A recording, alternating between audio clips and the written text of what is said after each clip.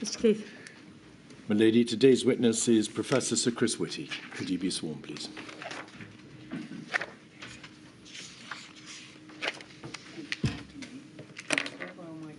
I swear by Almighty God that the evidence I shall give that the evidence I shall give shall be the truth, shall be the truth, the whole truth, and nothing but the truth.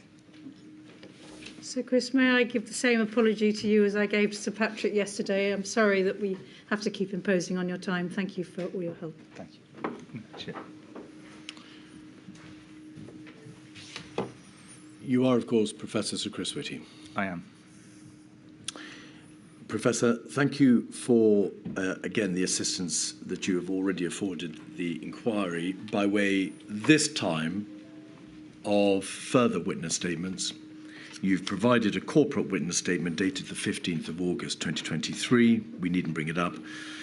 A fourth witness statement dated the 22nd of August 2023. Together they run to hundreds, I think around about 340 pages. And you've produced for us hundreds of primary documents, as befits, of course, the magnitude of your role in the response to the pandemic. I'd like to start, please, with your qualifications and to detail some of your professional background. You are an epidemiologist and physician specialising in infectious diseases. You are or have been an NHS consultant physician in infectious diseases and tropical medicine at the UCL Hospitals NHS Trust and at the Hospital for Tropical Diseases. You hold a medical degree, a doctorate and a degree in physiological sciences, all from the University of Oxford. You hold masters in epidemiology from the University of London, as well as MBA and LLM in medical law and diplomas in economic and tropical medicine and hygiene. You were, I think, for a while, Professor of Public and International Health at the London School of Hygiene and Tropical Medicine, and you are a Fellow of the Royal College of Physicians, the Faculty of Public Health, the Academy of Medical Sciences, and an Honorary Fellow of a significant number of other learned bodies. Have I got it about right? Correct. Most relevantly for our purposes, you were also the Chief Scientific Advisor to the Department for International Development between 2009 and 2015, and the Interim Government Chief Scientific Advisor and Head of the Government Office for Science between 2017 and 2018. You co-chaired SAGE during the Zika epidemic in 2016, and you chaired SAGE in respect of the 2018 Novichok poisonings. Is that right? That's right. Most importantly, you were appointed Chief Medical Officer for England on the 1st of October 2019, and you held that post, of course, throughout the period considered by this inquiry. Yes. And do you remain the Chief Medical Officer? I do. We know from evidence that you co-chaired SAGE with Sir Patrick Vallance during the pandemic, and you played a very significant and often public role in response to the COVID-19 pandemic. There is in your statement a reference to the fact that, in addition, you were head of the National Institute for Health Research. And I want to just depart for a moment from the chronology to look at what the nature of the NIHR is and what you did as its CEO. What is the NIHR? So the NIHR is the largest of the government funding bodies for medical research, and specifically it concentrates on practical medical and clinical research. The more basic science tends to be done by the Medical Research Council. Together, they form the government's contribution to medical research in the UK in terms of funding. And as you know, and I think most people know, the UK is very strong in this area, and I think this was important during COVID. As you give evidence, Sir Chris, may I just ask you to slow down a little bit? Our stenographer, who is absent and is working remotely, will need to, of course, keep up with what you say. the relevancy of the NIHR and the discharge by you of your role as CEO is that in the early stage of the pandemic in March 2020, did the NIHR was it able to achieve funding for certain important areas of research related to the possible response to the pandemic? Yes. So from quite early, from late January, we were planning to do this. We made the first calls with the UK research organisations, particularly MRC, in early February, and actually had studies up and running in March. So this was important in the way we were able to respond to the pandemic.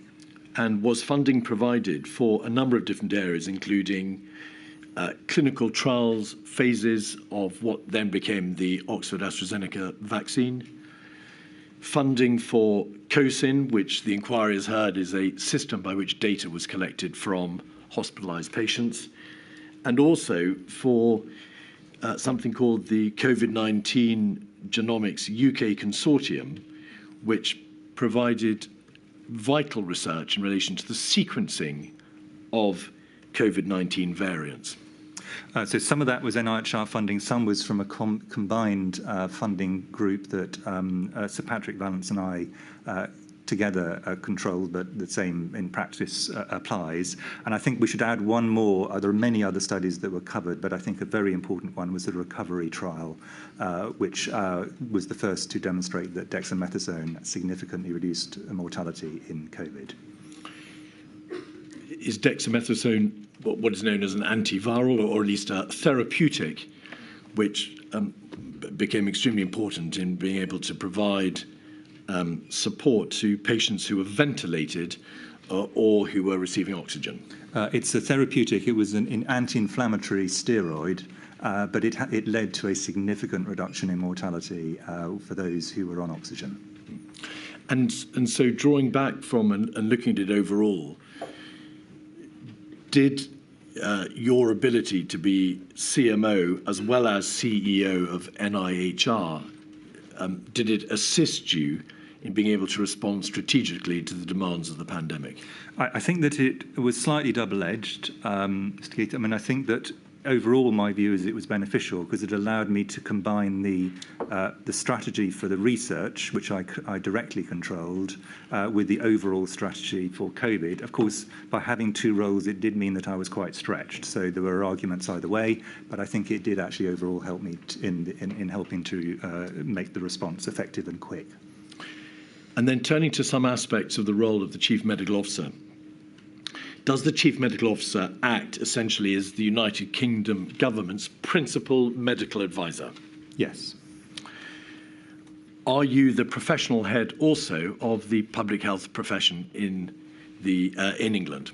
Yes, not the managerial head, but I am the professional head, yes. And so you provide public health and clinical advice to the Prime Minister, to ministers, directly to the DHSC, and that includes, of course, its Secretary of State and Permanent Secretary, and other senior officials across government. That's correct. It's important to emphasise, isn't it, that you are the CMO for England.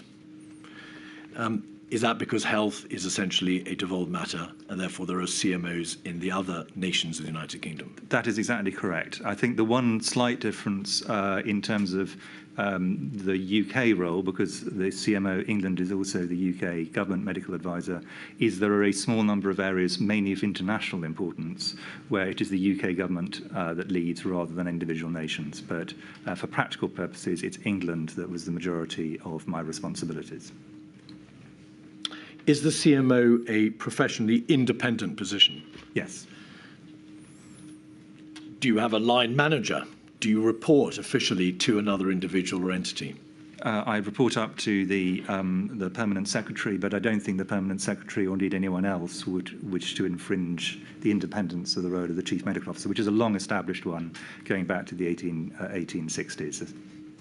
So the CMO has been giving advice to government on public health and clinical matters since that time, 1855, in fact? Yes. All right. Do you also sit on the executive committee and the board of the Department of Health and Social Care? I do. Are you also part of the collective leadership of the medical profession, which requires you, therefore, to meet with the presidents and the chairs of the medical royal colleges and also with the NHS? One of the things I was very keen to do in COVID was to ensure that it was seen there was a collective leadership of the medical profession. It's not exactly defined, but I think it is essentially the senior people in the Royal Colleges, the General Medical Council, and the senior clinical people in government. The inquiry is, of course, well aware that there are also deputy chief medical officers. The DCMOs support you, the chief medical officer, but as senior medical advisors, are they also functionally independent? Yes. And do they provide advice similarly on public health and clinical matters? They do. Are the roles of the DCMOs separated in any way? Under ordinary circumstances, there's a principal DCMO for health protection, so that would be major infections, but also other emergencies, and one for health improvement, which would be things like strokes, heart attacks, and so on. During the COVID pandemic, this distinction was almost entirely blurred, but under ordinary circumstances, that's the normal situation.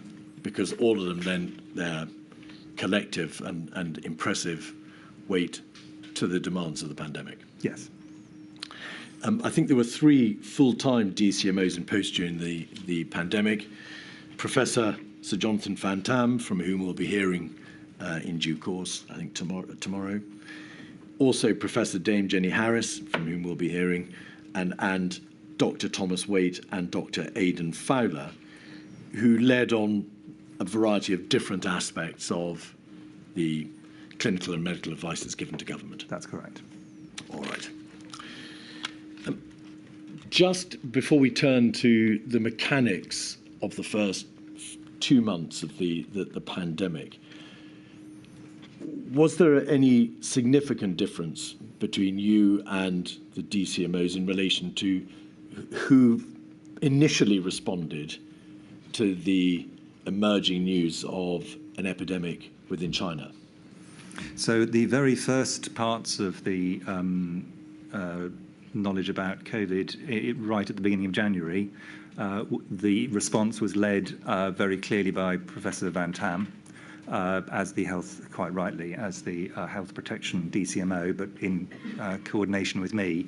As the probability of this becoming a significant threat to the UK rose, I took an increasingly prominent role, and by the time I think we were clear that this was the biggest threat we were potentially facing, I took the leading role, but very much with Professor Van Tam and, in due course, Professor Harris. And did you start to take that lead role in late February, early March, or at an earlier stage? And I would say I was probably taking the lead role in terms of central government by the end of January.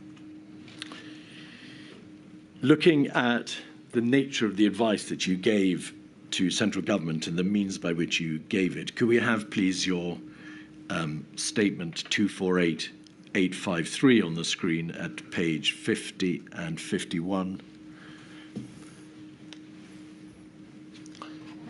We can see there, Professor, some examples of the areas upon which you advised.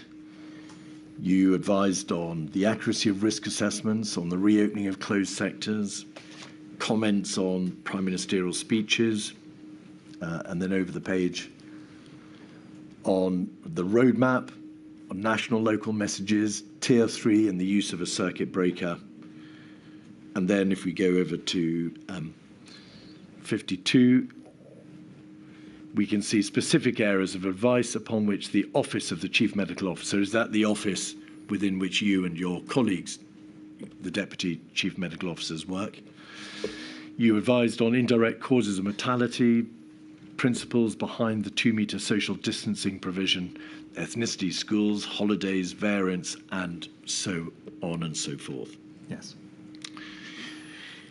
There really wasn't any area to do with the clinical and public health response to the pandemic upon which you did not advise.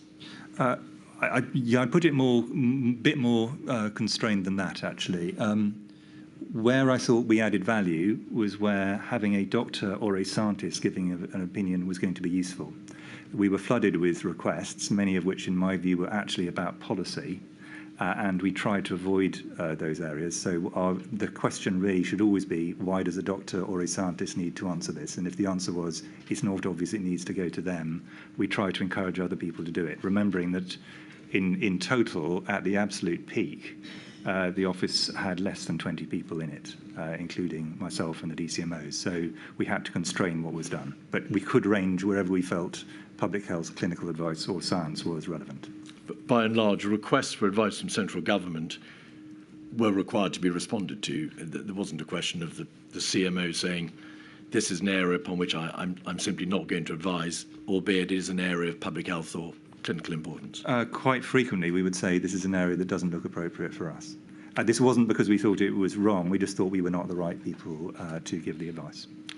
You worked also very closely with expert advisory groups, with scientific and medical colleagues in government, with PHE and so on and so forth. Did you attend a vast number of central government meetings? Yes. If we could have your fourth statement, 251645, at page 61, we can see there in paragraph 6.2 a description of the sorts of meetings that you attended: Cobra M, Cobra O, Cabinet as required, the MIGs, and over the page, COVID S, COVID O, the Quad meetings, of course, with the Secretary of State for Health and Social Care, and a multitude of other meetings with the Prime Minister and his advisors and with UK CMOs. Focusing just for a moment on the Department of Health and Social Care, did you meet formally throughout the period of the pandemic with the Secretary of State for Health and the Permanent Secretary? I did. And I think you met around about 233 times, according to your statement. Did the CMO, therefore, yourself, did you formally feed, therefore, into the DHSE decision-making process? So were you part of the functional structure within the DHSE by which it responded to the pandemic? Where a clinical, scientific or public health opinion was needed, yes. Were you therefore what was known as silver within the command structure within the DHSE? I think that makes it sound slightly different to how I, at that time, perceived it, but I was the person who chaired the technical meetings which collected and gave technical advice to the Secretary of State at various points along the path of the pandemic, particularly at the stages where there were regional approaches to the COVID pandemic. All right.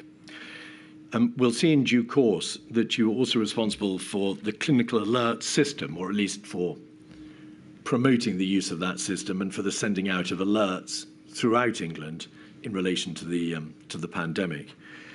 Did you also meet with a number of experts and scientific and medical peers internationally? I did. I met with many. Did you meet repeatedly with officials from the World Health Organization? I did, including going to the World Health Organization and meeting the Director General. Some have suggested that there was a general failure on the part of England and the United Kingdom to liaise sufficiently with overseas experts, with other countries, with other systems that were responding in their own ways to the pandemic. Did you, in fact, keep yourself extremely well informed throughout the pandemic as to how other countries were responding, and also as to the technical and scientific medical information which they were accruing? We did, and we were absolutely dependent on that. And I would say there were kind of three levels of interaction.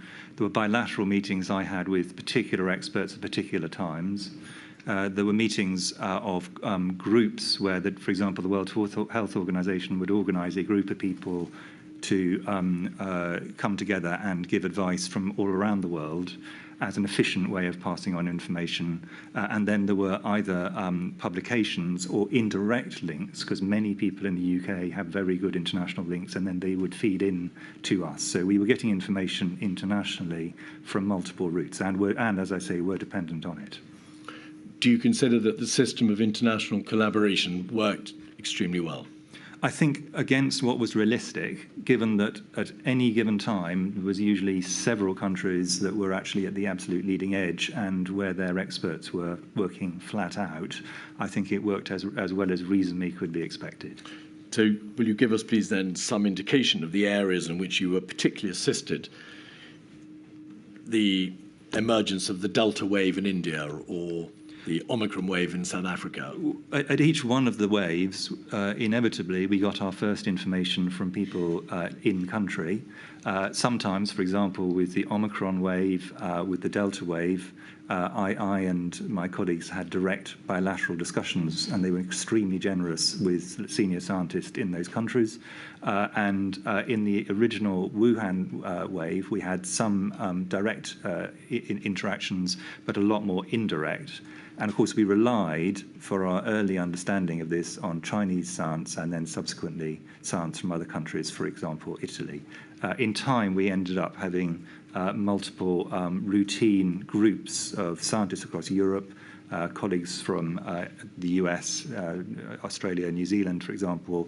There were many different groupings, but these were all ways of us sharing information bilaterally. And of course, when we had the alpha wave, which was first detected in the UK, most countries wanted to get information from the UK, and we tried again to provide that both bilaterally and in multilateral fora.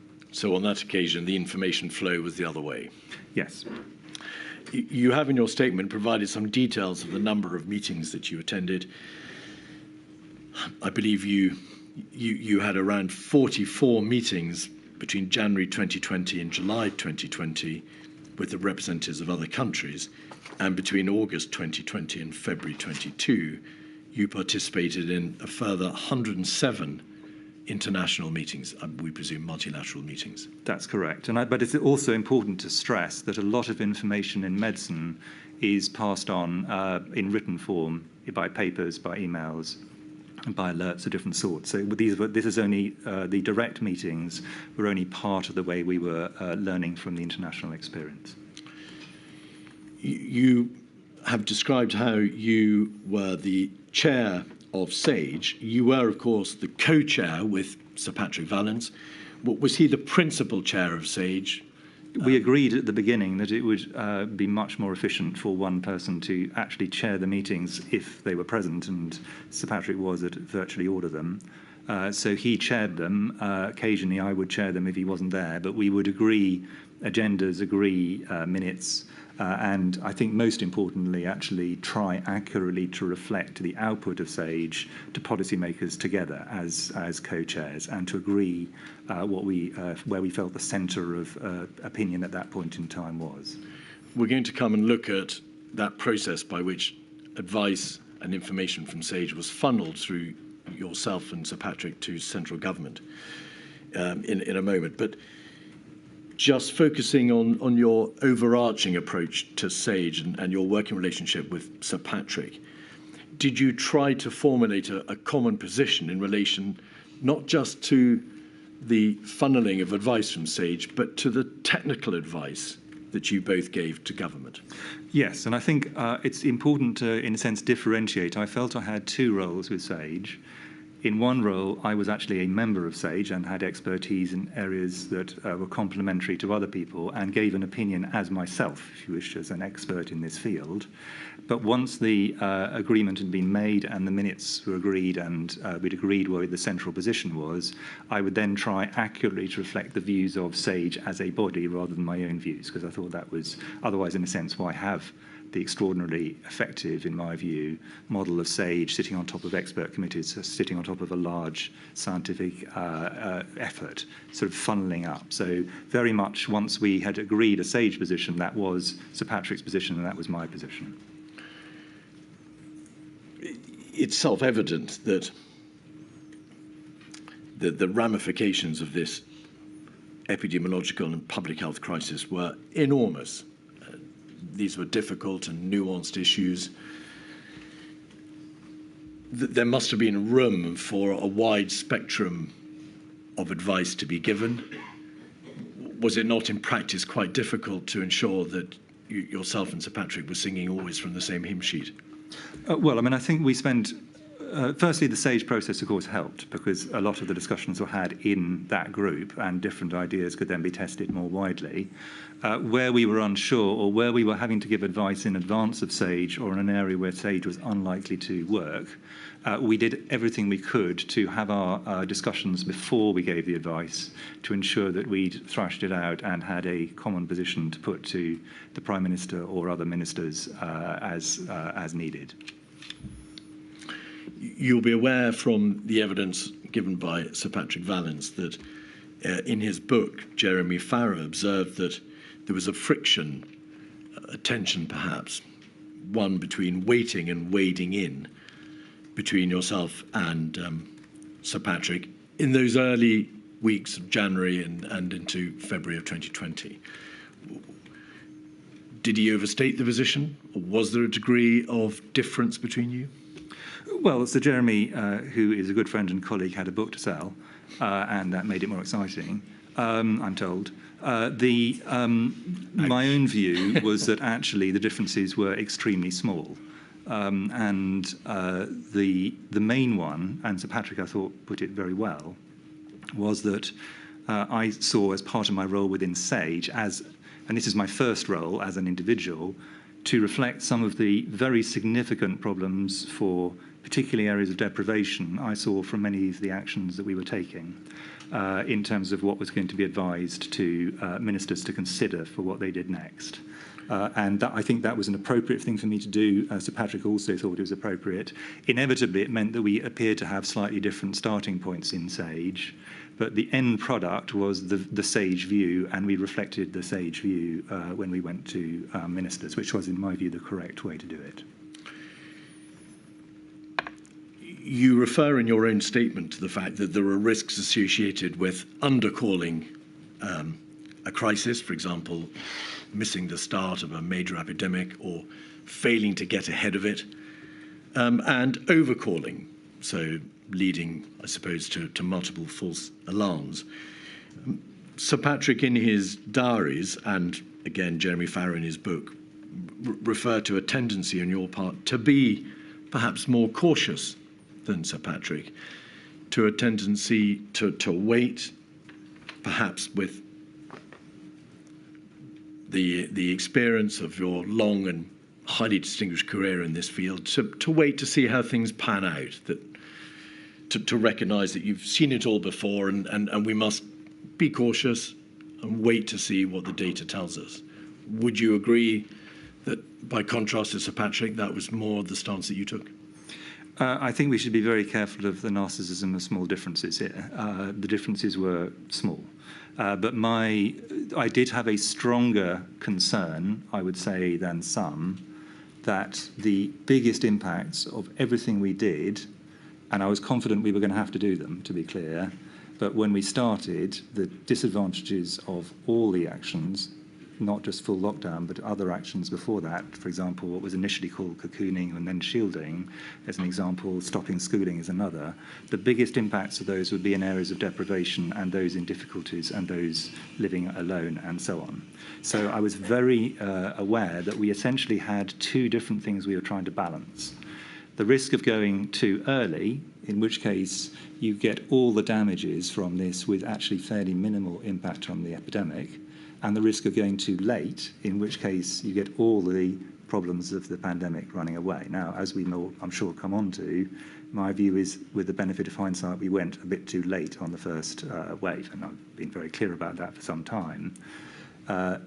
We can come on to the reasons for that.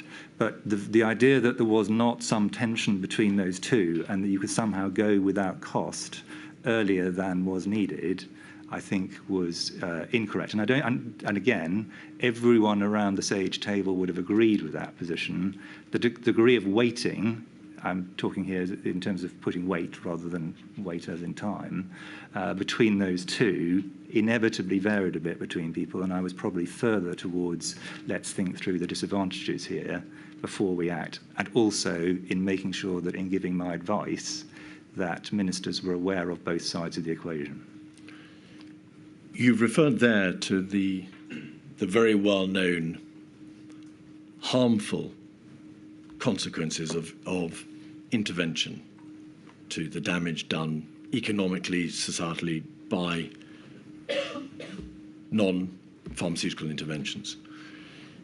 Were those issues not, however, something better for government to resolve, these being intensely political decisions, as opposed to the CMO, who of course is primarily concerned with public health and clinical matters?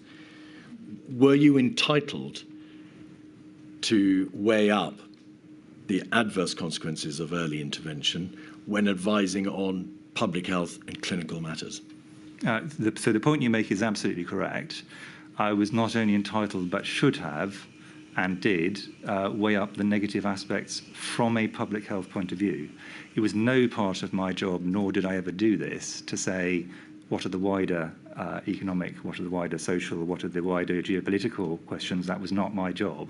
Sorry, I'm going to interrupt. Please try to go a little Apologies. So let us take some practical examples. The question of someone who goes into shielding before need and then ends up with loneliness, depression, and so on, that is a clinical and public health problem. The problem of someone living on the borderlines of deprivation, pushed over the edge into deprivation, is a public health problem. Questions of the wider economy are not a public health problem and were not for me, but the first two, in my view, firmly are within the realms of public health, and I don't think any public health expert would disagree that they are. They might disagree on the exact approach I or others took, but I think the principle that those are firmly within the scope of public health, I think, is widely accepted.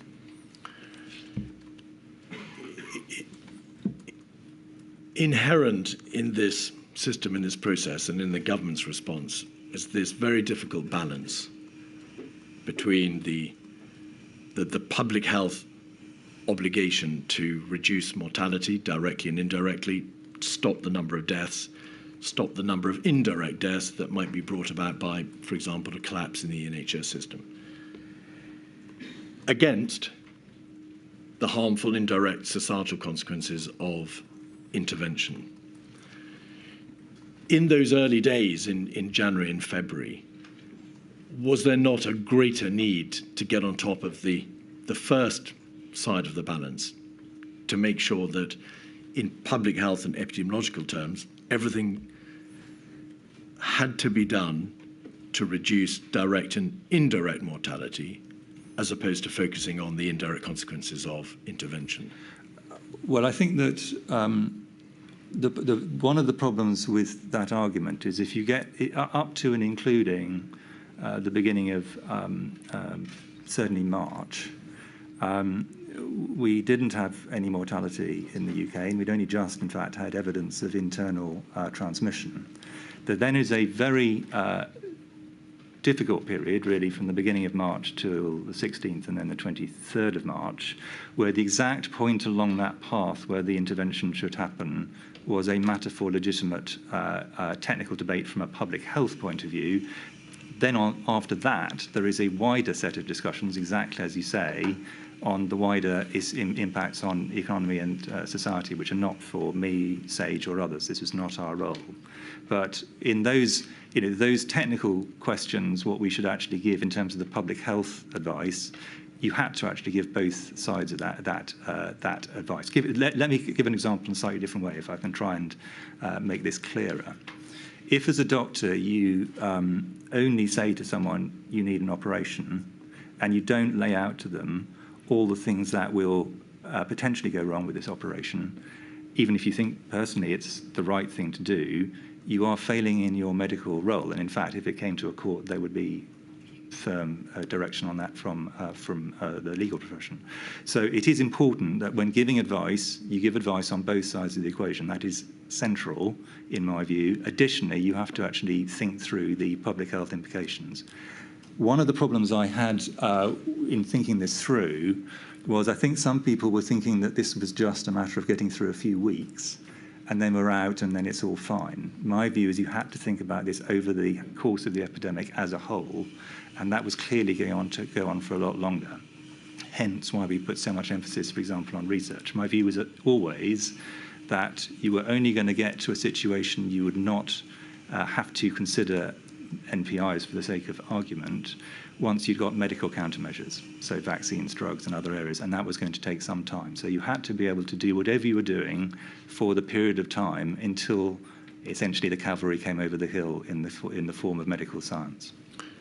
In that period before it became apparent that there were cases and then subsequently deaths in the United Kingdom, there are references to you in the email correspondence with government and also in meetings, referring to the risks of overreaction. On the 23rd of March, as late as the 23rd of March, in a meeting with the Prime Minister, you were reported by Imran Shafi in his notes of that meeting to have said, overreacting will have impact. So I want to ask you, to what extent did the need for the accumulation of data, to be sure about what the position was, knowing the lie of the land before systemically the country reacted, impacted your decision-making, or rather your advice? My advice was, by the time that SAGE had advice, my advice was the advice of SAGE. And the advice of SAGE at this point was extremely clear that without action, we were going to be in very deep trouble. And they'd said that from the 16th onwards, really, I think, in my view, extremely clearly.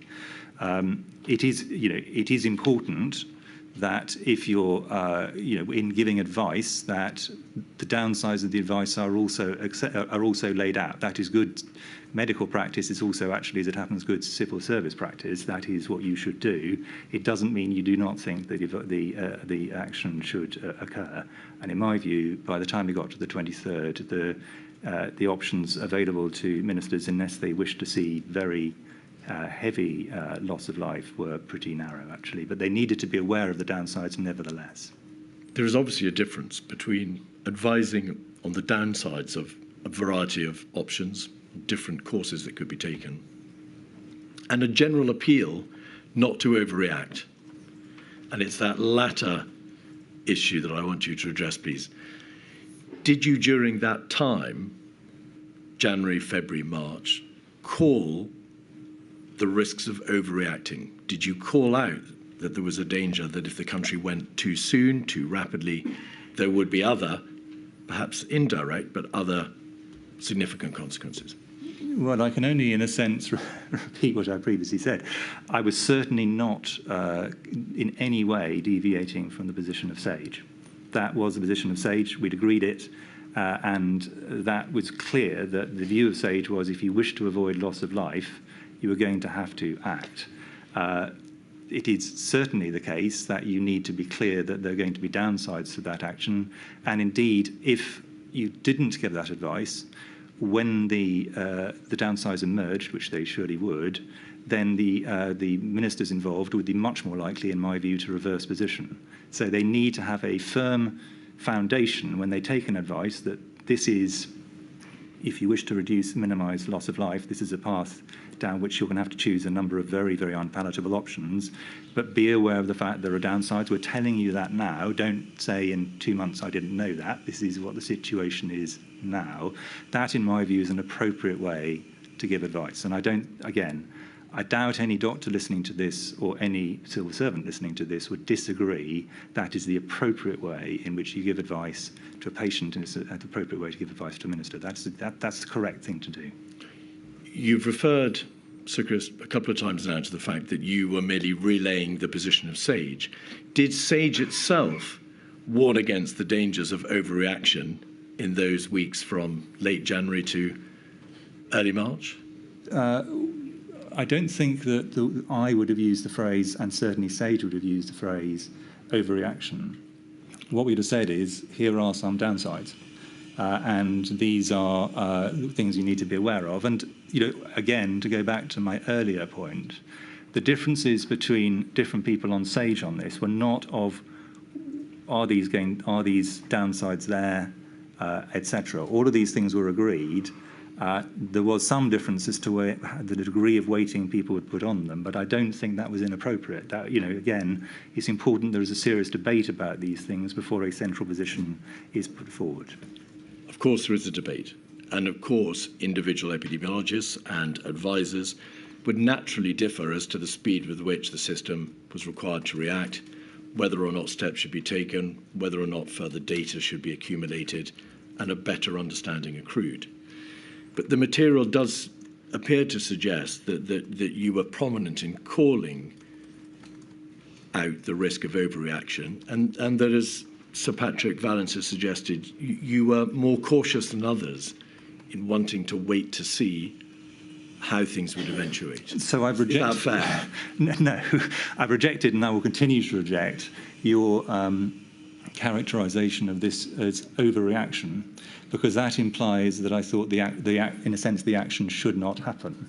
What I thought should happen is that people should be aware that without action, very serious things would occur, but the downsides of those actions should be made transparent. I don't consider that's incorrect, and I actually don't think that was, and you know, Sir Patrick was in a sense saying exactly that the advice we gave was identical, but the debate we had about this was how do we actually get the balance of these clearly in front of people, and that's an appropriate thing to do.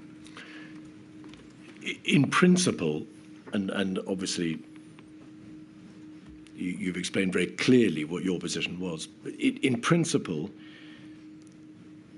if generically the response of government was too cautious, or the advice that was given that was too cautious, can that, in the field of pandemics, in the field of epidemiological study, lead to government responses being behind the curve? So, putting it another way, antithetic to the notion of which the inquiry has heard quite a bit, that when dealing with pandemics, the precautionary principle demands that you go early and you go hard. So I think that some of the evidence to the inquiry on the precautionary principle misunderstands it quite profoundly, actually. So the precautionary principle is useful if you're dealing with something where there are, for practical purposes, no downsides. Or very minimal downsides relative to the advantages, in which case the argument has got to be, well, just go ahead and do it. So an obvious example was advice to people to wash their hands. There is no downside to that. It's a good thing to do. The more you get into things where there is significant cost, I do not mean that in an economic sense, I mean cost to individuals, cost to families, in terms of their health, mental health, and so on, the less you can say, well, it's just a precautionary principle, I'm going to impose this on you just in case. That's not an appropriate understanding of what the precautionary principle is or should be.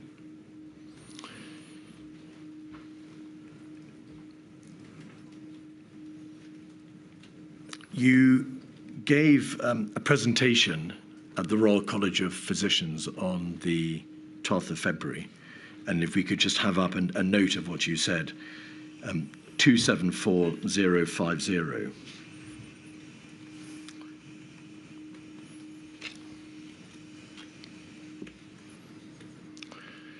I'm bound to say you expressed in beautiful language,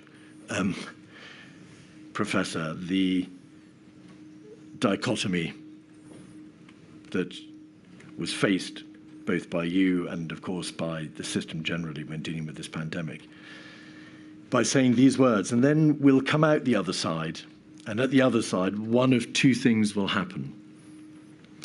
Either I will be with some colleagues in front of the committee or inquiry explaining why it is that we failed to prepare adequately for this Armageddon, which actually would not be an Armageddon. I think that was a technical explanation, or we'll be sitting in front of the committee saying, why did you spend all this money on an epidemic which never happened? Those are the two solutions, and I'm basically ready for either of them. Is that, obviously this is an excellent demonstration of gallows humour, Professor, but does that reflect, do you think fairly the dichotomy which was faced by you and your colleagues and by the government? Well, I think it's important to put some context on this. I actually stand by what I said, but I'm going to explain it, and I should say, here we are. So this was not an entirely unfair thing to say. I was giving a talk to the medical profession at a point where we were over 2 weeks, I think, from memory, before the first internally transmitted case in the UK, more than 3 weeks before the first death in the UK, and in fact before the first death in Europe from COVID. So my point at this stage to them was, this in a sense was part of a 2-hour briefing in which I and colleagues were laying out the science and saying, we're going to have to do a lot of things here, many of which are going to be difficult. And if you actually watch my whole talk, I think it's pretty clearly a kind of eve of battle talk to people. Brace yourself, and this is already difficult, it's going to get harder. And it may be that at the other end we'll decide that we shouldn't have done all those things and this was overreaction. But the fact is we've got to do them. By this stage, for example, I'd already committed public money to doing research on COVID. That decision was already taken. And a variety of other things were already in train that were causing significant difficulties to colleagues in other bits of the health service. So in my view, this was, in a sense, saying, yes, we've got to act, but be aware of the fact that this could go, even at that point, I think I was increasingly doubtful about that, but this could go either way. The reference to spending all the money on an epidemic which never happens is, of course, another way of describing overreaction. But I would go, you're trying to ascribe discussions in mid-March to a point where I was trying to explain a rather different set of things to the medical profession in early to mid-February, which is a very different set of circumstances. By that date, the 12th of February, you were, of course, aware of what is known as the Report 4 from Imperial College London of the 10th of February, which described the overall case fatality rate in all infections, both symptomatic and asymptomatic, for this emerging coronavirus as approximately 1%. So the death rate overall was 1%. And SPY MO, the inquiries had evidence about this, had reported on the 10th of February, again 2 days before,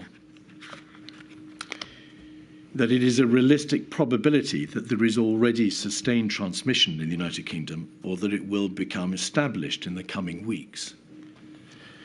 In light of the information made available to you, my question therefore is, in the application of that balance to which you refer, was it not already clear by the 10th of February which way that balance surely had to be operated? Well, by this stage, I was doing the great majority of my work, and my team's work were on this. We were putting a large amount of time into communicating it, putting resources into it, trying to get the medical profession ready for it. At a point where, in my view, we were moving increasingly far away from a probability this could go back to nothing. But we weren't yet at a point where we could say that definitively. We were still a long way away from, for example, the WHO declaring a pandemic. And as I say, we did not at this stage, and did not for some time, in fact, have internal transmission. So the statement by SPY-MO that we would probably at some point have it, I'm paraphrasing, I thought was a reasonable one. That didn't mean we had it at that point in time. And I think it is also important to recognise that it would have been wrong to swing the whole of the medical profession over to this. Even the height of the pandemic, more people died of causes not COVID than died of COVID. Every one of those deaths is tragic on both of those sides. Of course. Can we now look, please, Professor, at an entirely separate subject by way of trying again to put into place some of the important building blocks? You met regularly, did you not, with the CMOs of the 4 or other United Kingdom nations? That was obviously envisaged by the system. The system requires that there be regular and significant collaboration with the CMOs from the other nations. Did you start to work early? Did you start to work with them significantly from a very early point in the chronology? Yes, and I mean, obviously the 4 UK CMOs, or maybe not obviously, work closely together in any case, but we all saw this as a shared threat to the 4 nations of the United Kingdom. We came from slightly different disciplinary backgrounds. That was an advantage. So, to re-stress, having different opinions and different backgrounds and different approaches is a strength, not a weakness. And it allowed us to make sure that the advice we were giving ministers from a technical point of view remained as aligned as possible. Ministers then obviously could take different political decisions, but that was, I think, remained the case all the way through. I'd like to pay great tribute to the other CMOs and DCMOs in the four nations. I think we worked together collectively as a team quite effectively throughout, very effectively, actually. I think you met around about, well, according to your statement, 274 times. That's true, and we were messaging one another in between those and so on. So it was a very close interaction. And no doubt you gave advice collectively. We gave advice collectively where there were important issues so that we gave advice collectively under a number of circumstances. The most important one was where we thought there was an issue of great public importance, where we wanted to signal to the public that this was a collective view. Shall I give an example of that? Please. So, for example, when schools were going back, we wanted to give a collective view about the risk-benefit in a very clear way to the general public and to teachers and staff members. We wanted to give a clear view about vaccination of children, and we gave those views as a collective because our view was, as a collective, in a sense, we were demonstrating this was not just one person's opinion, this was a general opinion of the profession as represented by the chief medical officers. And in some cases, we did it collectively also with the deputy chief medical officers. So you were doing it not just to aid collective decision-making for trans-UK matters, but to make a strong collective public statement. Correct. And then sometimes we would get other senior clinicians from other areas to do this as well. And I think one bit of that, which I hope that the inquiry will find useful, we collectively wrote a report to our successors, along with Dame Jenny Harries in her new role, and also Steve Powis from the NHS, to say this is our professional opinion on the technical matters, fully saying, to be clear, that the narrative of the inquiry will come from, the narrative of the pandemic will come from this inquiry, but we wanted to have a collective view to whoever was next having to face the pandemic in the UK, here's what we learned from this.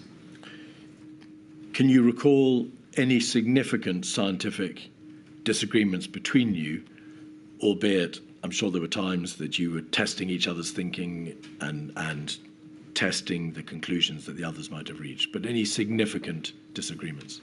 Not that I can recall. I think there were several points where we had to chew something over quite hard to reach a collective view. But these were usually things which were in practice 49%, 51% calls, where it's not really clear what to do and there is a legitimate spread of opinion.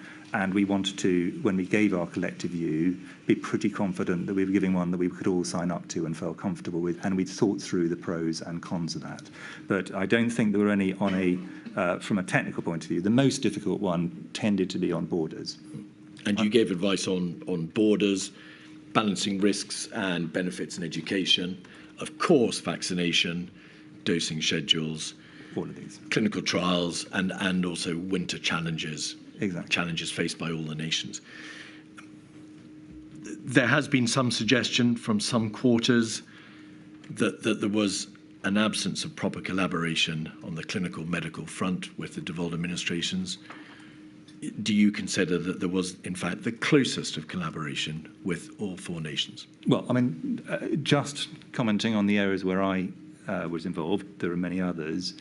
I think the CMOs demonstrably did a lot together.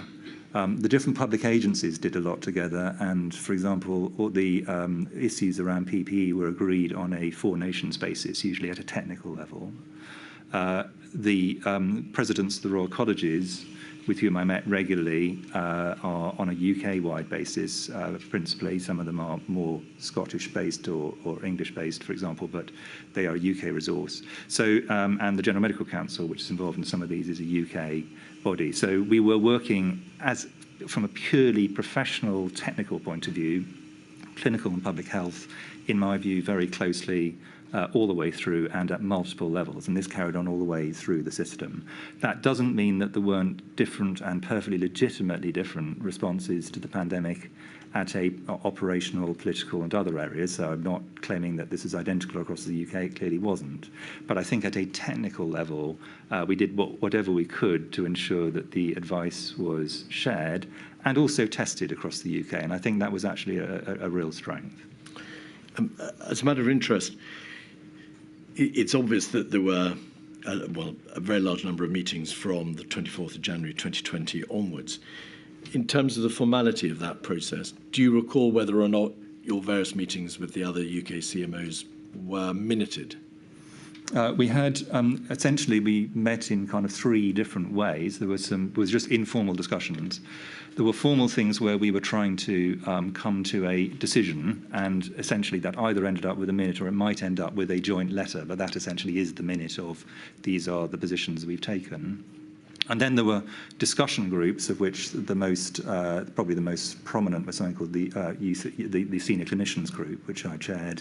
And that didn't just have CMOs, it also had people from the NHS. At some points it had chief nurses and others. So this was very much not a decision making, it was for just people to share information principally. But these were, where a decision was taken, then there would be a formal record of it. And that, I think, was the key point about this. Moving on to another part of the system, Public Health England. You say in your statement that, because you were asked to comment on the effectiveness of Public Health England, that it did play to its considerable scientific strengths in January and February. And of course, we remind ourselves that it was in January that it created at great pace a PCR diagnostic test for SARS-CoV-2. But that operationally, it struggled thereafter to scale up the system of testing based upon the diagnostic test that it had invented. Is that a fair summary? That is a fair summary. There has, in fact, been a great deal of evidence before this inquiry that there was a whole-scale absence of a sophisticated, scaled-up test, trace, isolate system in the United Kingdom at the beginning of 2020. You must have reflected long and hard on this issue.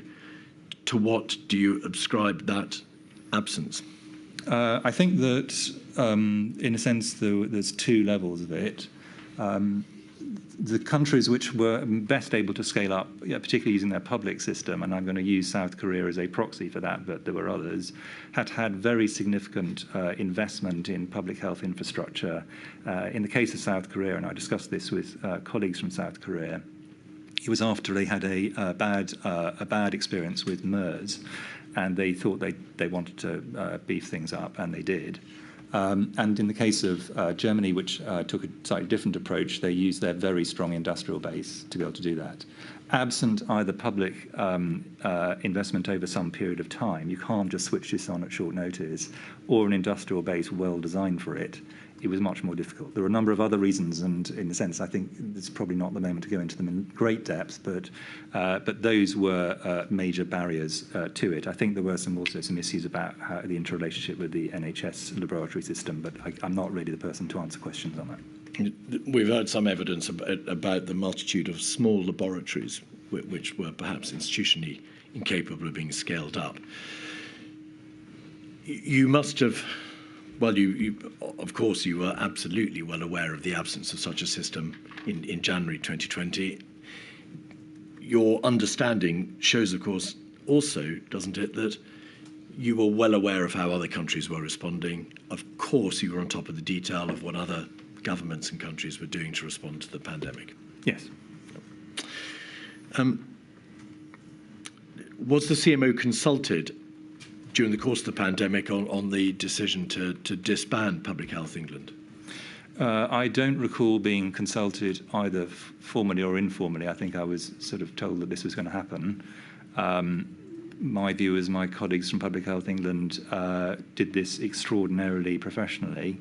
I think there were arguments either way in terms of splitting off the health protection system from the rest of it.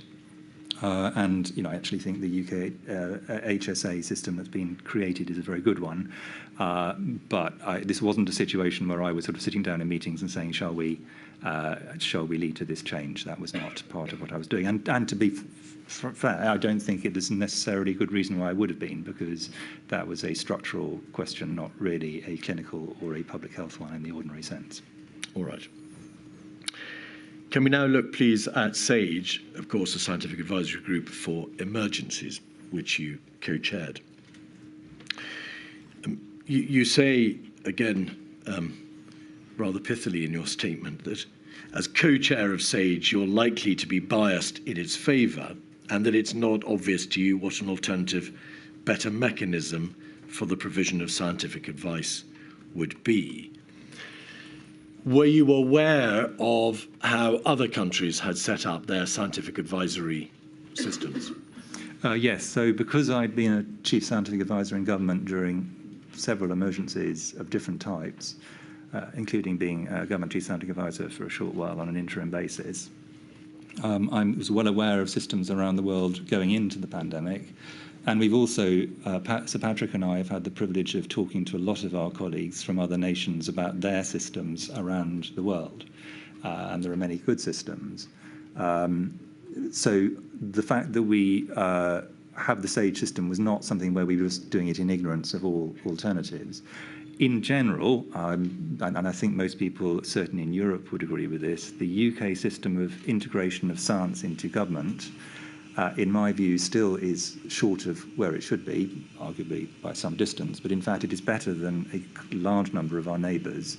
We do at least have a network of chief scientific advisors. We do have the SAGE mechanism.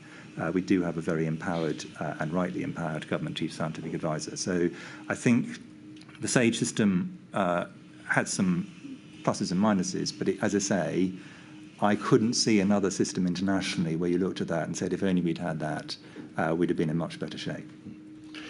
Just looking in a more narrow way at some of the particular aspects about surrounding how SAGE worked, a number of witnesses have noted the tension that you identify in your statement between having a group that's small enough to allow significant, proper expert debate, and having a body that's large enough to be more representative, but so large that it acts contrary to the ability to have a proper focused debate. Do you assess that balance was correctly drawn in the case of SAGE? Was its membership sufficiently diverse in terms of comprising not just epidemiologists and modelers and behavioural scientists, but members of other disciplines? I think in the very first meetings of SAGE, I think it was too small. And I think it was recognised as that. And Sir Patrick and GoScience did a lot of work to deal with that. Arguably, at other bits of the pandemic, it actually arguably got too large. There was a very wide spread of outstanding scientists, but it was less easy for people to challenge one another. So there is undoubtedly a sort of point between those, which is the most effective one. It's important also to recognise that SAGE is not a fixed body, even in a single emergency. So people come onto it and go off it, depending on what the set of problems are that are being considered. So the only person who's actually fixed on SAGE is the Government Chief Scientific Advisor, Sir Patrick. All others, and obviously now Dame Angela McLean, who you'll be speaking to, I think, later in the week, all others come or go as needed for the particular needs at that point in time. Can you recall whether or not those additional members of whom you've spoken came from other particular disciplines beyond epidemiology or behavioural science or modelling? There was quite a wide range of people came and went at different points. Some of all of them are very considerable eminence. I think it depends how far you're talking about going. So I don't think that we went we certainly didn't go into, for example, economics at all. We'll come to that issue. So there were sort of boundaries for SAGE. quite a lot of the hard work scientifically was in fact done in subcommittees, and by the middle of 2020 there were quite a number of subcommittees that brought in experts in areas that were relevant to, for example, social care, to child care, and so on. Well, So, yes, well, may I ask you then directly, Professor, a number of witnesses have spoken of how there was a deficiency of experts dealing specifically with matters such as infection control or community mobilisation. The public-facing side of public health, as opposed to the biomedical specialists dealing with issues such as modelling and epidemiology and so on.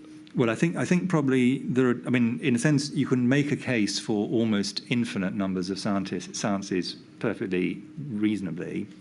I think that in the case of, for example, PPE, all the various kind of things that need to do in terms of infection control, that wasn't actually dealt with by SAGE. That was dealt with completely separately on a four nations basis. So the sciences that were dealing with that were different. It was done by a different strand, just as, for example, the deployment of vaccines was done via the JCVI mechanism, not through SAGE. So it's important to understand that even for science advice, the only bits of science advice that really SAGE was supposed to and did have as its central actions were things that were advice to ministers on the more general areas. And there were large numbers of other scientific bodies, formal and informal, feeding into other bits of advice, including into government, but also to the medical profession and indeed to the general public. So I don't think SAGE should be seen as the only vehicle. It was the vehicle formally it's the vehicle for getting science into COBRA.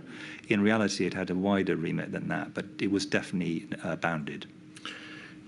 But the reality, Professor, was that SAGE, which was of course was the sole or primary, perhaps, scientific advisory body for the government in the face of this pandemic, did include in its membership a significant number of modelers, biomedics, behavioural scientists.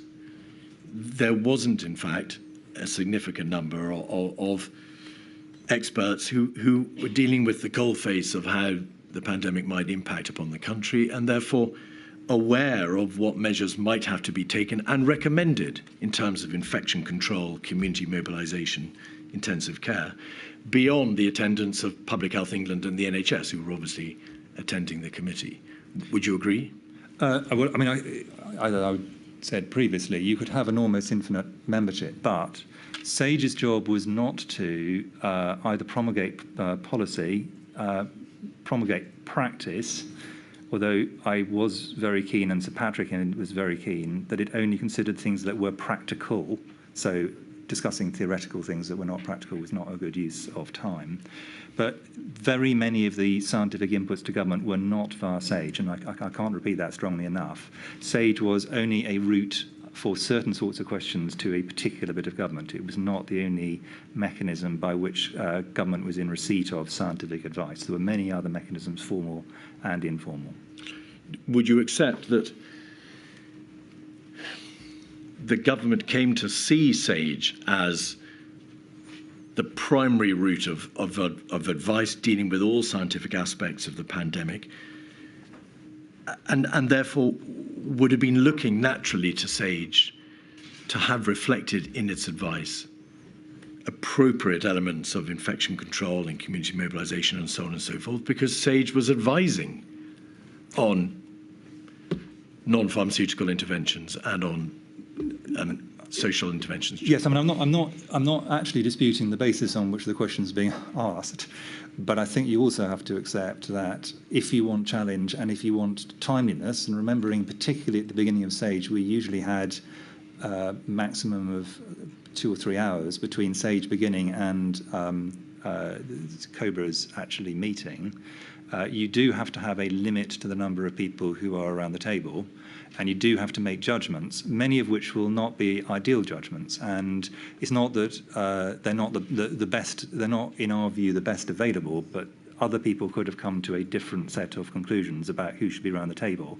What I think other people wouldn't do is come to a different conclusion that this should be infinitely larger. I think whoever was chairing SAGE would say there has to be a manageable limit where people can actually challenge one another rather than simply everyone goes around and says their piece. Because if that's the case, you might as well not have SAGE at all. It's got to be seen as a discussive and challenging environment, not simply a representative body of people reading out, this is my script for today. Professor, the question wasn't inviting a view as to whether there should be infinite membership or a hugely expanded membership. It addressed the balance between members of the research and teaching institutes, the biomedics, the modelers, and public health practitioners. Given that, as is obvious, SAGE was formed and constituted itself, certainly in the eyes of the government, as the primary form of scientific advice to help it through the pandemic. Would you agree that that balance wasn't correctly struck? I agree that other people might have struck the balance differently, which is a different point completely. And were they the chief medical officer, they could have come to a different conclusion. But Sir Patrick and I took the view that given the questions ministers were asking, I think I'd like to differentiate here, and maybe this is where some of the confusion comes from. SAGE only really advised ministers and only ministers for particular sets of questions. Government is a much larger body and it was advised via multiple different routes. I think it's also, we need to be a little bit careful that a few of the people, when they say SAGE didn't have all the expertise, what they actually mean is SAGE didn't have their particular expertise and preferably them. That is a different thing again. But I think many of the challenges were quite legitimate. I got written to by specialist groups, as did Sir Patrick, distinguished groups of distinguished scientists quite regularly saying, why are we not represented better on SAGE? And they were all legitimate questions. So I'm not disputing this. I'm simply saying you have to make a judgment at some point, but you do have to have a group which is not unwieldy. I don't wish to spend too much longer on this point, Professor. I think some of those witnesses may balk at the proposition that they were only advocating a wider membership in order to reflect their own sectarian position. But no, that's not what I was saying. I think they genuinely would feel that their expertise was one that the country would have benefited from. I'm not in any sense disputing that, but I'm just saying that it wasn't often virology wrote to say, can't we have more anthropology, or anthropology wrote to say, can't we have more public health? It tended to be groups saying our group is not sufficiently represented, perfectly legitimately. And equally legitimate, the argument that there should have been more public health practitioners, more experts with infection control, and so on and so forth. They're all legitimate. As you say, a judgment call. Yeah. In hindsight, it's no doubt a proposition with which you would agree. There should have been a greater focus on that sort of discipline. Well, I mean, in terms of the advice that you got to remember that I also had the benefit of huge numbers of people giving me advice not through SAGE. So, for example, I met regularly, very regularly, with the directors of public health across the entire country, an extraordinarily able and dedicated and very experienced group. They gave me public health advice from all parts of the country, not through the SAGE mechanism. And these kind of mechanisms were replicated for Sir Patrick in other areas and so on. So I think it is I just think, I think we should be a bit cautious of implying that SAGE was the sole mechanism by which science entered government. It was one route for one set of issues. And I think that is where I think some of the misunderstandings sometimes arise from. In your statement, you make the point that legitimate outlier opinions often tended to dominate media discussions, but the job of SAGE was to provide a central view of current science. Central in whose view? Well, that is part of the judgment of these. So what we wanted to do with SAGE, and this is true for all SAGEs, not just true for this, is as best we could say at this point in time, at this level of knowledge of this pandemic, as it happened in this particular case, which of course developed very substantially over the first 18 months of the pandemic, this is where we think the midpoint of national and indeed international science is. So it wasn't the job of SAGE to advocate for one position or another. It was the job of SAGE to sense the midpoint and say to ministers, at this point in time, here's the midpoint, and also at this point in time, here's the spread, which of course was in some areas quite narrow. There was some areas where there was basically pretty universal agreement, and then there were quite a lot of areas where there was quite a widespread, and it was appropriate and necessary that was, to the best of our ability, reflected in the way we described it to ministers. One last question on this topic, if I may. Elsewhere in your statement, in the context of describing how difficult it was to contemplate in January and February the notion that there might in due course have to be a full lockdown, a mandatory stay-at-home order, effectively suppressing day-to-day life and closing all high-risk, indeed every major economic and social activity. And you say this, that the absence of contemplation of that notion, of that possibility, might be considered a failure of imagination by a group of scientists who understood the nature of epidemics and their history.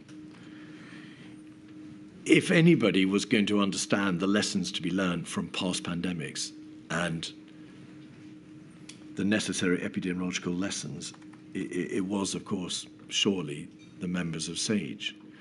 What did you mean by that reference to a failure of imagination?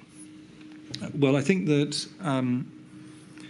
so within SAGE, certainly I was one of the people who was most concerned that we captured the reality of previous pandemics. So let's start off with that.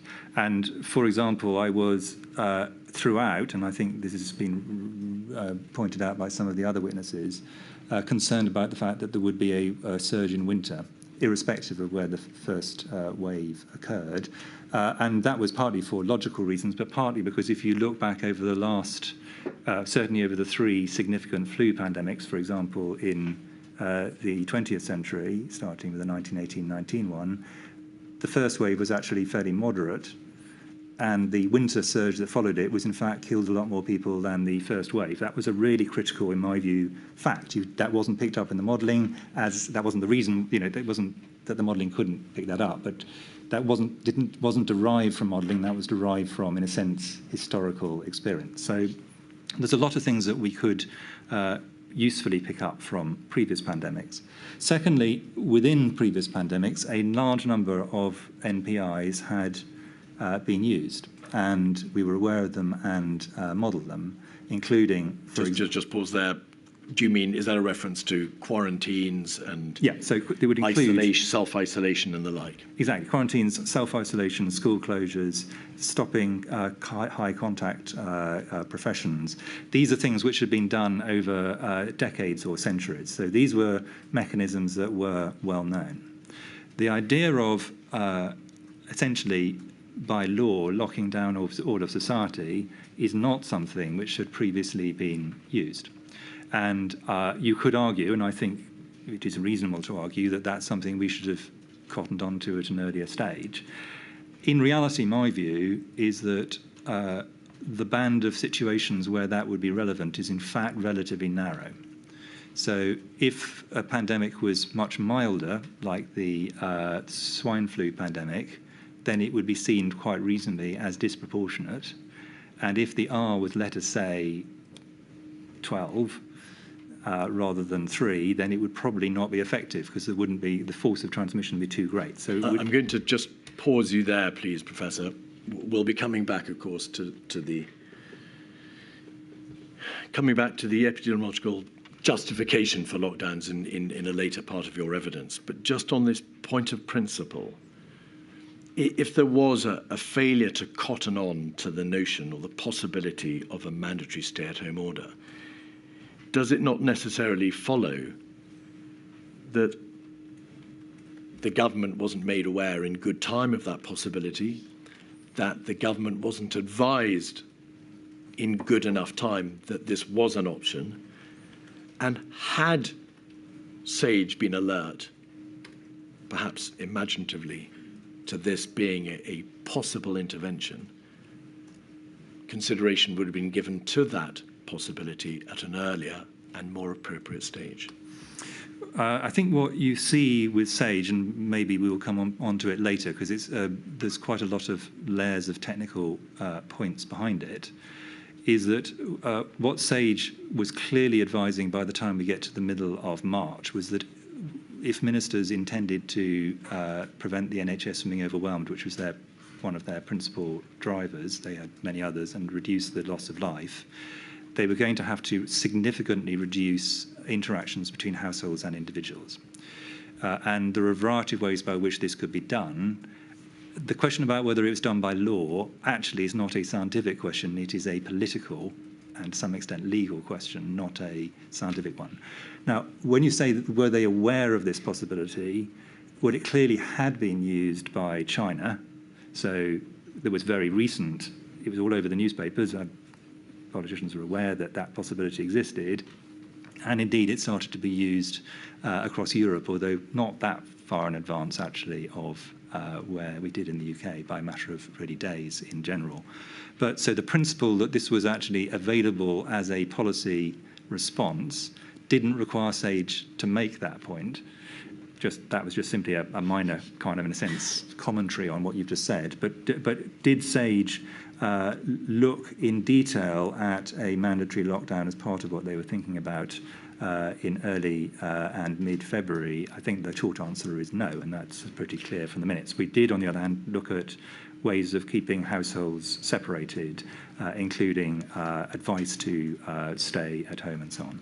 As the primary provider of scientific advice on these issues to government, surely it was incumbent on SAGE to put forward, not the Chinese, but SAGE to put forward as a possible policy response the notion of a lockdown, and to do so in good time. Would you agree with that general proposition? I think you have in your, as you said, many documents from me, one where I make the point that we need to find out a way of getting R below 1, which in principle is the key thing for getting a wave to turn over, which is really what we were talking about.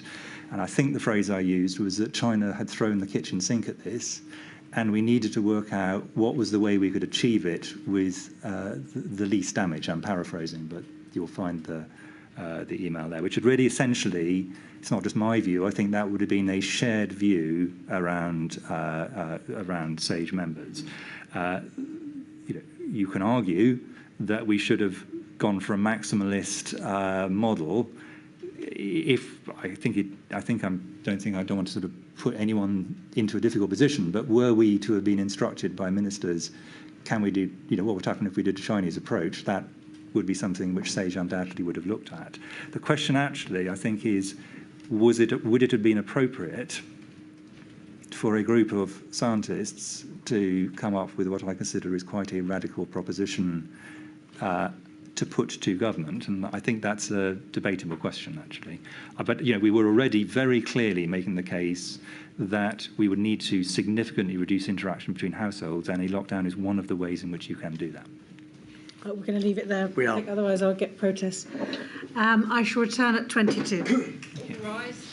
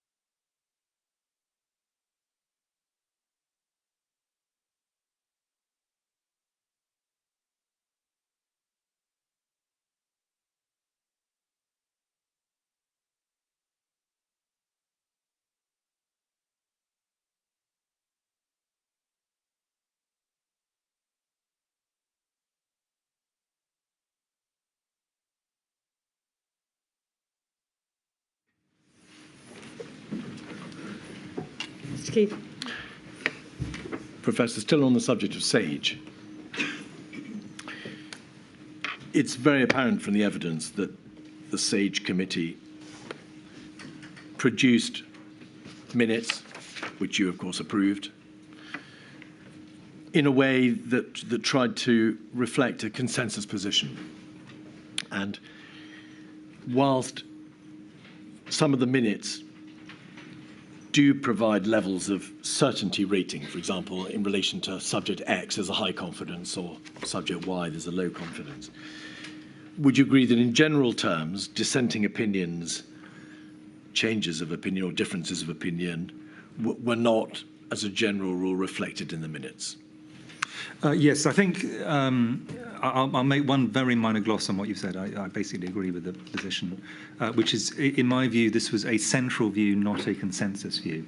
So, that difference, I think, is important, and it comes to your second bit, which is there were, in some discussions, in many discussions, everyone agreed at the end, and in a few occasions we even said that. But in many discussions, there would still be people at the end of the discussion who would say, look, I'm not sure I completely agree, but would agree that the central view of the meeting was X. So that is an important point. I think we were we got better, but we should have, from the beginning, had the discipline more thoroughly of saying high confidence and low confidence. I think that was a sensible way to do it. In part because of lack of time, and in part to actually do this properly, and in part actually because of people actually reading it, recording all the opinions, which you could do under certain other circumstances, wasn't really a realistic or probably, in my view, sensible proposition. But we did try, and this I think is really critical. Sir Patrick and I tried to reflect the range of views when we were briefing ministers, to the best of our ability. So we tried to capture the fact that there were outlier opinions, and I don't mean that in a negative sense, I mean that in a positive sense, around the central view. But that process was, of course, often not recorded because you were communicating your views in verbal briefings, and the government, as a general rule, didn't therefore fully understand or appreciate the full range of dissenting opinion. And obviously, one understands the point you make, that if there'd been long, detailed minutes, perhaps government ministers and officials wouldn't have read them with the same degree of detail that they would have read a shorter document. And it's important to get the key points out. But in the sphere of these extremely difficult issues and the very difficult judgment calls that were having to be made, might it not have been better for government to have a better understanding of the range of scientific opinion, of the dissenting opinions, of the lone voices calling for a particular option, but which were not reflected in the consensus opinion? Well, leaving aside the occasions when lone voices chose to share them with the general public by the media, but that's there were two mechanisms by which people could get the spread of opinion. One was Sir Patrick or me briefing ministers, and that, many of the things in SAGE were for specific ministerial meetings, and one or both of us would give a briefing on the spread of opinion, and if either of us or the other had not fairly reflected it, we would then chip in. So there was, in a sense, the fact we were both there was helpful, just as, for example, the fact that co-chairs of some of the key committees were on SAGE was helpful. So you avoid a situation where one person's view dominates. But there was a different mechanism, and I think people have underestimated this in some of their commentary on this, which is it was available to and used by very large numbers of government departments to have observers at this who listened to the debate directly. For example, there was almost invariably someone from Number 10, there was certainly almost invariably someone from Cabinet Office, there was almost invariably someone from the Department of Health.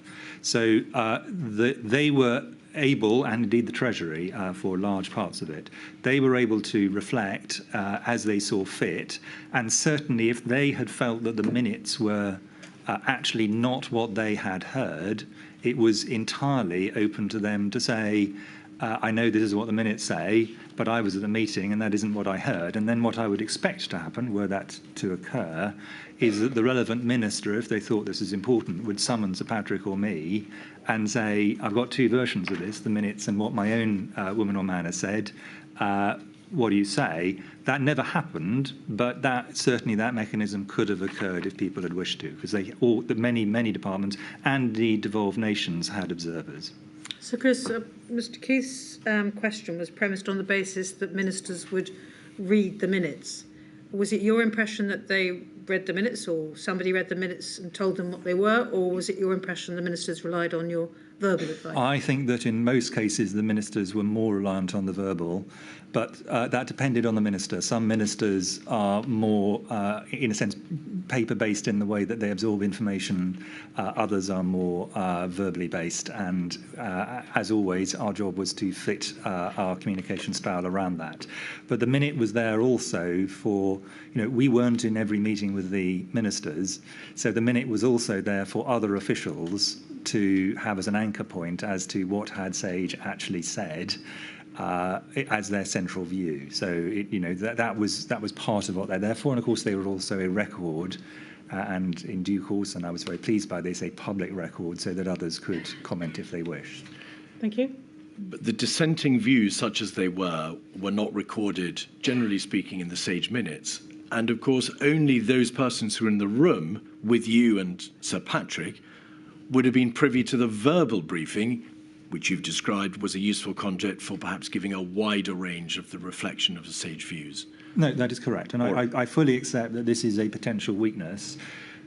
All I'm saying is that there's more than one mitigation. There was the verbal with two different people in the room to check the other wasn't misunderstanding, and there were observers. So I think you can come up with better solutions to this. But something where the minutes run to 20, 30 pages would move from a situation where a few people read the minutes to nobody read the minutes in reality in these kind of situations. These things are always a judgment call, are they not, Professor? They are.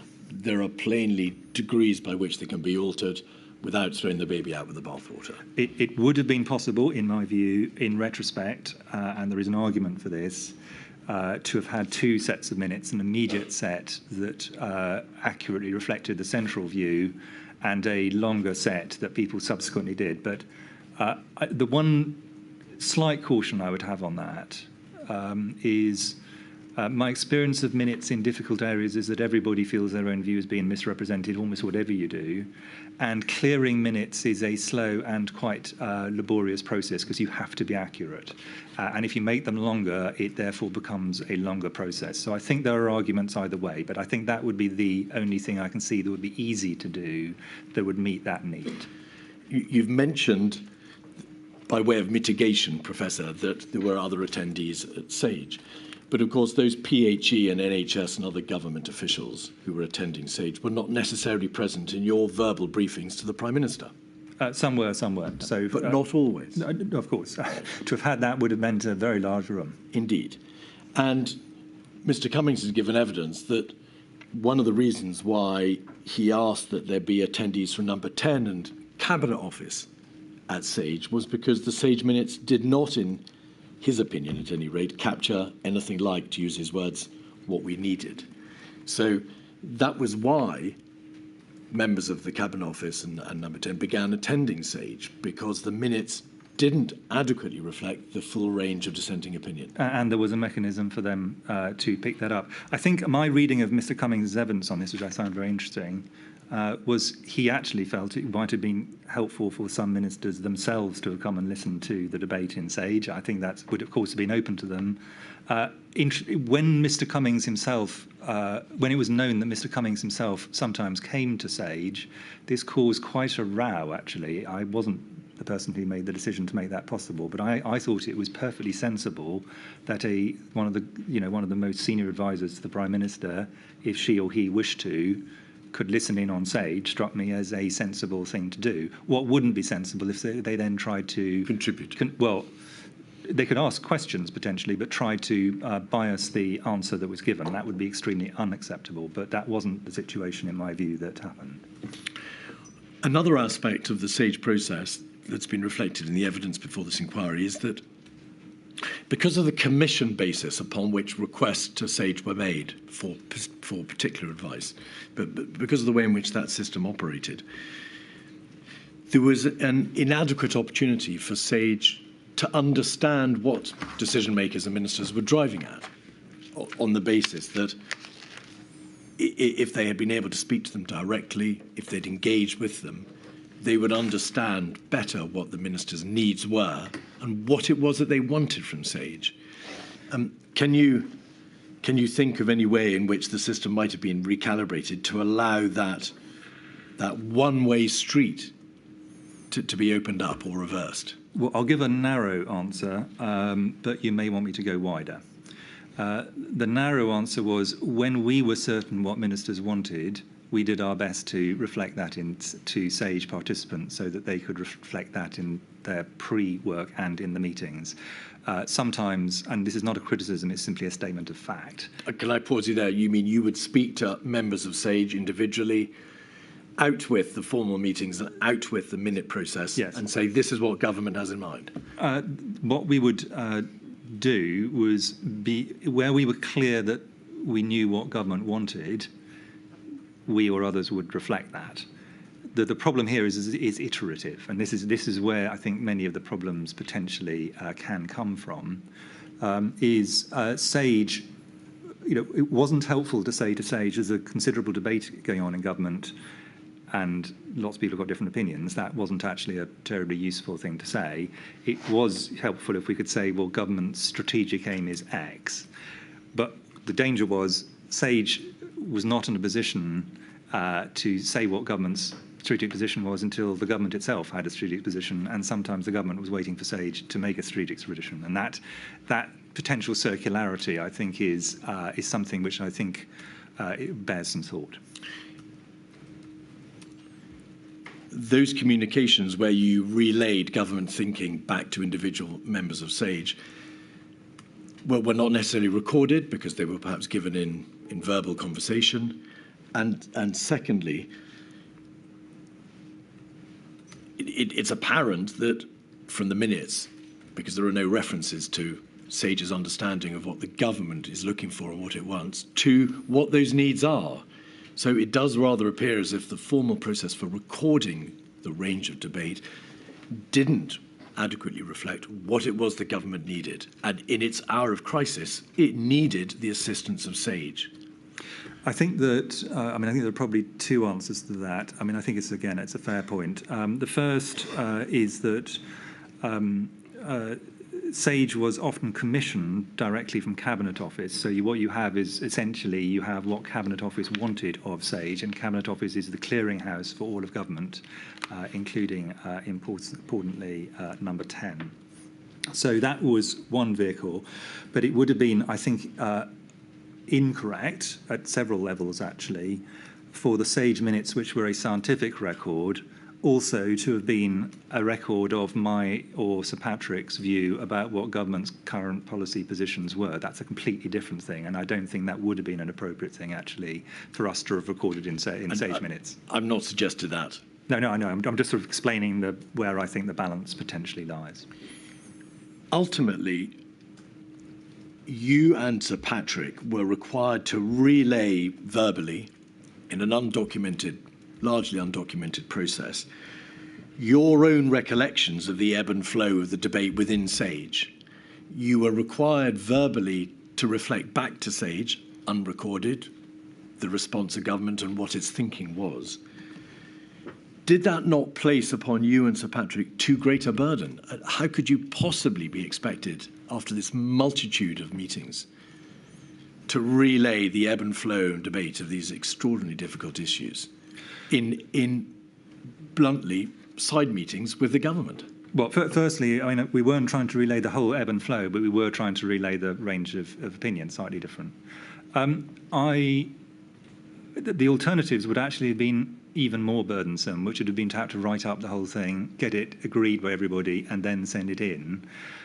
In a fast-moving pandemic, the principal aim is to be accurate and to be fast. I think that the big advantage we had, and I would really like to pay tribute to Sir Patrick because I thought he was absolutely extraordinary on this, was having both of us meant that if one of us had inadvertently relayed information in a way that was misunderstood, and you could sometimes see this happening in both directions, there was another person to say, agree with Sir Patrick in my case, or agrees with me. However, I'd just like to clarify the following points.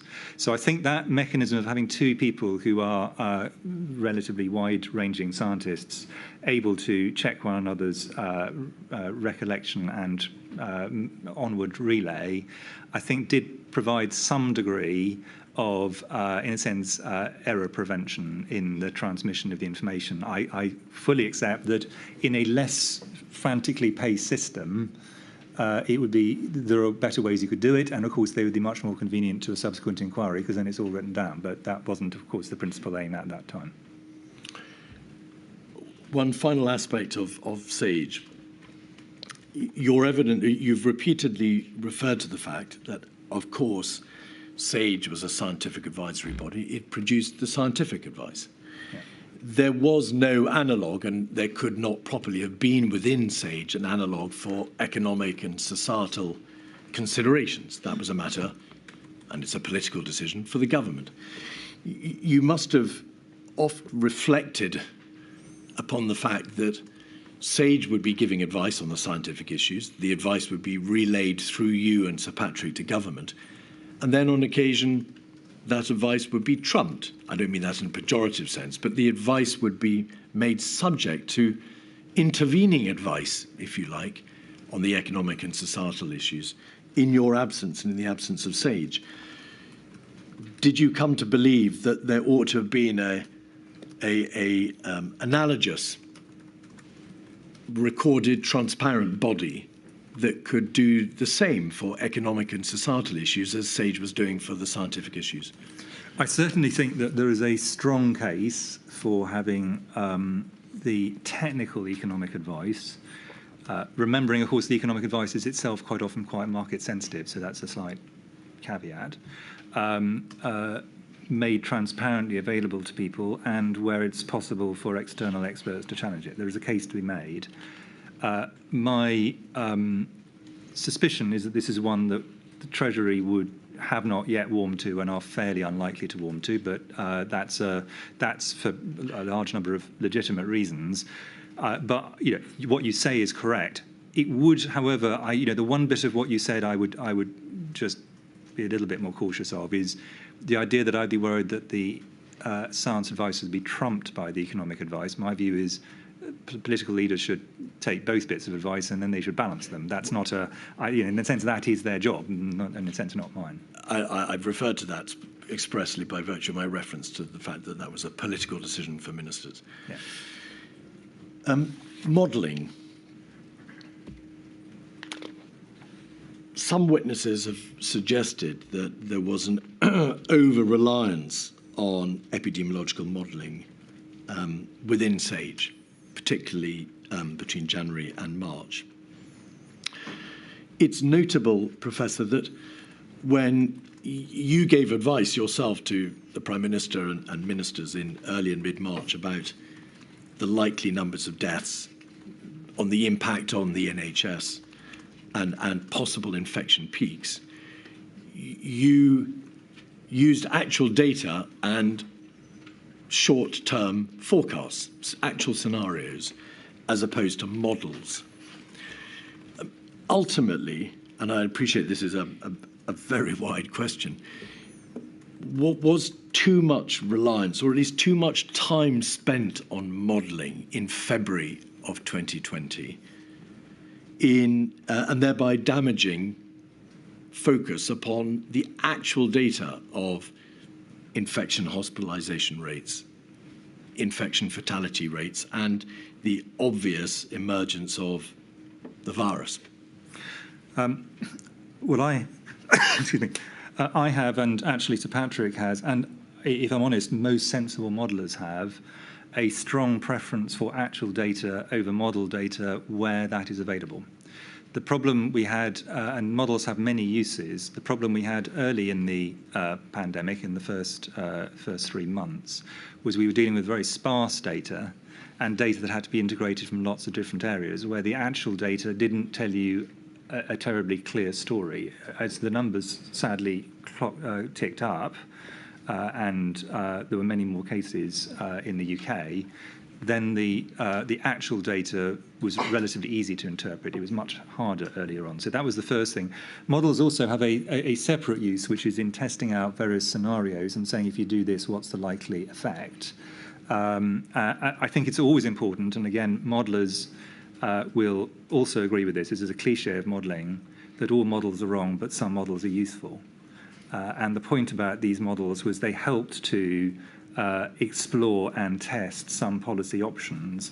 They were not predictions of the future, and I think this is where some of the problems arose. These were not meant to be predictions. They were not presented as predictions, but they were often interpreted as predictions. I'm going to come back to the public perception of models in a moment, but just remaining focused, please, Professor, on this issue of the extent to which modelling was required to understand the basic data which would inform your advice to government as to what the state of the emergency was, how quickly the virus was emerging, and in relation to the spread of the virus, its transmission.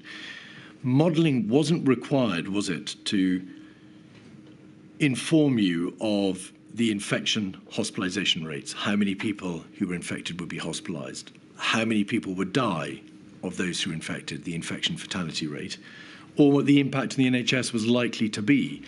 Those judgments rested upon actual data or short-term scenario planning, just basic standard assessments of what was likely to happen. When we had, from late March onwards, unfortunately, a lot of people with COVID in the UK, a lot of people going to hospital, a lot of people dying, and a bit later than that, we had very good data flows that meant we could see where things were going. I completely agree with you that that was far preferable to rest on those as the principal reasons for making decisions, presenting data to ministers, presenting data to the general public. That wasn't the situation, though, we had in January, February, and early March. Remembering the numbers at that point were extremely small, and in fact we were not picking up very large numbers of them. And if you look at the decision making, it had to be based on extrapolations of the true numbers.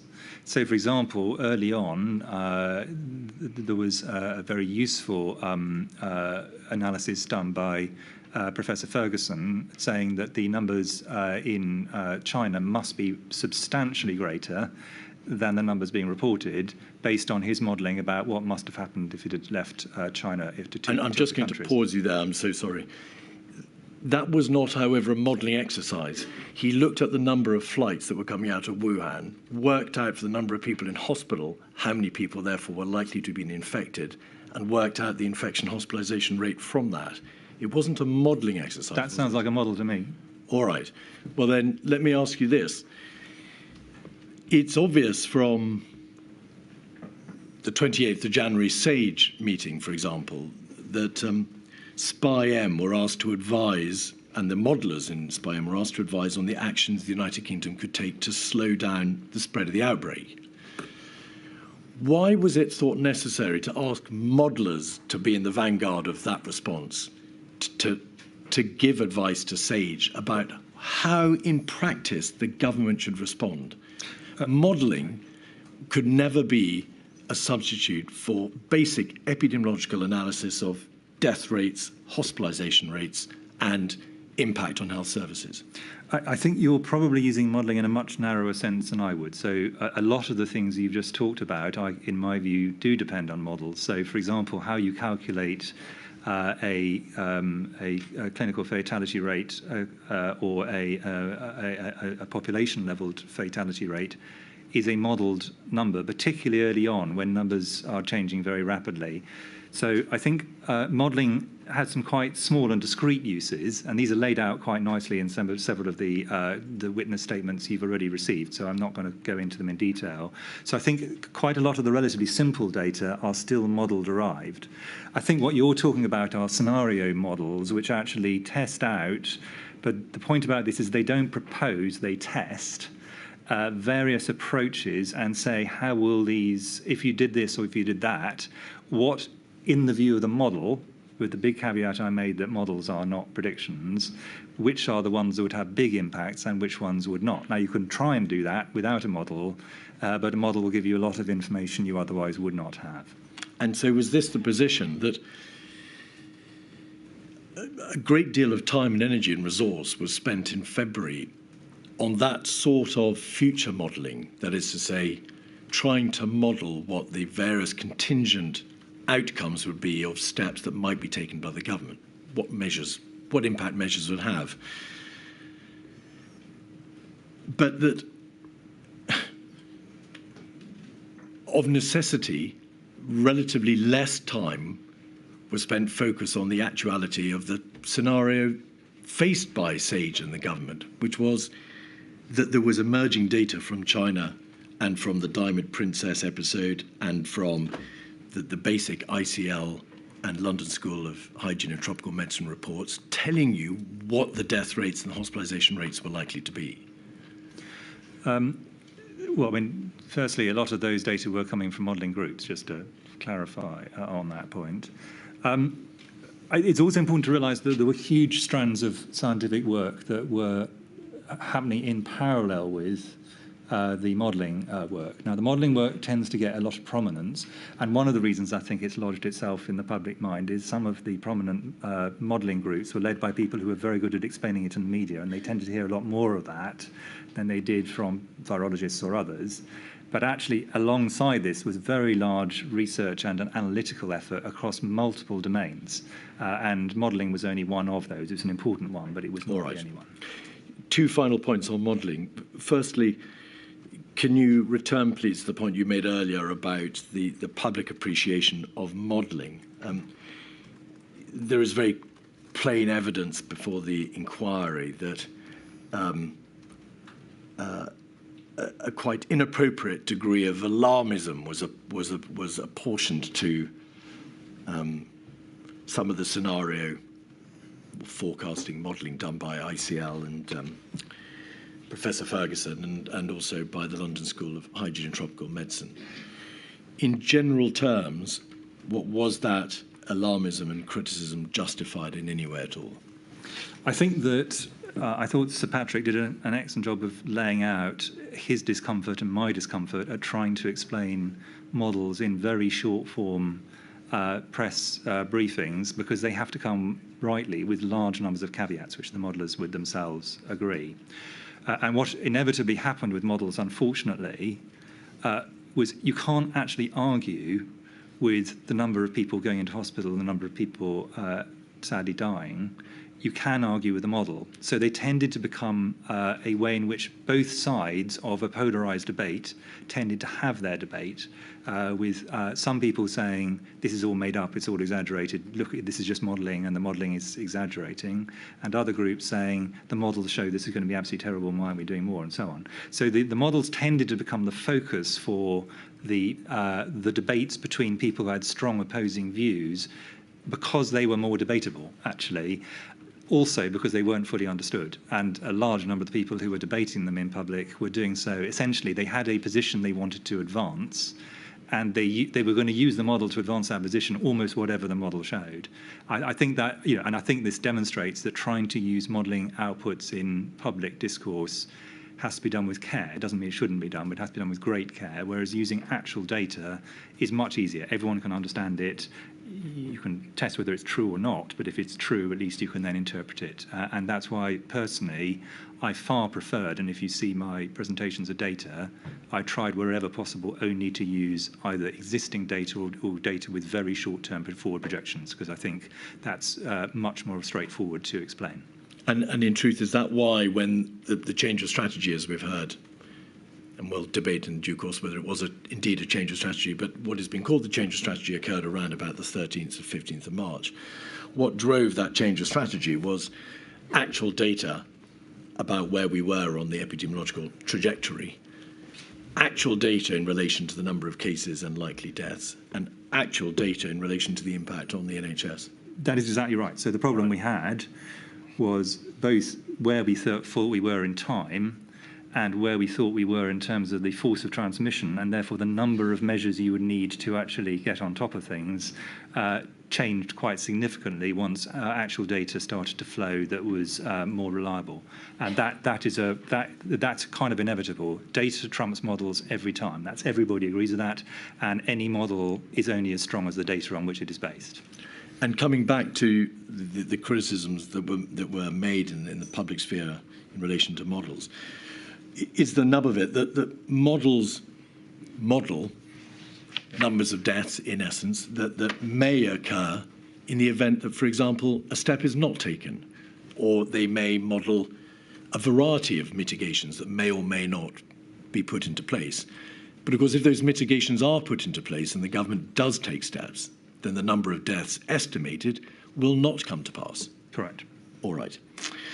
Finally, on models, some evidence has been given to the inquiry that the modelling that was relied upon by SAGE failed to give sufficient weight to spontaneous changes in behaviour on the part of the population, as opposed to weighing up the likely consequences of a government-ordained, legally backed change in behaviour. What do you say to that? Did you think that the issue of voluntary or spontaneous changes in behaviour was correctly understood and put in its place, in the correct place? Well, in a sense, in the model, you can, and I'm going to cause deep pain to my modelling colleagues in the way I'm going to describe this, but I'm going to do it in a sense for a general audience. The model can say, for example, what would happen if you reduced interactions between households by 75% or more. That's a straightforward thing. In fact, some of the models asked exactly that question. You can then make an assumption, which you can vary, as to how far you would get by simply saying, please, everybody stay at home, and how far you can get by adding on to that, and the government will insist. Those are perfectly possible to model. That's not actually particularly difficult to do. All you're doing is you're just saying what proportions do I assign to these, and it could be you get 100% adherence without any government action, or it could be there's quite a big difference between the government insisting and people doing it voluntarily. I think one of the problems that, of course, we had in March, in particular, but also at other points along the pandemic, is there was no way of being confident, really, about what the relative contributions of those would be.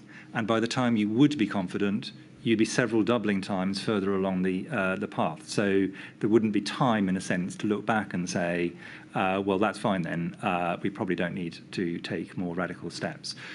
Would it be helpful for me just to put a bit of background to this, or shall we come on to I don't think so, but thank you, Professor. It would appear, and I hope I summarise your position fairly, that the question of the weight to be given to voluntary as opposed to compulsory changes in behaviour is extremely hard to estimate. Correct. And an attempt was made repeatedly to try to estimate what weight should be given to that particular issue, but we'll never know. I think in practice we won't, and we probably wouldn't. We could probably get different answers between different waves as well. And that rather reinforces the point you made earlier, doesn't it, about the care that needs to be applied in placing weight upon modelling outcomes, particularly of that more sophisticated type. Yes. All right. You refer in your statement to the fact that, disgracefully, abuse was directed from the public and some sections of the press and social media against yourself and the government's chief scientific advisor and members of SAGE. I'm not going to ask you for your reaction to that. It's absolutely self-evident that was a disgraceful thing to occur. You must have wondered, though, during the course of this pandemic, to what extent yourself and your fellow scientists on SAGE may, by virtue of your Herculean contribution, be laying yourself open to future legal liability. Yes, and I think I was not, in my own position of being a government employee, I was much less concerned, but I've always been worried, and I have been for some time, that it is ambiguous at best, where scientists who are either seconded into something or are not employed by government at all, but are giving their time in various forms, formal or informal, to what extent are they automatically covered by some form of indemnity against frivolous or indeed actual civil claims? And I think that is a worry, and I think it's one that should be solvable, in my view. I now want to turn to look, please, at the decision-making structures into which, of course, you contributed your advice and the advice of SAGE. It is obvious that those momentous decisions to impose lockdowns, so stay-at-home orders backed by the force of law, and decisions in relation to circuit breakers and tiers and rules of six, whatever they may have amounted to, were decisions for government. They were not decisions for SAGE or for the CMO or the GCSA. Yes. Does it follow that they are all ultimately political decisions? I think they are all very clearly political decisions because they have very profound implications for society, and I think they are clearly ones that only an elected politician within a democratic system at least can reasonably finally make. We can give advice of a technical nature as to what would happen in this situation or that one, but ultimately these are political decisions. And is that why do you think that these matters have become, of course, so divisive, why this whole debate has become so politicised, and why so many commentators have taken such entrenched positions? Well, I mean, I think, in a sense, they are political, and therefore it is legitimate. They are open to political debate. I think within that, there's a bit where I completely thought that the debate was not only legitimate but healthy, and there was a bit which I thought was less healthy. Would it be helpful for me to say that? Please. Yeah. The healthy bit of the debate was I think it was quite right that for example, the balance between a public health intervention and essentially, for the sake of argument, freedom to do what people want is had openly and within a democracy. I think that's quite right. Where I thought it was not legitimate was for people essentially to change the facts to fit the political agenda that they came with, and that there's no doubt that there were examples of that, where people essentially ignored facts, twisted facts, in my opinion, that were facts. They weren't model outputs or anything, they were facts of life, because they were inconvenient to the political position they took. That doesn't strike me as healthy in the environment of a very major national crisis. But the debate seems to me something quite rightly that should happen and ideally happen in the public domain and in Parliament. And therefore, there's a fundamental point to be made, isn't there, about the role of SAGE and of the CMO in the GCSA. Firstly, you could only advise in the public health sphere. Correct. Secondly, whilst you could advise, of course, on the indirect and direct consequences of whatever decision the government might make in terms of the effect on mortality, bluntly on how many people would die, it was exclusively a matter for government to weigh up the mortality issue, the number of deaths, to weigh up the economic and societal harmfulness resulting from, for example, a lockdown. That was never anything that SAGE or you or Sir Patrick could advise on directly. Correct. Can I add just a slight addition to that? Completely agree with the point. So let us take an example. If people are moved into a greater degree of poverty, that has a public health implication. You referred to this earlier. Yes, so I think that is a legitimate thing for us to put before government, but the decisions absolutely have to be for government via elected ministers. Because there is a very clear and recognised link between poverty and deprivation and public health. Correct, and also education, same is true. You've described in some detail how you relayed the advice from SAGE. And you've now described the limit on the role of SAGE and the CMO and the CSA.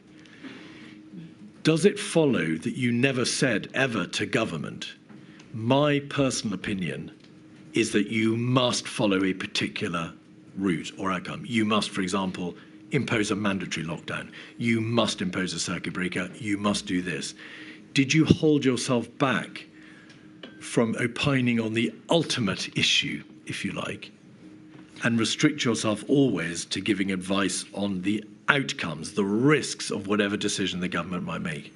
I hope, and I think the evidence from the ministers has said this, that I was, and Sir Patrick was, very careful to be clear and blunt about the public health implications of decisions taken or not taken, but not to say, therefore you must, or I think you must, because that is absolutely a political decision at the end of the day.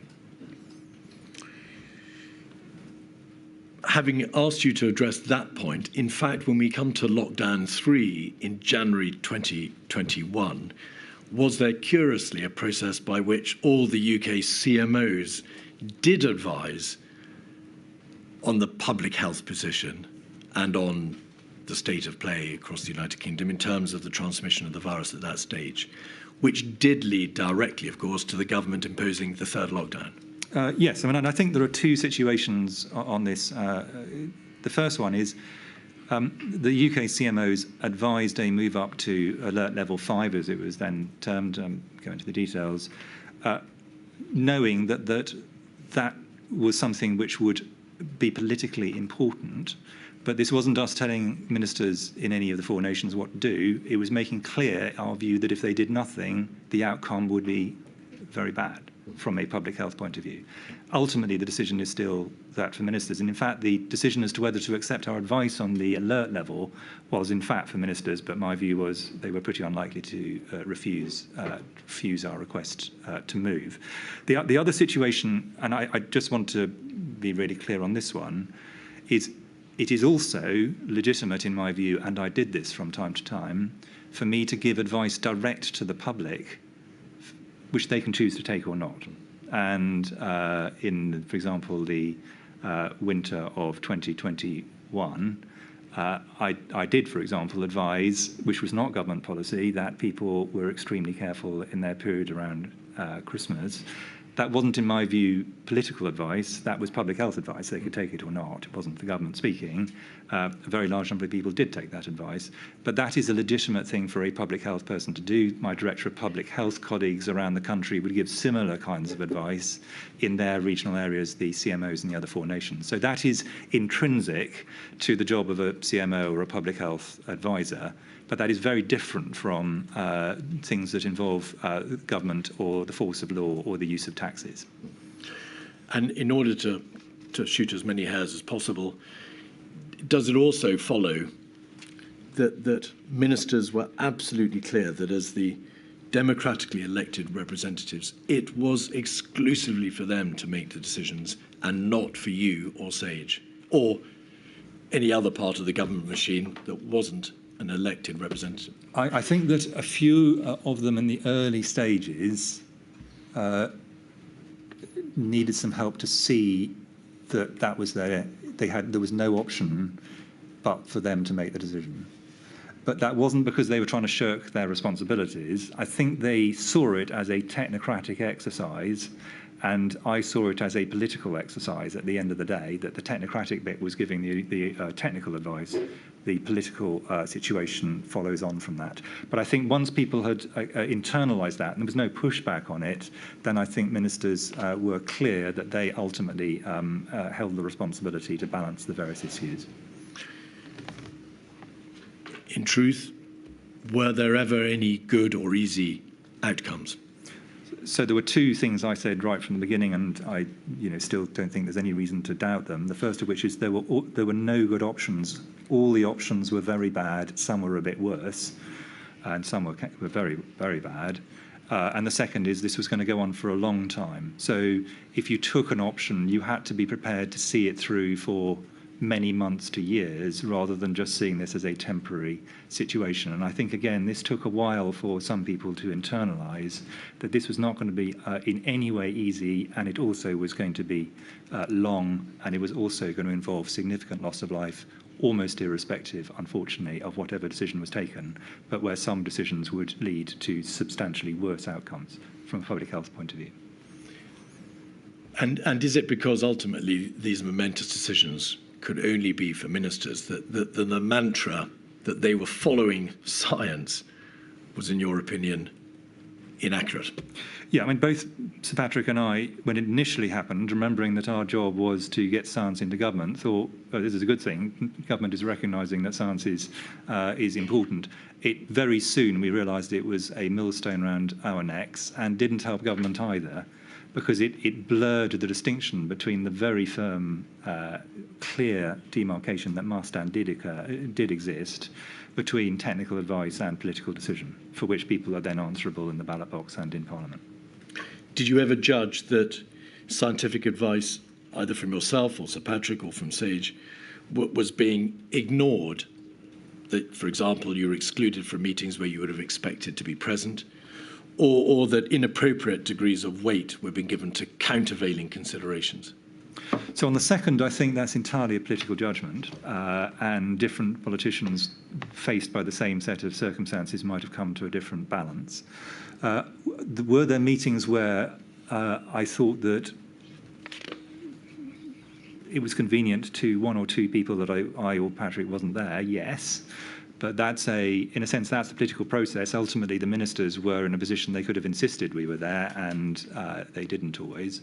But that is, neither would I have felt it was appropriate for me to insist there was an economic advisor there or someone who had understood diplomacy when we were discussing ports. I think this has to be a decision fundamentally for ministers. Who do they want to take their advice from has to be for them at the end of the day.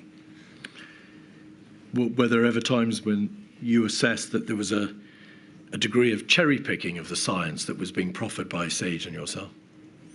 What, that we were cherry-picking or that other people were cherry-picking? No, obviously other people are cherry-picking the advice you're giving. Could have been the other way, but yes, no doubt about it at all.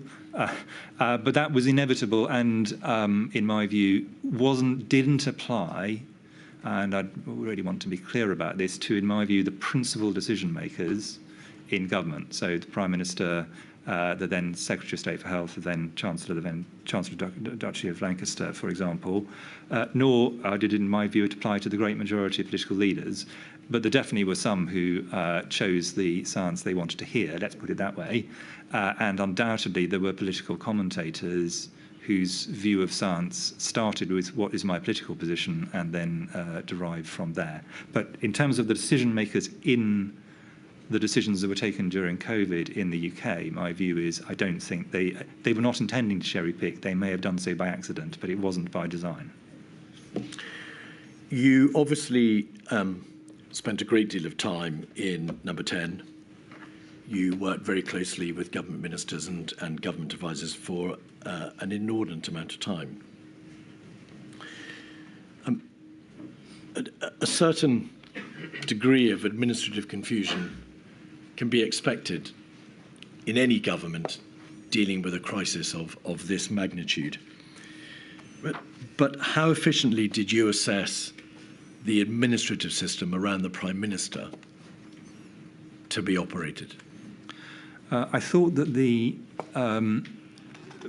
civil servants, including particularly the health and economics private sectors, did a very, very good job in difficult circumstances, if I'm honest. I think that the political system around the Prime Minister was more mixed, but I don't think that was really as much to the fore in this set of decisions as it was in some other areas. It was quite often chaotic, but actually I'd be very doubtful if it wasn't chaotic in multiple other governments, and in fact that was what our fellow advisors from other countries said in many other environments, that this was difficult for every country. It was being faced by extraordinary circumstances, and I think if I can take a step back, I think it's very dangerous for people in my kind of job to say, who would I have as my fantasy prime minister at this point in time? The choices put for the electorate, if the opposition had won the election, it would have been Mr. Corbyn. If Mr. Johnson had not been able to continue, it would have been Liz Truss. They would have had different sets of challenges and advantages as leaders. It's the job of the technical people to work with whoever is there. That is their job. And I think it is important not to personalise, in a sense, the situation between technical advisors and ministers. I think it's important to work with whoever is there. Professor, so that there can be no doubt, the inquiry has not asked you, and we're not seeking to ask you to express your views on the political attributes or ability of any individual. My question was directed solely at the issue of decision-making and the processes by which these momentous decisions were taken. There is clear evidence, although ultimately, of course, it is absolutely a matter for Milady to determine, that there was a difficulty in, or the Prime Minister had a difficulty in reaching clear, consistent positions. Ample evidence relating to oscillation or backing and veering, whatever have you. Did you observe that? Because, of course, you were there. I think that the way that Mr. Johnson took decisions was unique to him. Well, now, if I may interrupt, that's a euphemism, if ever I've heard it. What do you mean by that? Well, I mean, he has a quite distinct style, but I think lots of other people have got quite distinct styles. And I do want to, in a sense, take your invitation not to make commentaries on individual politicians. I don't actually think that's my role particularly. No, but you gave advice within the confines of SAGE and your role, of course, on the public health issues. And you expected the government to be able to respond efficiently, speedily. You've referred to the need for speed earlier. It must have been apparent to you that the government encountered significant difficulties in being able to reach collectively, through the Prime Minister or otherwise, decisions that they then stuck to and they consistently abided by. This degree of oscillation and chaos is apparent. That's correct, but I think it's a matter of record that many other nations had similar problems expressed in different ways in this major international crisis. Finally, on the subject of decision making, you've already confirmed that there were verbal briefings in Number 10 that were unrecorded, but in the nature of these things, principal private secretaries and advisors would keep notes. There'd be readouts of all the meetings. Do you assess that that all the meetings that you had, all the engagements, the verbal briefings were adequately recorded? That there were thousands of hours of meetings between yourself, Sir Patrick, and government, and they're not all recorded. Do you think, in hindsight, that the lack of formality, the lack of transparency, may have contributed to that degree of chaos, or perhaps to the oscillation which witnesses have described the Prime Minister suffered from?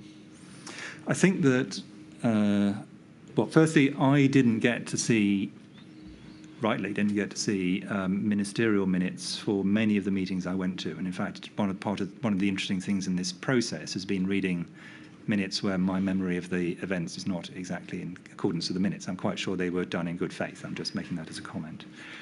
Inevitably, a lot of the way by which senior ministers, including the Prime Minister, came to their position was done informally in conversation. And for example, one of the times where we had the most conversation with the Prime Minister in a small group where he tended to be at his most focused was in the briefing just before we did press conferences. That was not a formal meeting. That was really just working things out. But actually, it allowed him to test out ideas, not in public, which I think he valued and I think helped the decision-making process. But that wasn't a formal meeting and it wasn't minuted. But I think that the decision-making meetings were from fairly early on. My sense was the record keeping in the very first bit of the pandemic was less strong. But I wasn't the person who the minutes were aimed at, and I didn't see a lot of them, but that was my sense at the time.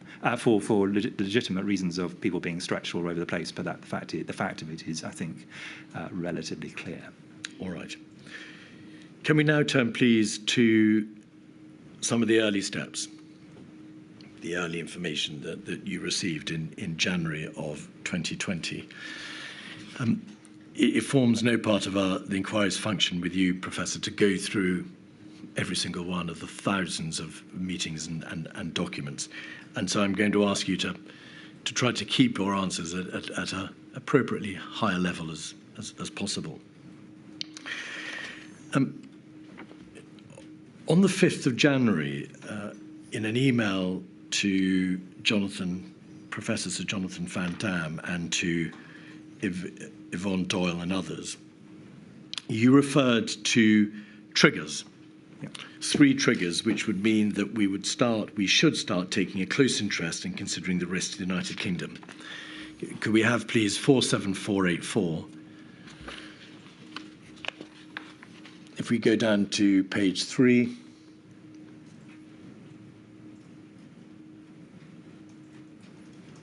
we can see that the genesis of the email string was a report from the press, I think, but of a report from ProMed, the organisation about which the inquiry is heard, which provided information about the undiagnosed pneumonia in China.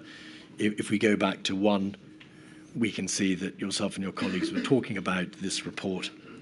And then you say this: my view is that any of 3 triggers would mean we would start taking a close interest in considering risk to the United Kingdom. Healthcare workers dying, evidence of person-to-person spread, for example, in families, geographical spread implying a zoonosis is spreading. Just a couple of questions about those triggers. In subsequent email correspondence, Sir Jonathan Van Dam referred to that first trigger as meaning not that healthcare workers would die, but that there was transmission of the virus between healthcare workers. Which is the correct trigger? Is it death or transmission? Well, I meant mortality, and I'll explain why. But actually, I thought the way that he moved it on to healthcare workers having transmission was probably sensible for the later stage, because it was clear the first one was less relevant. So if I can explain, if you want me to, I can explain why I chose those 3 triggers. Well, just briefly, if you'd be so kind. The first one, which I think is important, is what I wanted to capture was a disease which had a high mortality if you have very close contact, even if it didn't spread very widely in the population. And examples might be MERS, SARS, or Ebola. And those wouldn't be captured by something that had very widespread community transmission, at least until quite late on in the situation. So that was the reason I put that one in a sense, separately from person-to-person spread. Sir Jonathan, I think very reasonably, said, well, healthcare workers are people who come particularly closely to people who have got significant symptoms, and they're an important subset in a sense of 2. So I think he moved my triggers on. I didn't think that was unreasonable when I subsequently saw that. All right. It's obvious that from this point on, a number of you, but particularly you and Sir Patrick and Sage, were focusing on the issue of person-to-person transmission, how transmissible was the virus. Also on the issue of asymptomatic transmission, because as we've heard from other evidence, you need to know the degree of asymptomatic transmission to work out the body of the iceberg, of which death and hospitalisation are only the tip. You need to know what the body of the virus is doing. And also, of course, the degree to which cases were in reality spreading beyond China. Yeah. On the 13th of January, there was a NERVTAG meeting in which NERVTAG noted that it had been stated that there had been no significant human-to-human transmission, which implies there may be some evidence of limited human-to-human transmission which has not yet been made available. We should be cautious about making conclusions about the absence of human-to-human transmission. My question to you, therefore, is this. In relation to the continuing assessment of whether or not there was sustained human-to-human transmission, did SAGE and did you apply an appropriate precautionary approach? That is to say, to recognise that unless and until it has actually been positively excluded, it's better to assume and to work on the basis that that human-to-human transmission will be or is sustainable. Are you talking about human-to-human transmission in general or specifically asymptomatic? Just to I'm talking about in general because this is a 13th of January meeting before the issue of asymptomatic transmission becomes truly apparent. Yes, I mean, in general, my view is we were by that stage putting a really quite considerable degree of interest and emphasis on this particular outbreak, even though we didn't at this point have clear evidence of human-to-human transmission that we can sense put our foot on, also the WHO position. But I think there was a general view that it was looking worse rather than better as time went by. So when this first, just thinking it through from the beginning of January till the end of February, you start off from a situation where you have an outbreak, probability this will turn into a major epidemic relatively small, and probability of a pandemic very small. The further on you go in time, the less the probability this is just going to be an outbreak or indeed disappear at all goes. That probability goes down, and the probability of a major epidemic and then subsequently pandemic goes up. So it's a continual process that happens over that 2 months period. On the 14th of January, Sir Jonathan Van Dam alerted you to a Reuters report, which had been issued on the 14th of January, in which there is a reference to limited human-to-human transmission of a new coronavirus.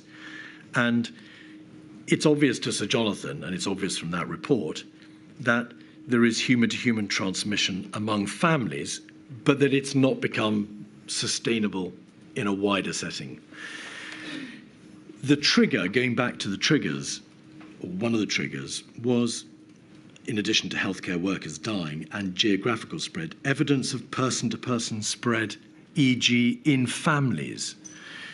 So my question to you is this, is the very trigger that you had identified, or one of the triggers that you'd identified as being of importance, didn't require sustained wider community transmission. It only required transmission in a more limited setting, for example, in families.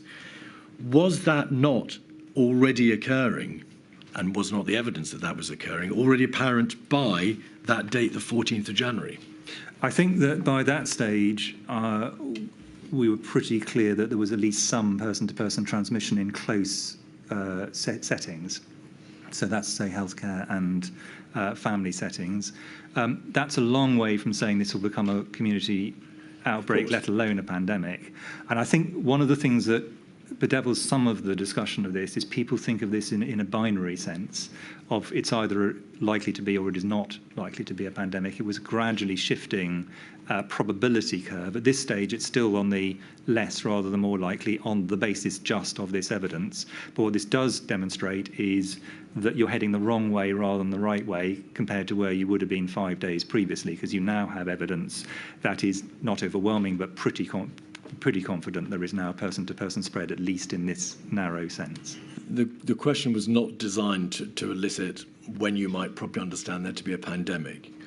No, it was addressing the fact that by your own trigger, by your own self-identified trigger, it does appear that at that relatively early date, the 14th of January, there was family human-to-human transmission. Absolutely. And therefore, the trigger which you'd identified for government action, because that's what the triggers were designed to meet, had been met. The trigger was designed for government to take it seriously, which is not the same quite as... it takes another, I think from memory, 7 days before we get to the point of saying we've got to call Sage. This is going to get into very. But what is trouble. meant? I'm sorry. What is meant by wanting government to take it seriously? So You're dealing with respect with the emergence of a virus which kills. What did you have in mind as by way of wanting the government to take it seriously when that trigger was met? So, in any given week, I will get dozens of reports of outbreaks around the world. My colleagues will as well. What you're trying to do is to essentially pick up the needle in the haystack of that information at the earliest possible stage. That was the reason for having the triggers. Now, I had not done prior to this, and I have not done since, something where I said we need to do triggers at all. So even on the 5th of January, we were behaving in a way different to what we do with any of the other ones we have previously talked about. And we were having a lot of conversations around this, at this point, what looked very small outbreak in a country the other side of the world, demonstrates the level of concern that we had relative to the multiple other outbreaks we get every month. So this was, in a sense, I think the system, I don't think this is a sign of the system not working. This is exactly what we should be doing, which is funneling down, winnowing out the ones where it's improbable and left with the ones where you've got to take it seriously. So the degree of concern was ramping up by this stage. A trigger, I think possibly the word trigger was an unhelpful way to frame it for the benefit of people who are not in this area, because it implies a binary state. But it really, basically, it should have probably said these are things which should mean that we take it more seriously. By the 16th of January, it was obvious, and Jonathan Van Damme emailed you, that Japan had declared a confirmed case. Yeah. On the 16th of January, Professor Ferguson had made available the Imperial College's report number 1, in which he said, past experience suggests self-sustaining, i.e. sustained and human-to-human transmission should not be ruled out. And therefore, by the 16th of January, you were aware that there was a novel coronavirus with a 12% case hospitalization rate. That was on the limited data coming out of Wuhan. There had been geographical spread.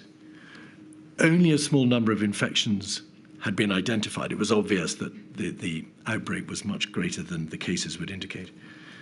There was human-to-human transmission, albeit not sustained, and Professor Ferguson was saying, in principle, in a precautionary way, you can't rule out the fact it is sustainable. Yeah. Did that not altogether indicate that a higher degree of alarm should have been sent round government than was in fact sent round government? I think on the 16th, and with that information, remembering that the cases that were found outside China were not ones that were transmitted outside China. These were people who'd been in China and had travelled out. So these were Chinese cases just detected in another environment. So that's quite an important, non-trivial distinction. But what we're now getting is a rippling out of people getting more and more concerned, remembering that this is only just over 2 weeks since this thing has been declared at all, and the amount of information is still quite minimalist. So I think, I don't look back on this and think, well, it was obvious that we should be calling Sage and getting COBRA involved on the 16th. I think that would have been difficult to sustain, and nor is it obvious what they would have discussed, other than the facts that are there, which are relatively clear, don't need further interpretation. I ask, Professor, because in his statement, Sir Jonathan Van Damme says this: the date on which I recall first being seriously concerned about the threat that this virus potentially posed to the United Kingdom was the 16th of January. By that date, it was clear this was a novel coronavirus. It was fairly clear that human-to-human transmission was occurring. And then he uses these words, and obviously we'll hear from the professor himself. My view was that this would be, so not may, but would be, a significant, so not trivial, pandemic, not epidemic. And he says he raised this with you, and to the best of his recollection, his response, your response, was to agree that the situation may well escalate, but for now we needed instead to wait and monitor developments.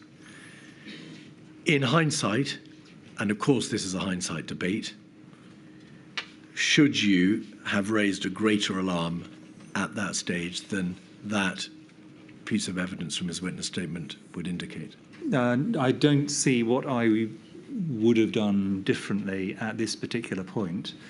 Sir Jonathan, and I think he would agree with this, is quite instinctive in some of his decisions, very often rightly. He's a very able epidemiologist and thinker in this area. But if I'd said to him, okay, what's the evidence on which this is going to be a pandemic and lots of other things aren't, he would have said, this just feels like that to me. That's quite a narrow basis on which to make quite big decisions. But I think, I took his view that this was a serious issue. I don't recall him actually saying this would become a pandemic, but I certainly recall him being very concerned about it and rightly concerned about it. I don't see evidence that this is not the system working as it should at this point, because it is not clear to me what an alternative path would have led to a better outcome on the 16th of January. The inquiry has been treated to debate in completely different contexts about the difference between process and substantive outcome. You've already referred to the precautionary principle, and Professor Costello in his evidence said, in an emergency, there is a need for fast decision-making. Emergencies require rapid action based on precedent and best practice. We would suggest to you, instinct plays a very important role in this. Was Sir Jonathan Van Dam's instinct not correct? And was your response, which is to wait and see whether more data should be accumulated, with hindsight, the wrong approach? I don't think I can see anything obvious that should have been done on the 16th of January that would have changed, even marginally, actually, the outcome subsequently. So I think, in a sense, it's all very well for saying theoretically you should start panicking. Actually, the question is, what should you do?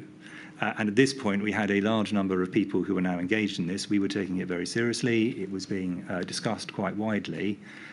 This was a short period before we asked for SAGE, which I've almost never called for a SAGE before. So, we were taking this very seriously indeed. But at this point, unless you can point to something where it's obvious we'd have done something different, I'm not sure. Well, you're the CMO with respect. I know. That's the point I'm making, is that was my judgment and that is still my judgment. The triggers were designed to identify an appropriate response on the part of government. They weren't just there for your scientific amusement. I think, to be fair, Mr. Keith, Sir Chris said that they were to make it sure the issue was taken seriously, and he's just said we were taking it seriously. Yes. And my question to you is this: you did plainly move on to call a SAGE, and the chronology shows that SAGE was called at a relatively early stage in the process.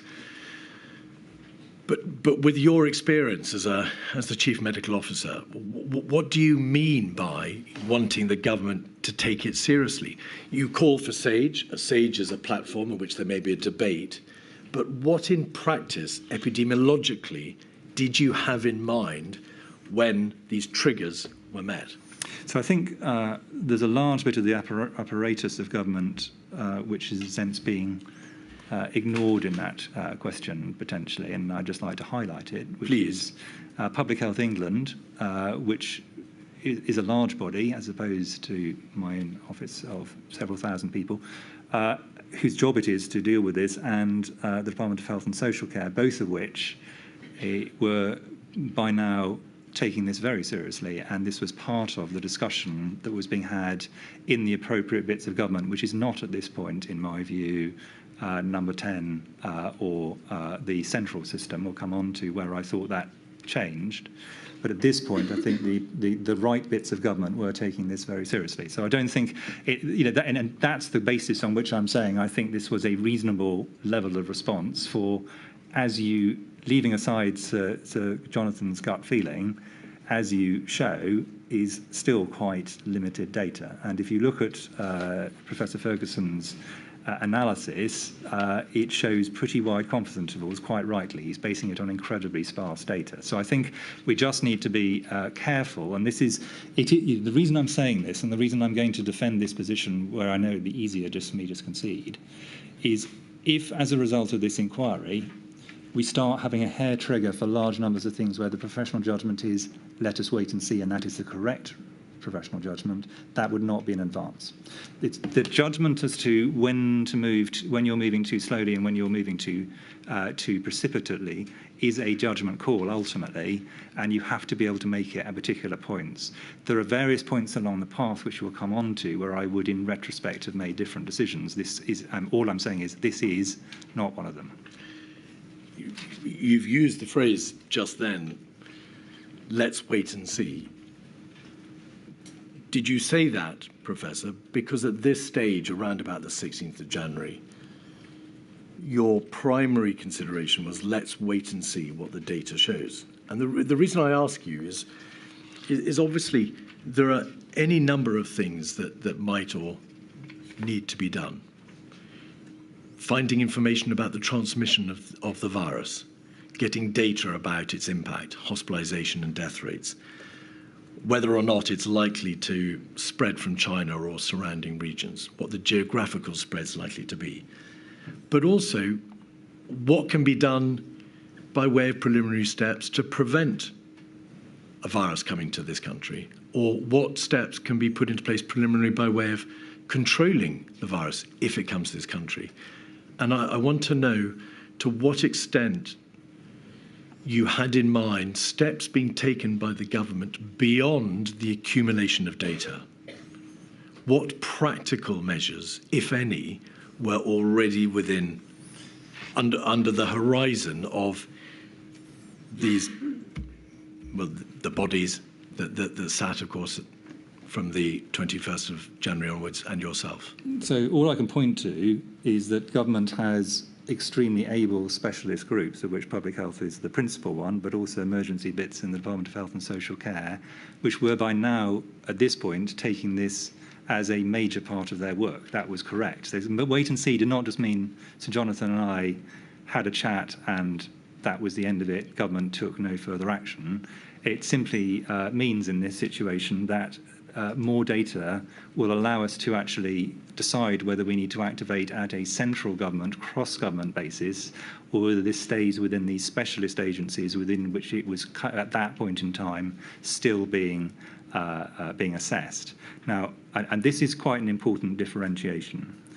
There is rightly a stage along the process which is done within the technical sphere, is done by Public Health England, done by the Department of Health, and there's a certain point where you cross a threshold and there's a judgment call where this becomes a cross-government problem where wider bits of government, wider bits of the system need to be brought into play. Your implication, I would take it, since I'm saying that the health bits were activated at this stage, is that on the basis of this data alone, central government out with the health system should be being activated in some way. And I'm saying my judgment at the time and my judgment still now is I don't agree. I hope I'm plain. No, that's very plain, Professor. You referred to whether or not the government took no further action. Obviously, there's an issue there for government. But I want to press you. Was this the position then that it was important, as you saw it, to wait to see, use your words, what data there was out there, how things would develop, and also, and this is your reference to PHE and other government bodies, bringing government into play, bringing those important and necessary parts of government to life to be able to respond to whatever might eventuate. Is that a fair summary? You wanted to see what the position was, what data could be accumulated, and generally bring the government to life to be able to deal with whatever your inquiries discovered. Yes, but if consistently you go to all of government and say, I have no data on this, I'm a bit worried, got a big gut feeling this is going bad, you don't get very much traction, and the time you need to, you also get not very much traction. Waiting and seeing, as the record clearly demonstrates, was a matter of a few days. And in that time, we got enough information to be able to start making some really quite serious judgments as to what the level of risk potentially could be. I think that the argument for always acting early can be made in the absence of looking at all the occasions when you decided not to act early, and that was the correct thing to do. In medicine, we have the idea of sensitivity and specificity, where sensitivity is you're good at picking up the thing that matters, and specificity is you're good at not picking up the thing that does not matter. Sometimes, in medicine, the other aphorism is time in small doses is what gives you the diagnosis. In my view, this was one of those occasions. The question was not, in fact, asking you, Professor, whether it's important always to act early. Was it necessary, in fact, to have acted earlier Than the 16th? than the 16th? Not in my judgment. That was my judgment at the time, and I'm going to repeat it. That is still my judgment. And I think you have answered the question very carefully, Sir Chris. Right, we'll pause there, and I shall return at 2 o'clock, please. All rise.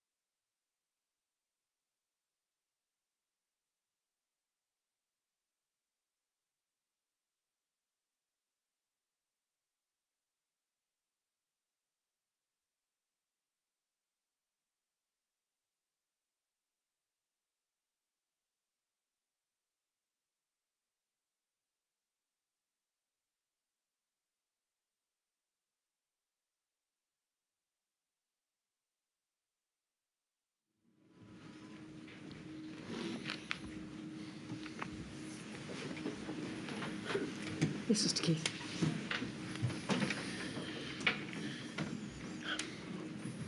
Professor, in your statement, in fact, at paragraph 7.39, you say this: as of January 2020, I had a good awareness of the UK's capability to respond to a pandemic. You thought that it was, or you considered it was capable of responding effectively to small outbreaks. And then this: I had no illusions that the United Kingdom, or for that matter any other Western nation, was well set up to meet the challenges of a major pandemic with significant mortality.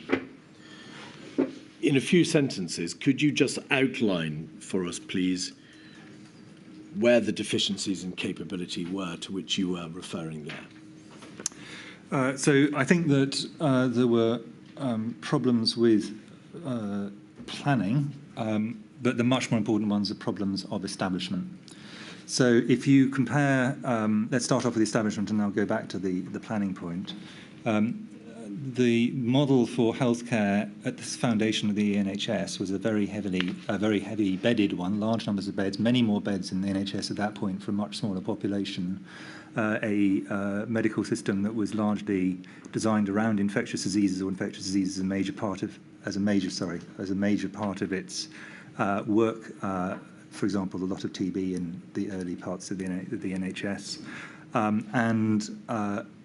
so many, and then the erosion of public health facilities, which wasn't a dramatic one, but it was a continuous one over really quite a long period of time. And I think the inquiry has had from expert witnesses a laying out of how essentially that was whittled away over a whole series of administrations over a long period of time. So that's the system in terms of That's public the system, health. exactly. What about plans? So I looked at the pandemic flu plan at the point when we were beginning to worry about this, about the time we're talking about now, and it was pretty clear that it wasn't going to give us any particular help, frankly. So my view was we didn't have a plan that was going to be useful from a prevention or management point of view. It had a large number of useful components within it. There wasn't nothing helpful there. But the idea that was a respiratory pandemic plan for the kind of pandemic this was going to be, if it was going to be a problem, that we could just take off the shelf and follow the playbook was optimistic at best. So, can I pause you there? Yeah. Just before we move on to perhaps the last part of your answer, could you just explain why, although we've obviously heard a great deal of evidence about the 2011 pan-flu strategy and the planning for flu, why in essence was the flu plan, whether it be the government strategy or any associated material, not of great or any particular help to this coronavirus outbreak with different characteristics and different potential countermeasures? Yeah, there were some differences that were to do with the difference between flu and COVID, which are more technical. Actually, my view, having looked at it, was had we had a flu pandemic with a virus that had a mortality of, for the sake of argument, 1 to 2%, which is what we were thinking of at this point in time, it would also have been woefully deficient. So it was not that it was about flu and this was COVID. That had some important differences. It was about the fact this wasn't designed, in my view, to meet this particular need at all. And I think, if I'm honest, I think it really was clearly written by people who'd just been through a pandemic in which the mortality was very low. The H1N1 2009 pandemic. And I think that had just led to it wasn't that they were modelling it just on that, but it clearly didn't really meet the needs of a 1918 style flu pandemic, which in my view was the kind of model we should need to be thinking about. So the three big flu pandemics of the 20th century, so 1918, 1957 and 1968, seemed to me much closer to what we were going to see than 2009 if we saw anything at all. I'm not talking about the 16th of January, to be clear, but I think this is by the end of January, this is my view. Yes, you say as of January 2020. Yeah. And then coming back, please, to plans, you've dealt then with the the genesis of the existing plan. Were there any other developed plans on the part of DHSC or the Civil Contingency Secretariat or central government generally to deal with the crisis as you saw it emerging? Not that I personally thought were massively useful to my role. There were some important things, many of them are rather morbid, like, how do you Excess deaths, and how do you have a number of body bags and all that kind of thing. But in terms of actually what do you do about the pandemic, my view was we were thin on the ground on plans. That in itself would not have been an issue if we'd had large numbers of capabilities, because I think in all emergencies the key thing is capability. Capabilities trumps plans every single time, and it was the lack of capability which was the bigger problem in my view. So this was obviously a very serious problem.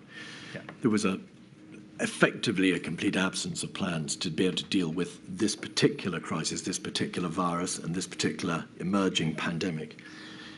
The system, in terms of beds and public health facilities, was on the edge anyway, and there had, of course, been no earlier consideration of what might be done, because this was the first coronavirus which potentially was going to hit the United Kingdom in a major way. Your statement at paragraph 7.43 says this, that from the 20th of January onwards, we commenced preparations in earnest to be ready for a pandemic were one to occur. Now, you'll know, of course, because it's in your statement and you were there, that there was a meeting on the 25th of February with the Prime Minister, the Health Secretary, Foreign Secretary, Sir Patrick and yourself, in which ministers ordered that a plan be brought together, be drawn up by the Civil Contingency Secretariat. And as you know, they did produce a plan. But that plan was produced on the 28th of February. It was a paper called The UK's Preparedness. That was self-evidently over a month later. Do you have a view as to the length of time that was required to elapse before even that first attempt to bring together a combined plan was produced? There was a lot of planning for individual components. There wasn't, as you say, an overarching plan.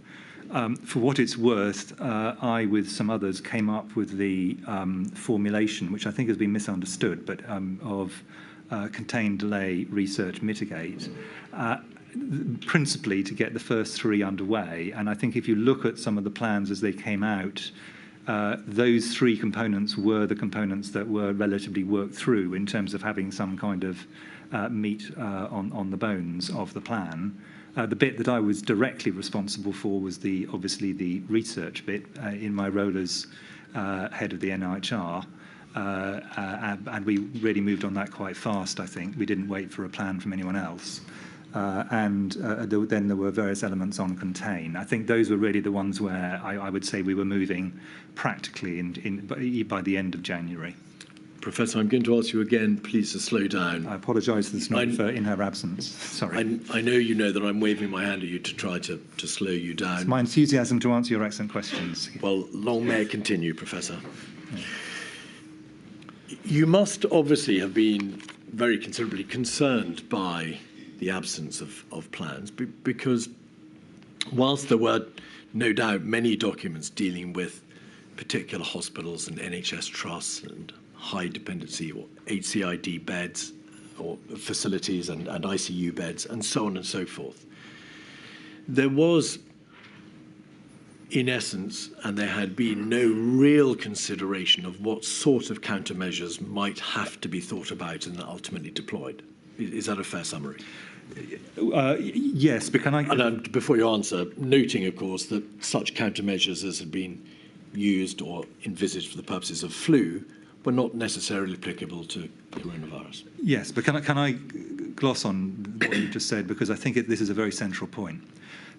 If there had been a plan, and I'm going to cause upset to some of my planning colleagues, but I'm going to do it anyway, a plan that was laid out, this is how the playbook should run, it would almost certainly have been the wrong plan and could even have slowed us down. because we'd have then spent ages arguing about whether this was the right plan and adapting the plan. So sometimes it is easier actually to start with a new plan, but what we needed was all the building blocks.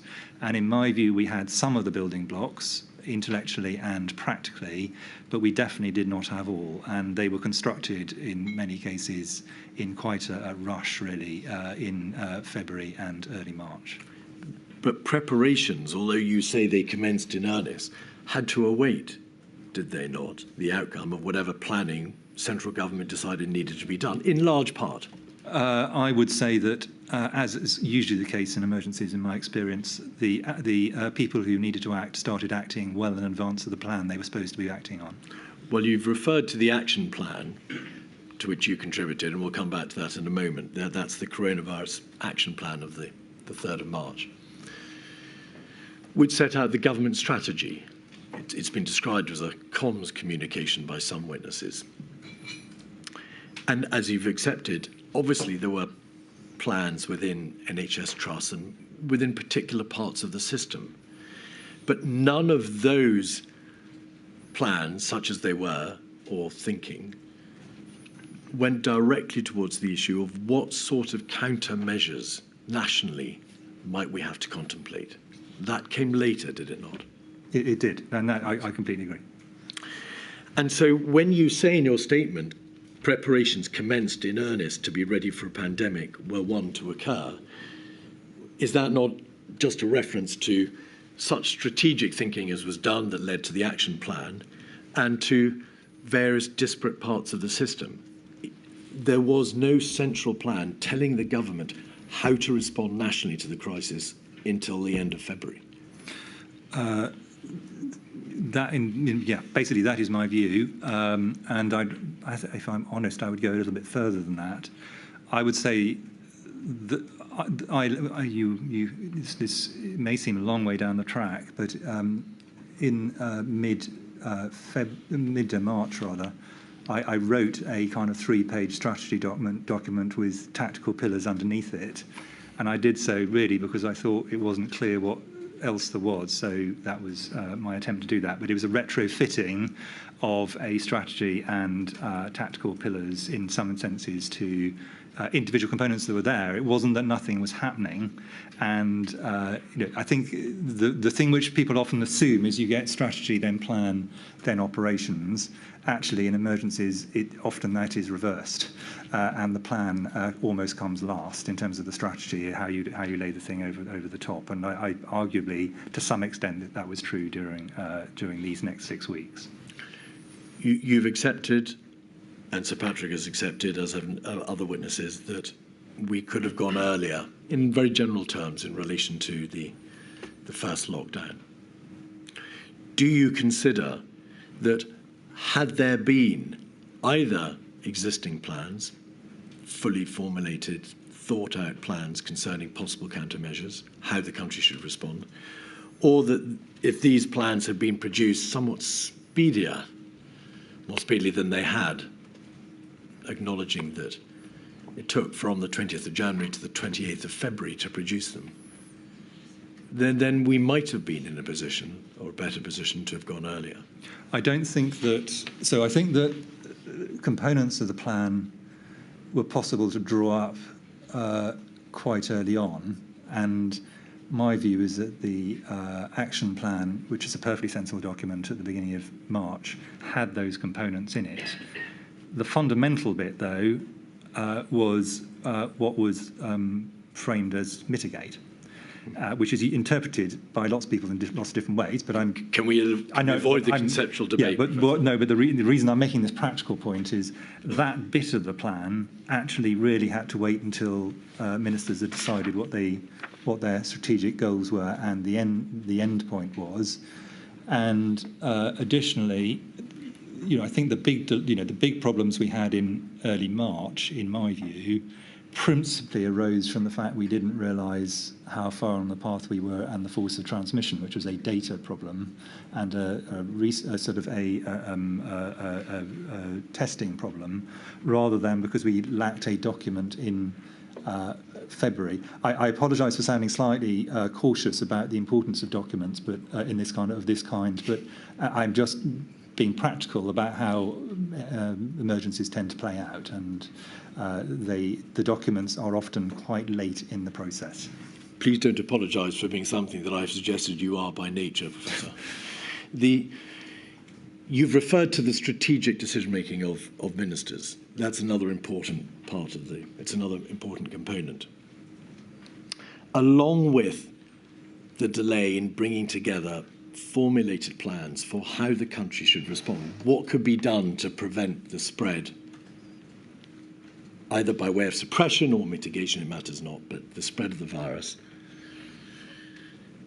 There was the issue of the lack of strategic decision.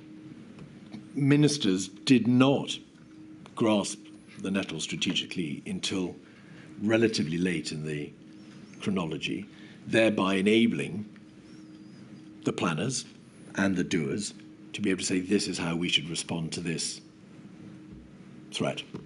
So I think that within this, there were some, and I'm going to, I hope helpfully actually, divide things into what I consider are technocratic elements and what I consider are political elements.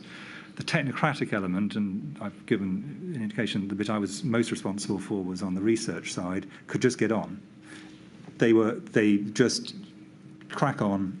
We've got a job to do. We just got to do it.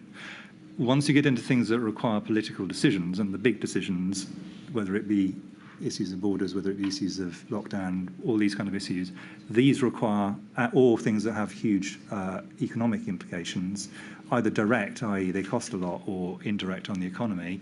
Those fundamentally are ministerial ones, and I think there is where we were definitely slower than we should have been for a variety of reasons. And it may well be, Professor, I'm sure you'd agree that given the momentous nature and the political nature of those decisions, it's not altogether surprising that the system doesn't allow for a particularly speedy response. It takes time for government to be able to make up its mind as to what needs to be done. Yeah, and I on this one, I'm not actually, I want to be very clear, I'm not saying I think this is the problem of the politicians.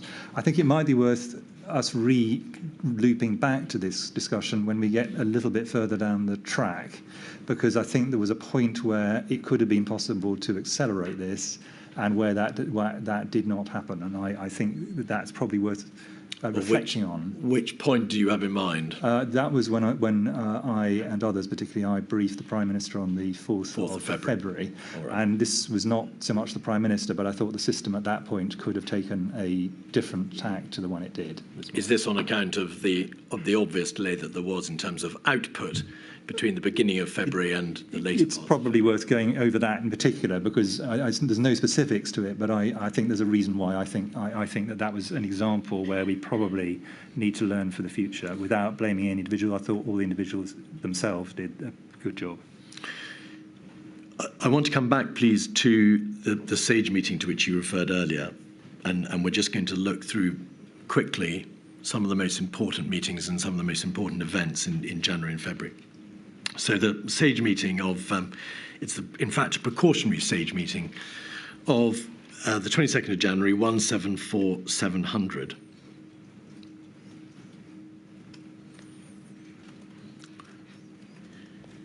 On page 2 at paragraph 7, there is a reference to this. There is evidence of person-to-person transmission. It is unknown whether transmission is sustainable. So this is a reference to the earlier debate that we had, Professor. There was produced for this meeting a commonly recognised information picture, to use the wonderful nomenclature of government, a CRIP. CRIP 1, could we have that, please? 47544, page 4. Is this script for a SAGE or a Cobra? Well, it's dated. It's dated. The information correct as at Friday, the 24th of January. But the date given there on page 4 is a PHE risk assessment of the 21st of January. So it may have been produced for a 24th. Yeah, this would typically be a Cobra document rather than a SAGE document. In the middle of the page, it does say sustained human-to-human transmission, i.e. long chains of transmission within a community. Is that because there was a significant change between the 22nd of January and the 24th? or around the 22nd of January, in essence, it became clear that the human-to-human transmission wasn't limited, it was sustained. Yes. By this stage, I think there was confidence that there was at least some sustained transmission. And in fact, the Imperial College report number 3, to which you referred earlier, reported on the 23rd of January to government that human-to-human transmission, self-sustaining human-to-human transmission, was the only plausible explanation for the size of the outbreak. Were you certain, nevertheless, or how sure were you, nevertheless, at this stage, that human-to-human transmission was sustainable? I was confident, and I think everyone was confident, that it was sustainable at this point in time. That doesn't necessarily mean that it remains sustainable indefinitely. And if I can just take two recent examples, because I just want to illustrate, so I think it's quite a critical point in the way we thought about it for the next few weeks. If you think about the major Zika epidemic in Brazil, and if you think about SARS, which has got some similarities to this, including being a coronavirus, both of those were sustainable and along long chains of transmission for a period of time, and then they died out. So the idea that there is ongoing person-to-person transmission along long chains, and that inevitably means that you then go on to have a sustained, I mean in a different sense, over multiples of months to years, transmission, those two are, the first is necessary for the second, but not sufficient. Professor, I must ask you to slow down again. Sorry. You're going very fast. Around this time, in fact, on the 25th of January, there were some emails between Professors Woolhouse and Ferguson and with Jeremy Farrow, in which they debate, and Professor Woolhouse is particularly strong on the issue of whether or not the central estimates published by the World Health Organization indicate that half the people in the United Kingdom and many other countries were maybe infected. There will be at least a doubling of the gross mortality rate and a completely overwhelmed health system. Now, you weren't party to those emails, but Professor Ferguson, in one of those emails, says, "Fully agree, Jeremy and I were saying the same to Patrick Vallance and Chris Whitty last night." So probably an evening, maybe the 23rd or 24th of January. So along with the clear evidence of sustained person-to-person transmission, along with their concerns based upon the WHO material, there was no doubt in your mind, was there, but that there was a high degree of transmissibility, there was sustained human-to-human transmission. In essence, this was a very dangerous and transmissible virus. Yes, I don't think there's any doubt that that was true. On the 28th of January, you emailed a health special advisor in number 10. Could we have 47585?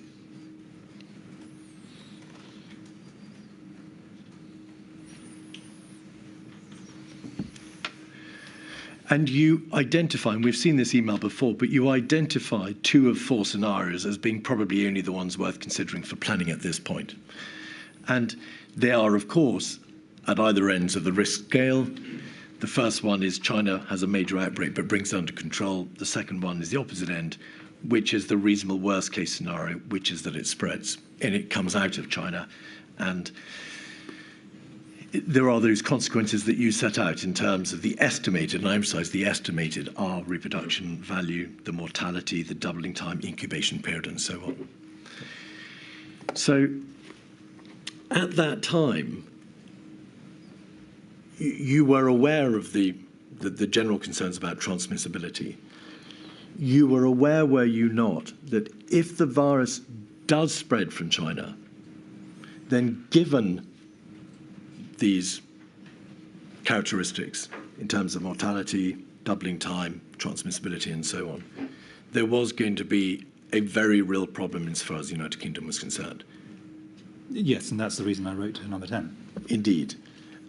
What thought did you give at that time to what practical measures might be put into place between this date, the 28th of January, and the end of February, which is when we got the plans back from the Civil Contingency Secretariat, to stop or prevent that spread, to stop that worst case scenario eventuating? Well, I think that one of the things that I was trying to do in this email, and I tried to do in quite a lot of the advice I gave, was I was concerned that government would think that there was likely to be a middle way. And I wanted to remove that possibility from their planning assumptions. So my view was either we would get spillover cases, but actually this would get contained in China. It's less bad than it currently looks, and fine, that would be a big problem in China, but it would be a much more limited global impact, or it was going to become a pandemic. I couldn't see, based on the characteristics it had at the moment, a middle path where it was a moderate problem. And that was the point I was trying to make here. Which is why it's a dichotomous decision. Exactly. Why there isn't a fudge in the middle, which is obviously the temptation for people to go into. And if you have a pandemic, but not starting in your own country, there isn't a great deal you can actually do yourself to stop it. You can then do the things we talked about, so slow, delay, research and mitigate. But you can't stop it. That genie is out of the bottle and you have no control over it. So I wanted people to be aware that was basically the dichotomous position we were facing. And that is why, isn't it, you identified that the priority, and we can see this at the bottom of the page at 4, is to prevent any UK transmission. Because if the virus leaks out of China, then the wave is coming. That is what you're essentially saying, unless it can be prevented. This virus with these terrible characteristics is coming, because that's what viruses do. So that's the key, prevent any UK transmission. Well, the key, in a sense, this has two different aims, the prevent, in this context.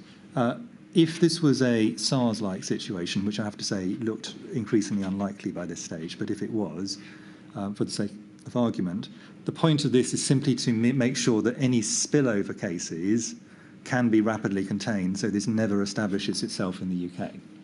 And you're not then saying this will turn into a pandemic. In fact, you're saying, no, this won't. But what we don't want to do is get any backwash from this. We had importations of SARS, we had importations of MERS, we had importations of Ebola. We picked them up and we treated them. That, in a sense, is the first element here. If it's going to be a pandemic, you're never going to be able to stop it. And I think there's always an illusion you can stop it. You can't. You can delay it.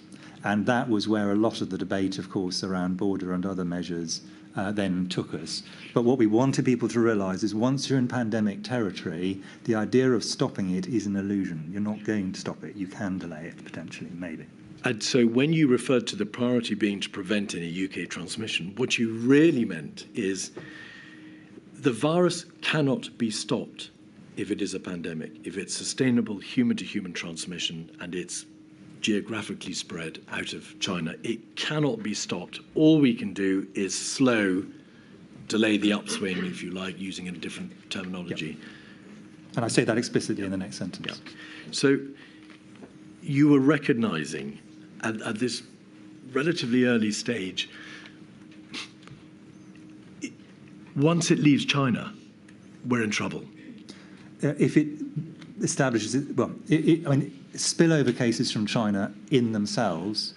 Not spillover, but sustained human-to-human transmission. Once you get into that situation, there is an extremely high likelihood you're in trouble, yes. Nothing in biology is certain, but it's extremely high likelihood. But by this date, all the signs were that it was sustained human-to-human transmission. By this date, there were cases outside China, Japan, South Korea. By this date, or shortly thereafter, SPIAMO was beginning to suggest that there was a probability it would come at some point. I think so. I'm going to just point out that the WHO, which is the normative organisation, had, I think, as of this point, still not called even a public health emergency of international concern, which is well short of a pandemic. Pandemic was not declared until, I think from memory, the 11th of March. So yeah, international views, as with many things, you look back on this and say, how can they be so blind? How could they not see this? At the time, there was still quite widespread international debate amongst serious experts. So yes, there were experts who were saying this is definitely going to happen, and there were experts who were saying very doubtful, and there were points between. I think it's very important we don't look back and say, well, of course you can see this is what would have happened. And I'm just pointing out the international evidence on this at the time is relatively clear. It was uncertain at this stage, but I think most people would agree that it was heading further and further towards this is going to get bad. And my view is, if this does get bad, this will be a pandemic. It's not a kind of in between. But your position was not predicated upon the WHO. Far from it. You had your own views, your own expertise, and of course the expertise of SAGE. Yes, but right. In a sense, actually in this area, the UK and WHO, WHO is a reasonable anchor point. If you diverge from WHO, and it was appropriate for us to do so sometimes, you have to have a good reason why you're doing so. I think it's a reasonable, in a sense, point of international comparison. It is the international normative agency. Professor, you gave advice. You received advice from SAGE. You relayed advice, and we can see from this particular document, without any express regard being made to the WHO's technical position and whether or not a PHEIC or pandemic had been declared. Correct? Yeah, no. The advice I consider is perfectly sensible advice. Exactly. What I'm saying is, I think I would have been wrong at this point to have said to number 10, the game's over here. This is going to be a pandemic. There is no chance of anything else. That would be an incorrect technical advice from me to them. So what this gives is two scenarios, one of which is a pandemic and one of which is not, but both of which are worth taking very seriously. And concurrently, you knew there was sustained human-to-human transmission, or at least the signs were all pointing in that direction. You knew, because you've described to us how you were aware that the United Kingdom was poorly placed to be able to respond in terms of the public health capability, in terms of the absence of plans, in terms of the absence of control measures to stop physically the virus reaching these shores. So was it not therefore the case that this was the point at which you appreciated we were in a terrible bind? It was coming, and there was very little practically that appeared to be possible to be able to deal with it, other than delay. Well, I think it was coming implies certainty, which I think is not where I'm saying I think we should have been at this point. But it's pretty rare that someone in my job, not just me, but my predecessors, write this kind of email into number 10. This is not the kind of thing you do on a kind of monthly basis or indeed yearly basis. This is a rare event to say we are very concerned. So we have by this stage activated the SAGE mechanism. We're writing into number 10, as we'll go on to talk about. A lot of briefings of very senior people across both the official and the political system happened in short order after this. So I fully agree with you. This is a point we are starting to move and escalate this as a major issue across government, not just within the technical agencies, which, as we previously discussed, I thought previously it was reasonably housed.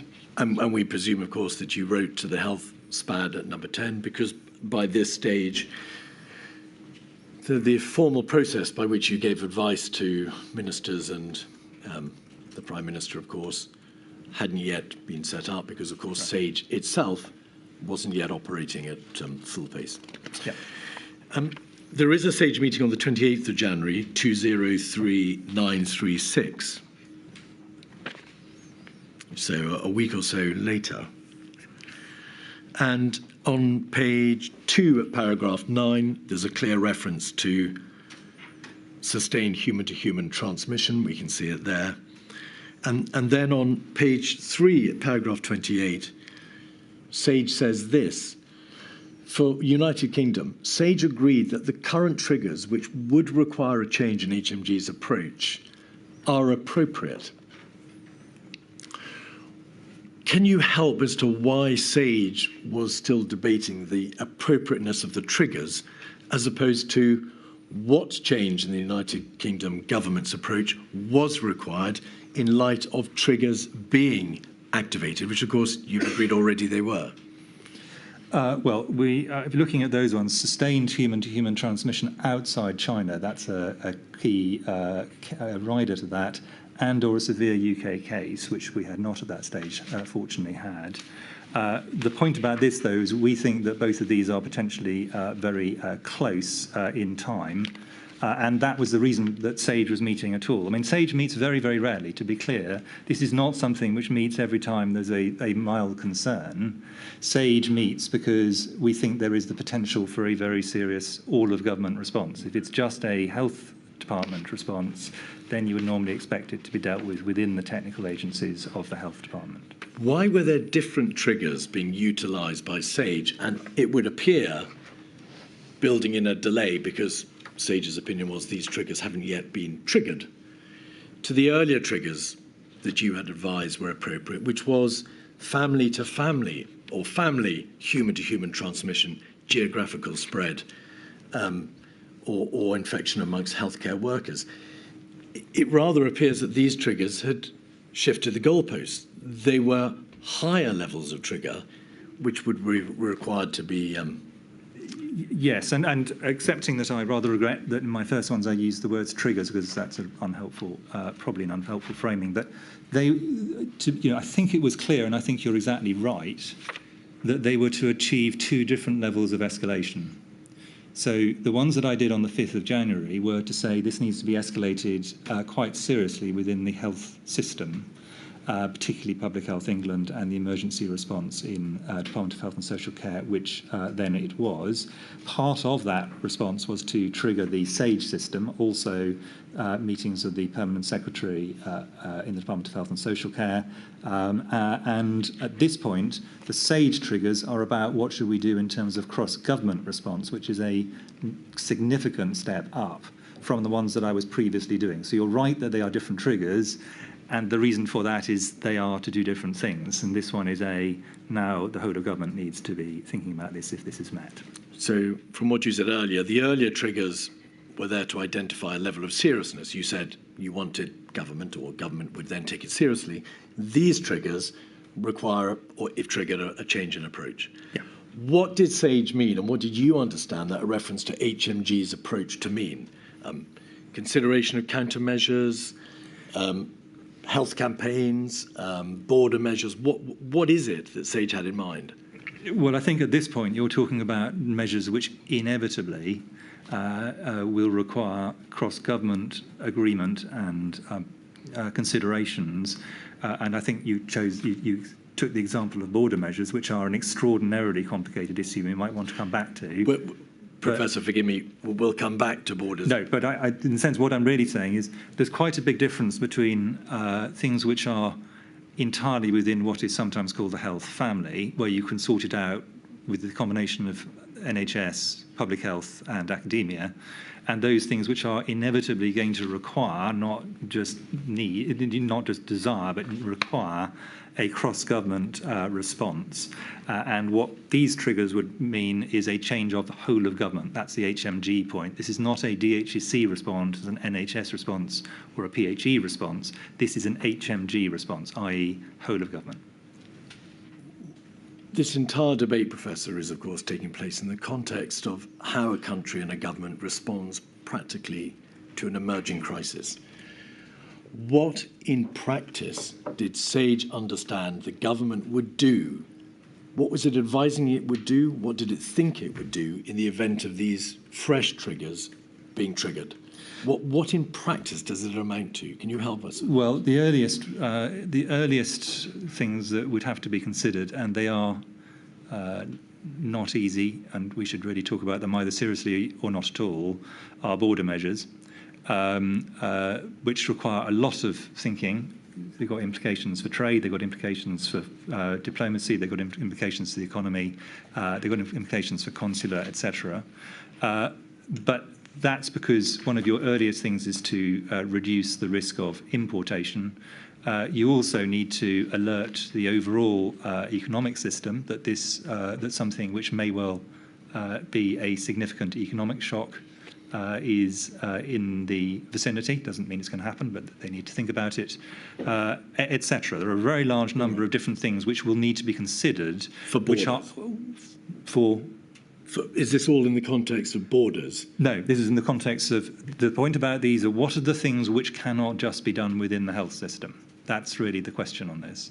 And there are some things very many things that can be done within the health system, but there are many things also which cannot be done within the health system. And I've just given some examples. There are many others. Well, let's look at borders. By this date, advice on port health recommendations had already been given. You'll recall yourself and Sir Patrick, yourself and a DCMO, probably Sir Jonathan Van Dam, advised it was too soon to do any additional measures on the basis of one case in Japan and one in Thailand. On the 2nd of February, so a few days after this, you engaged the advice of Professor Edmonds and Professor Ferguson. You asked them for a request, you made a request for their views on travel advice.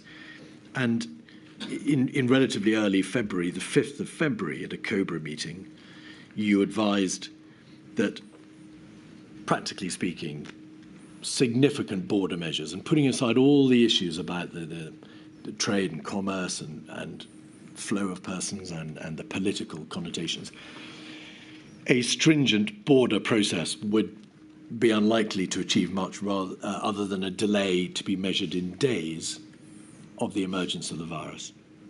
Yes, so that was a technical judgment. Yes. And I wanted to check that other people who have different experience in this area thought this, were able to challenge if they thought that this first view was incorrect. I didn't want it to be the last word, but my worry was I'd be asked for an opinion, and I wanted to be sure that others who I thought were good in this area had a chance to disagree if they felt that my provisional opinion was wrong. Indeed, and I think we can deal with borders relatively speedily because in terms of the merits of border measures, evidence has been received by the inquiry to the effect that less stringent measures such as screening and leafleting and temperature checks are unlikely to work because they can be circumnavigated.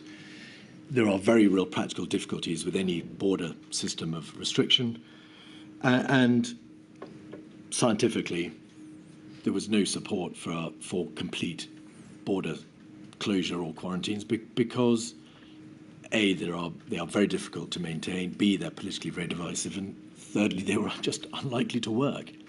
Yes, and I think, in a sense, I think that the technical judgments were, there's no evidence subsequently that's come to light that they were wrong.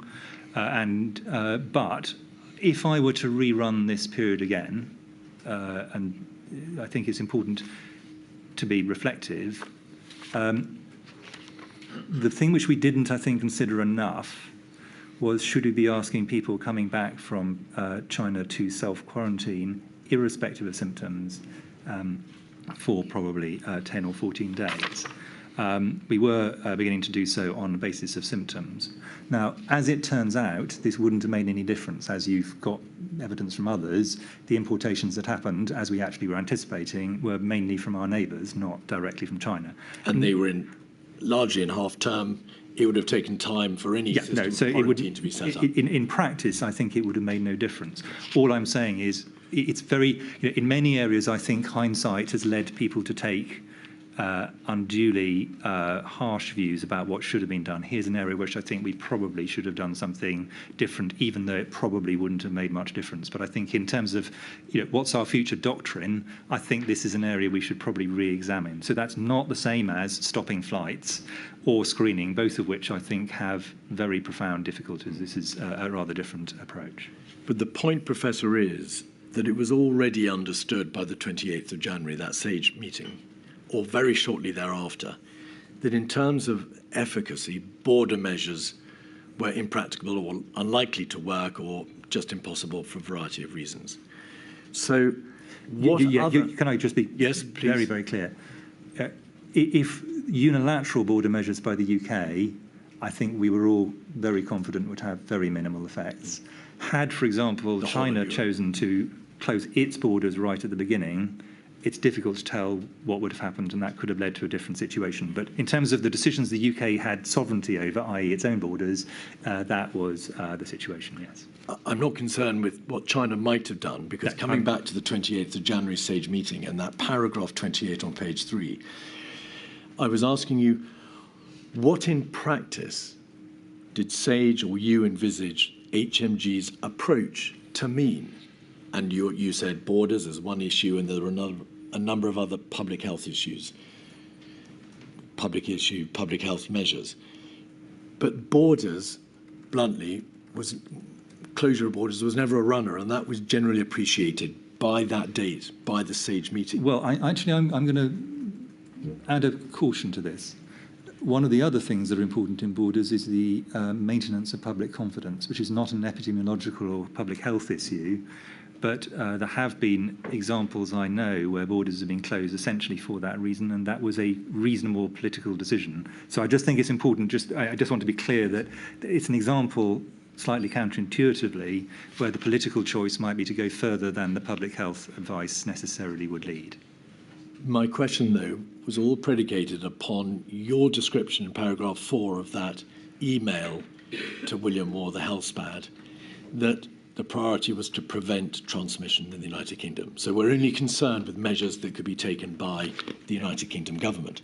And so I ask you again, what other practical measures were in mind at the end of January, the beginning of February, other than borders, which we've debated, which would have been reflective of the change in HMG's approach, which SAGE envisaged would be brought about by the triggers being triggered? What in practice was available, Professor? What could be done in practice? Well, I think that we should have taken so there are several different things we could have done, none of which I think would probably have made a lot of difference in reality. But I think that this is an area where, in my view, government should have started, not necessarily that day, but within the next week. And I'll come back to where I think we had an opportunity and didn't go there, to start seeing this as a massive threat to the whole UK, economic and social as well as medical, as indeed transpired. That really is the question, I think, which this should trigger. But the problem we would have here, and this is repeatedly going to be the case, I'm afraid, is the point at which you can make these kind of comments in SAGE. We didn't, at this stage, have any cases in the UK. 30th of January. 30th of January, that we knew of. That we knew of. Well, the first case was published on the 30th of January, the person in York. Yeah, exactly. One day later, two more. Yes, exactly. Once we get to this point, we're starting to take off. But I'm just saying the numbers are very small. We haven't got any deaths in Europe, fortunately, for another 2 weeks at all, not just in the UK. UK is later, fortunately. And so whether you could get political movement based on those extremely small numbers, I think is an interesting question that we will never know the answer to. All I'm just saying is we shouldn't assume that even had these triggers been met, action would necessarily have flowed. I'm just saying that... Quite so. But I think that it is important to note that this is not just a health problem if it happens. This is clearly going to be a societal problem and needs to be escalated across government. Why did SAGE and yourself and other scientific advisors in government or other advisors in government not shout out beyond the extent to which you did, which you wrote an email to the health SPAD, shout out that there was in fact a massive threat, and it was massive because the practical means of ensuring control or keeping the virus away from our shores were effectively absent? But as you'll... Sorry, if you allow me just to finish the question. And the data was then already clear that there was sustained human-to-human transmission with chains of transmission. So it's a massive threat because there was a massive problem, and you were aware that there was a massive threat. Why wasn't the government aware? Well, as you will see over the next few days, of my statement, which I think lays it out reasonably clearly.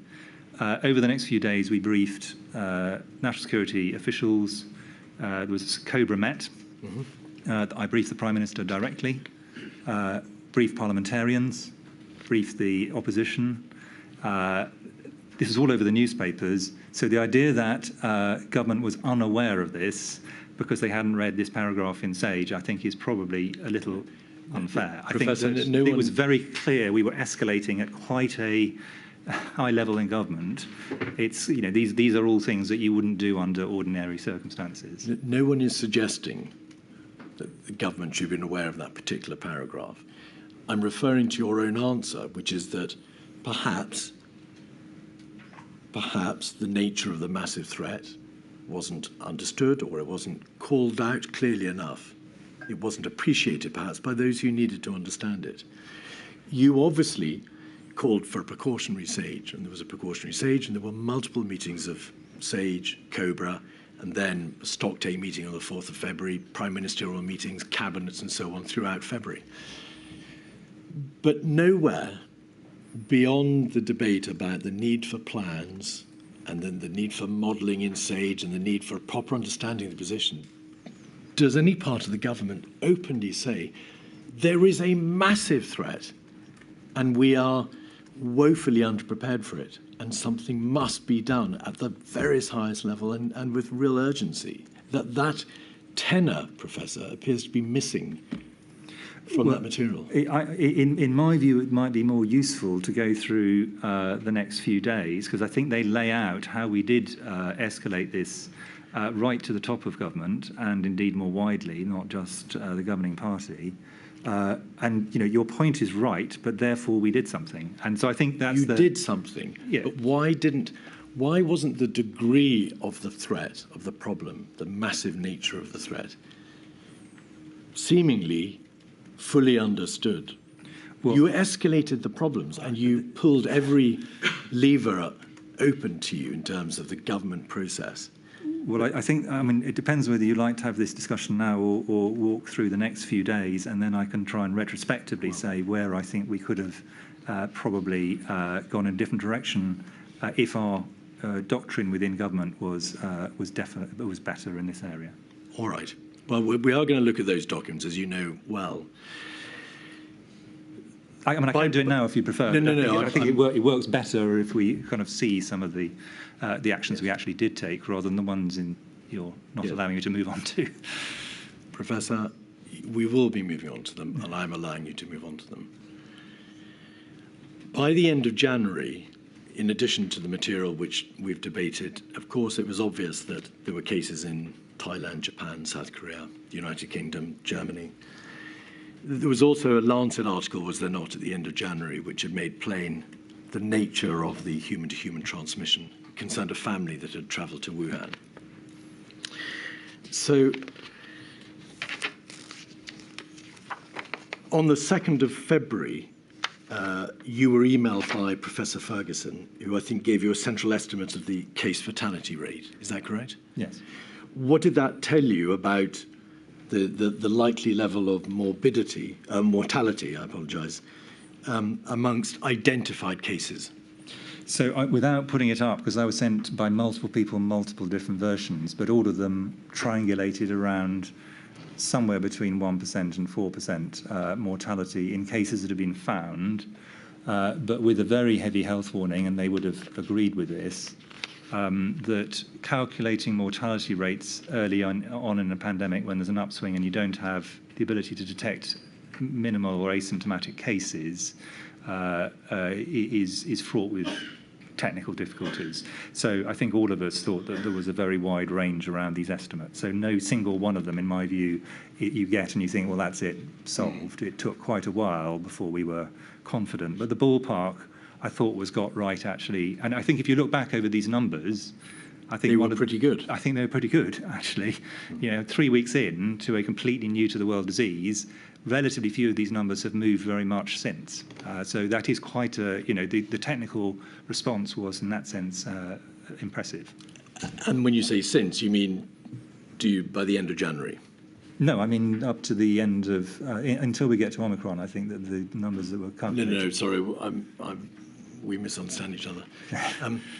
At what point were the majority of these figures available, which have, with the fullness of time, proved to be broadly correct? So, case fatality rate, infection fatality rate, hospitalisation. If you look at the, for example, the email like we just discussed on number 10, none of the figures I put in that have actually substantially moved since the time that I read them. These weren't my numbers. I was reporting other scientists' excellent work, but we had already settled, although at that point we had wide confidence intervals around all of them. Actually, as the confidence intervals have narrowed, we've still ended up in a pretty similar central position, which I think is a great tribute to Chinese and UK scientists amongst many others. And so we may be clear about the information available to you. Those are matters such as the reproduction number, the doubling time, the incubation period, case fatality rates, that sort of information. Yes, I mean some of those are probably intrinsic to the virus. So things like the incubation period, things like doubling time and the effective R number, not necessarily the R naught, they will vary over time and depending on a number of other factors, including actually NPIs, as we will no doubt come on to. Yes. So they're not fixed, but some of them are fixed, and those ones I think were pretty reasonable as a first pass. There was then a SAGE meeting on the 4th of February. We'll have that up briefly, 51925. SAGE noted on page 3 at paragraph 19 that asymptomatic transmission cannot be ruled out and transmission from mildly symptomatic individuals is likely. Insofar as SAGE was unable to rule asymptomatic transmission out as opposed to saying it is in existence, was that a reflection of the data that was, of course, available at that time? I think this is a perfectly sensible assessment of what we knew at that point. Yeah. And just to be clear, asymptomatic transmission, or the issue of asymptomatic transmission, is quite different, of course, from the issue of human-to-human transmission that we were debating earlier. Yeah, and different again from asymptomatic infection, where someone catches the disease, has no symptoms, and does not pass it on. That's a different thing again, and actually quite an important distinction, those two. Yes, and you've addressed that in your statement at some length. On the 4th of February, there was what we've been calling the stock take meeting. And that's the meeting to which you referred earlier, Professor. That is, I think, at 146558, or at any event, this is a letter from Imran Shafi, who reported upon the meeting. And this was a meeting between yourself and the Prime Minister, the Secretary of State, and a number of advisors and colleagues. Including the National Security Advisor. Including the National Security Advisor. The second paragraph on that page, it is, as it happens, the only substantive paragraph that deals with coronavirus. We began with a short update on coronavirus. Following an update from the CMO, the Prime Minister stressed the need to continue to explain our stance to maintain public confidence in the plan. Maybe we presume that's a reference to the government plan, whatever it might have been by that date. Yeah. On further travel restrictions, your Secretary of State was engaging Foreign and Commonwealth Office and European colleagues and would revert with a proposal on the way forward. But in truth, the big issue of border closures or significant restrictions had already been advised upon, at least in the first instance, because it was an issue that came back, didn't it, again and again. Yep. And will require an assessment of what constitutes a proportionate response. Please keep number 10 closely involved on key decisions in the coming days. There wouldn't appear, Professor, on the face of that paragraph to be much by way of reflection of the massive threat that you described. I agree. So can I give a little bit of a commentary on this, because I think this is a fundamental issue of not of the individuals, and I want to be very clear. I think Private Secretary, for example, is doing what he should do. He's an outstanding Private Secretary. He was, and colleague subsequently. You have a situation where the Chief Medical Officer, and as you know from other documents, reported to the Prime Minister that there was a possibility, it wasn't a certainty, of a pandemic, and if this pandemic occurred, my view was it was reasonable to think this is not the same as a reasonable worst-case scenario, and I want to be Can clear. you go, please, much slower in this Yeah. important issue? It was reasonable to think that we would be looking on first pass at maybe 100 to 300,000 deaths, which, to be clear, is pretty accurate compared to where we are, sadly, now. I wasn't saying this was certain. Now, important second point, this wasn't some maverick coming in and saying this. This is on the basis of SAGE meetings chaired by the Government Chief Scientific Advisor. COBRA had met. The World Health Organization has by now declared a public health emergency of international concern. This is all over the news. Now, the point I would like to make on this, because I think this is actually something where we really do need to think very seriously in government, is that had, let us say, the Director General of MI5 or the Chief of the General Staff come in and said there is a possibility of 100,000 plus people sadly dying from a terrorist attack or from attack on the UK, the chances that this would have been the response in the letter and that this is what would have, that the system would have continued as it did, next COBRA meeting, still chaired by the Secretary of State for Health and Social Care, I think is quite small. And the reason I'm making that point is this was not a new consideration. Pandemic infection, flu, but this is very similar to pandemic flu, has been top of the National Risk Register for years. This is not a new potential threat. So my worry has always been, and I think this, in a sense, reflects it, that hard geopolitical threats are treated in a different way, and in my view, entirely appropriate way, this isn't a criticism of what they do, to ones which are seen as natural threats or hazards.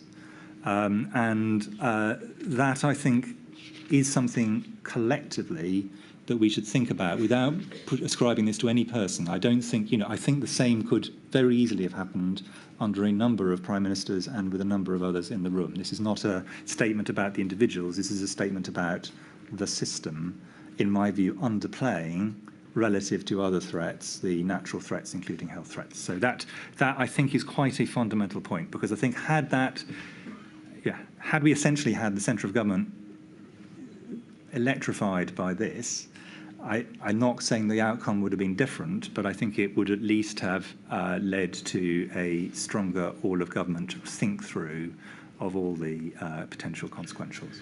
There's a lot in that, Professor. Can I just divide it up briefly? In terms of the system, the inquiry heard a great deal of evidence in Module 1 about how government system is differently designed as depending on whether or not it's dealing with a threat, a terrorist outrage, for example, as opposed to a risk. Is it that divide to which you're making reference in terms of the absence of perhaps an equally or the absence of an equally sophisticated or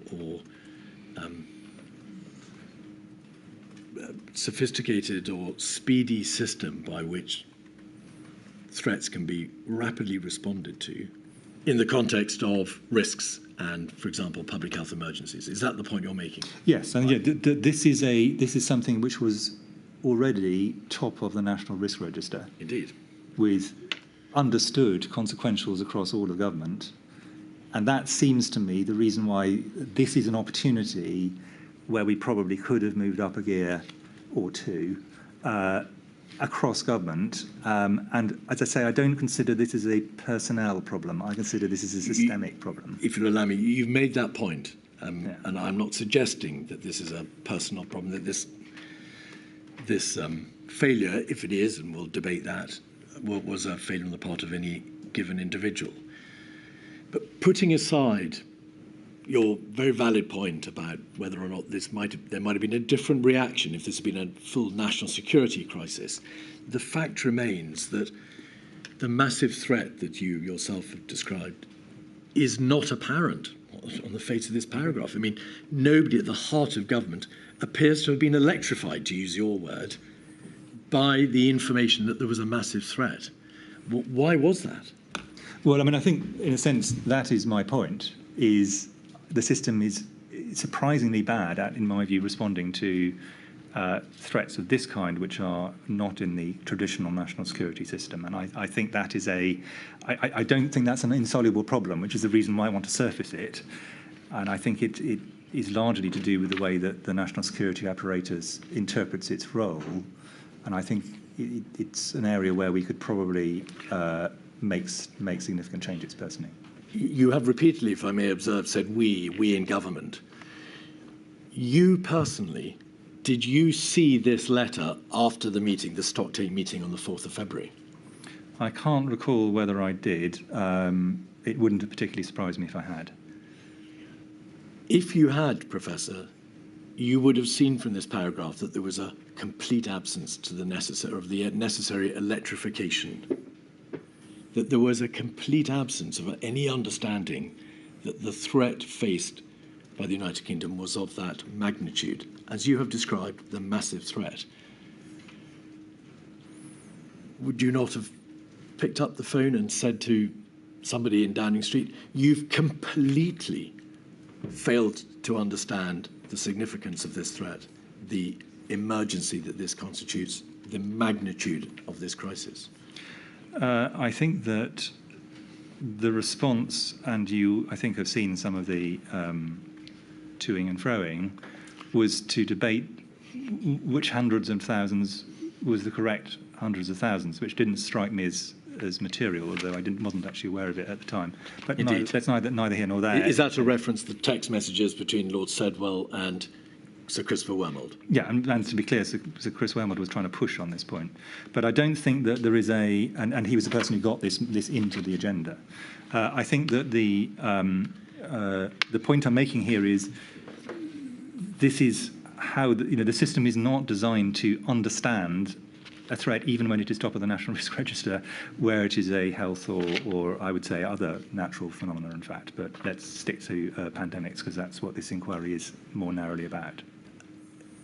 And whether it's called toing or froing on the part of government, whether it's called a failure to understand the degree of the massive threat or the magnitude of the crisis, there was a hugely important systemic failure at this point, was there not? Yes, I mean, I think there's a big question about whether it would have made a difference to what subsequently transpired, and I don't think we should draw that line too firmly. No. But I certainly think that it would have been something which, let me be mealy-mouthed about it. Under ideal circumstances, there would have been a different response. Apart from education or training, how would you change the approach to a terrorist threat and a natural hazard? I think I would start off with what's the level of damage that the UK is going to sustain, and start from that rather than which type of threat is it we're talking about. Because the sort of terrorist threat, for example, or what kind of I'm used to threat in a generic sense rather than more narrowly. I think that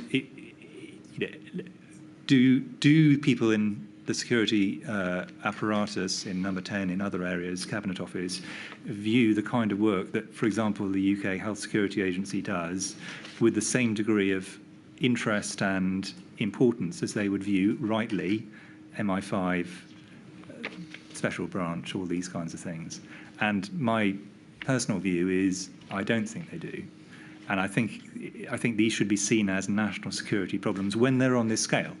On smaller incidents, I think it's perfectly reasonable to take it differently. But I think if we're talking about something that is going to clearly have an impact across the whole of government, including very obviously on the economy, in addition to substantial loss of life, education, all these kind of things, then I think there is a strong argument for saying, why do we not put them, in a sense, on an equal footing in terms of the degree of impact they're going to have on society?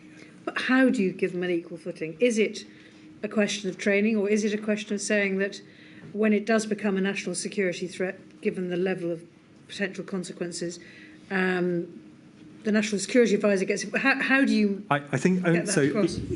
In reality, the only people who can actually operate, I mean, there are 3 departments that can operate across all government where government needs to do something.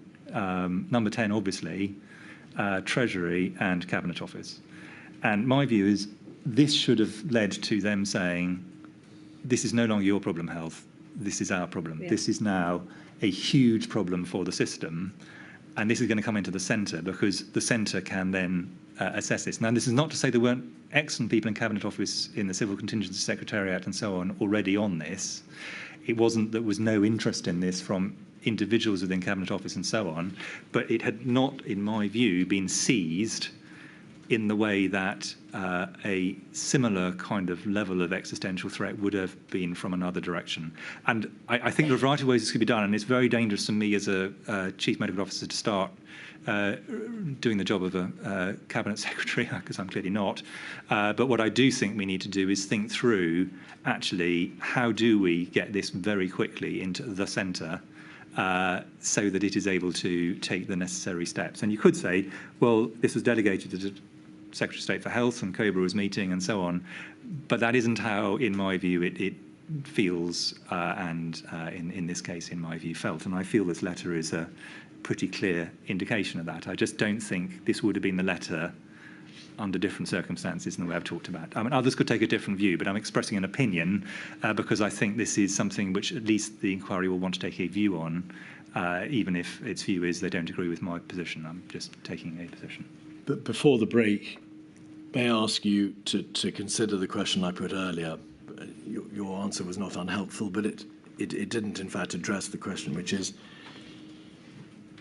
on the premise that, on the basis that there was, however one might describe it, a system failure or failure to acknowledge the existential threat or the massive threat, why, as the weeks in the middle and later February began to roll out, you and others who are equally aware of the nature of that existential threat were not emailing Number 10 or shouting out your concern that the central government had fundamentally failed to understand the nature of the threat that you had described? Well, I mean, it's difficult to work out where you can go once you've talked to all the people I talked to, and there's a very long list of people who Sir Patrick had also, and I think he didn't get to cover it in his oral evidence yesterday, but he has, I think, covered it in his written one. He also, through the good offices of Mr. Cummings, tried to escalate this into the centre. So it's not that there weren't attempts to do this.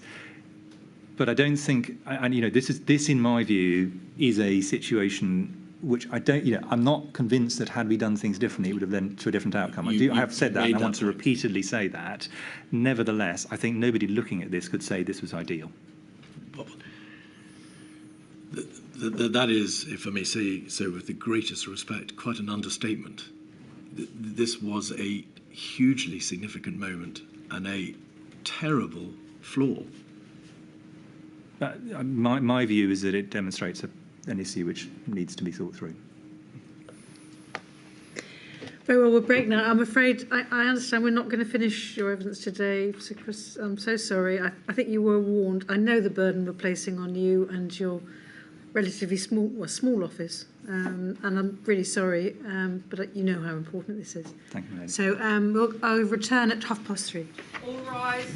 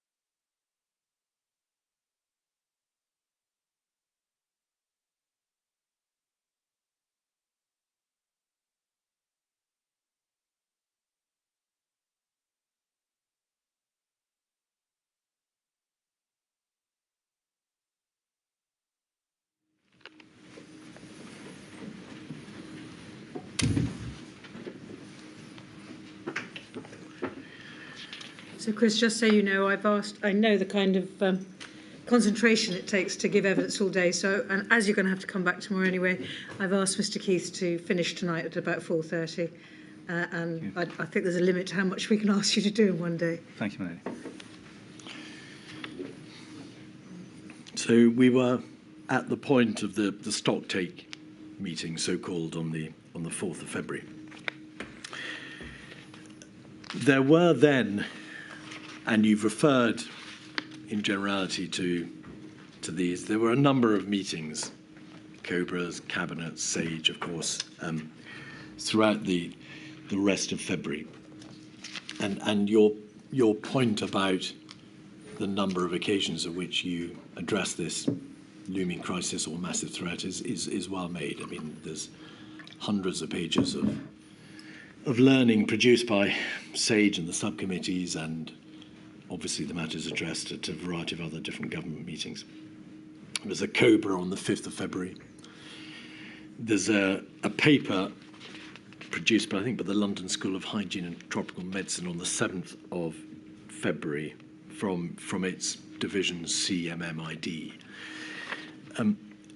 This isn't a memory test, Professor. Do you recall whether or not you were given that paper? It was a paper which dealt with the feasibility of controlling 2019 novel coronavirus outbreaks by isolation of cases and contacts. I can't recall, only because I received multiple versions and multiple papers, and remembering that far back, I think, would be optimistic. Indeed. Essentially, and this is the evidence of Professor Edmonds, that he produced a report, or rather CMMID produced a report, which showed that a very high number of contacts, or fractions of contacts, would have to be traced and isolated for effective control to work. There was also, and you've referred to this earlier, a report 4 from ICL dated the 10th of February. This is the one you referred to, which said this, that there was an overall case fatality rate in all infections, asymptomatic or symptomatic, of approximately 1%. There followed thereafter an important cabinet meeting on the 14th of February. Perhaps we can have a look at that. It's 56138. If we look, please, at page 6 of this meeting,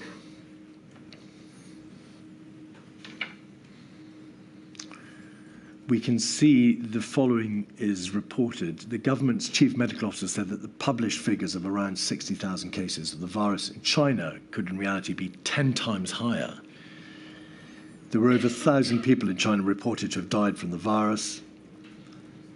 If the virus remains centered around Wuhan and the surrounding province of Hubei, it may be possible to prevent widespread infection in the United Kingdom. If it spread beyond China to its neighbours and across the world, then the UK would not be immune. So that's the point you made earlier, that once control is lost, once the virus has leaked from China and it is sustainable geographically outside China, then game over. Is it correct that by this date, the 14th of February, it was known that there were cases not only in Japan, South Korea, and geographical regions contiguous to China, but of course in Germany and the United Kingdom and Europe? Yes. You couldn't have been very hopeful, given the nature of the transmission, the now known characteristics of the virus and the geographical spread, that the body of the outbreak, not peripheral cases, but the body of the outbreak would remain confined to China, and or that the Chinese would be able to suppress it. Could you? I was certainly, by this stage, and I think this is true for most people, had moved to a position where it was more likely than not that we were going to end up with a pandemic. Yeah. If we look at page 7, we can see that at the top of the page it says this: concluding the government's chief medical officer said that if the virus became widespread in the United Kingdom, there were plans in place that could slow down its spread. Accepting, of course, that this may not be an accurate reflection of what was said, if you said if the virus became widespread in the United Kingdom, would that be an accurate reflection of your understanding that the virus, having left China, spread to the United Kingdom was inevitable? Well, leaving China, you could certainly have chains of transmission outside China, and it'd still be in a scenario where it was controlled globally. But I think by this stage it was much less rather than more likely. So, as I say, this probability was not a binary one. It was gradually shifting, but it now shifted, I think, to this being, I think, more likely than not that we were going to end up with a pandemic. Did the government, to whom, of course, you were reporting at this cabinet meeting, understand that it was still conditional, that if the virus became widespread, there were plans in place? Or do you think they did understand that it was a pandemic, i.e. it wasn't just a regional outbreak, not just an epidemic, that it had spread beyond China, it was in the United Kingdom, and it was sustained transmission? Do you think they got that? No, I do think that, and actually it's extremely rare, in fact, that the Chief Medical Officer is invited to Cabinet under ordinary circumstances. Sure. This reflects the fact, I think, that government was acknowledging that this was a substantial threat. May I just pick up one point in this, which is not relevant to your question, but I think may be useful later on, which is just to make the point that we were making very clear this could be more than one peak, because I think that has got a bit lost in some of the... We'll come back to that. The narratives. You'd also say to Cabinet there were plans in place that could slow down its spread.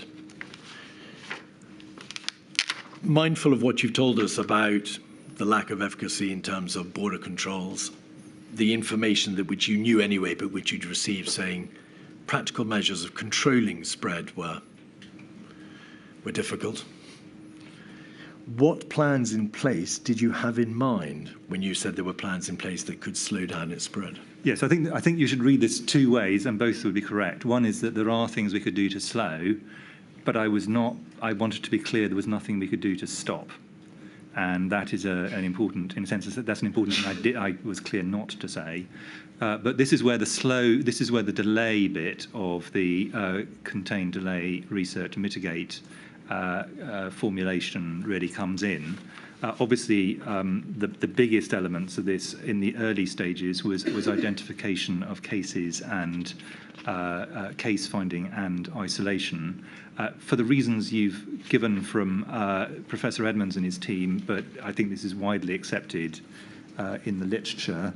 Once you get to a very large amount of transmission, those really are highly unlikely to work. But in the early stages, a case finding and isolation strategy has a realistic chance, if you can find the majority of the cases, that's the big if, in significantly delaying the spread. The point I'm seeking to make is a slightly different one, which is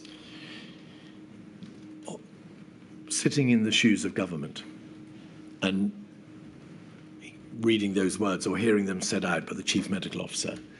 If the virus became widespread, there were plans that could slow down its spread. They might not have been sufficiently, to use your words, electrified. And therefore, I wonder whether or not this is a correct reflection of what you actually said. Did what you say communicate the threat? Certainly. I think by this stage, I think that there was quite a recognition that there was a significant threat.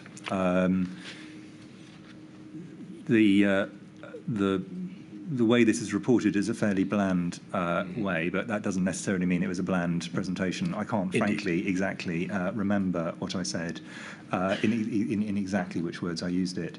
But I think this is a if I were listening to this in Cabinet, I would be concerned. I think that one of the things that, however, we really did not find easy to get across, and I found this surprising given that so many people in both politics and in the official system are trained in economics, is the extraordinary power of exponential growth to get you from small numbers to large numbers very quickly. People just don't get that intrinsically. I think they've got it a bit more now because of having seen it, but certainly prior to this pandemic, I think people just didn't understand how quickly you move from it's actually very small numbers to it's actually very large numbers and doubling every few days. That can be really quite quick. I'm sorry to press you on this, Professor. You said you do think that they recognised that there was a significant threat. Did they sufficiently recognise there was the threat of the order that you've described earlier, the massive threat, the existential threat? And it may be because members of government, as you say, don't naturally understand the science. The notion of exponential growth is a difficult one to grasp. I think, and you'll cast your mind back to remembering the political environment at this stage, the fact that at this point they were devoting a sufficient amount of cabinet to this particular issue, I think does mean that at a certain level this has lodged as a major issue for government, because it was quite a busy political period, is my memory. However, do I think that most people around the table fully grasped what would happen if this started to run exponentially? I suspect the answer to that is no, but I wouldn't want to interpret their thoughts. No, but you recognise, of course, that one of the hugely important functions of the Chief Medical Officer is to be able to get them to understand the seriousness of the position. I was doing my best. Yeah. Later in February, further information was received from the Diamond Princess outbreak. That's to say, the outbreak of the virus on the Diamond Princess cruise ship, which I think had taken place in early February. But certain time passed before all the figures could be computed and the estimates and the analysis done. But it became, if it was not already clear, it became abundantly clear by the last week in February that the infection fatality rate, that's so the number of people who would die having been infected, was of the order which it had been estimated. The case fatality rate was of the order as had been originally estimated.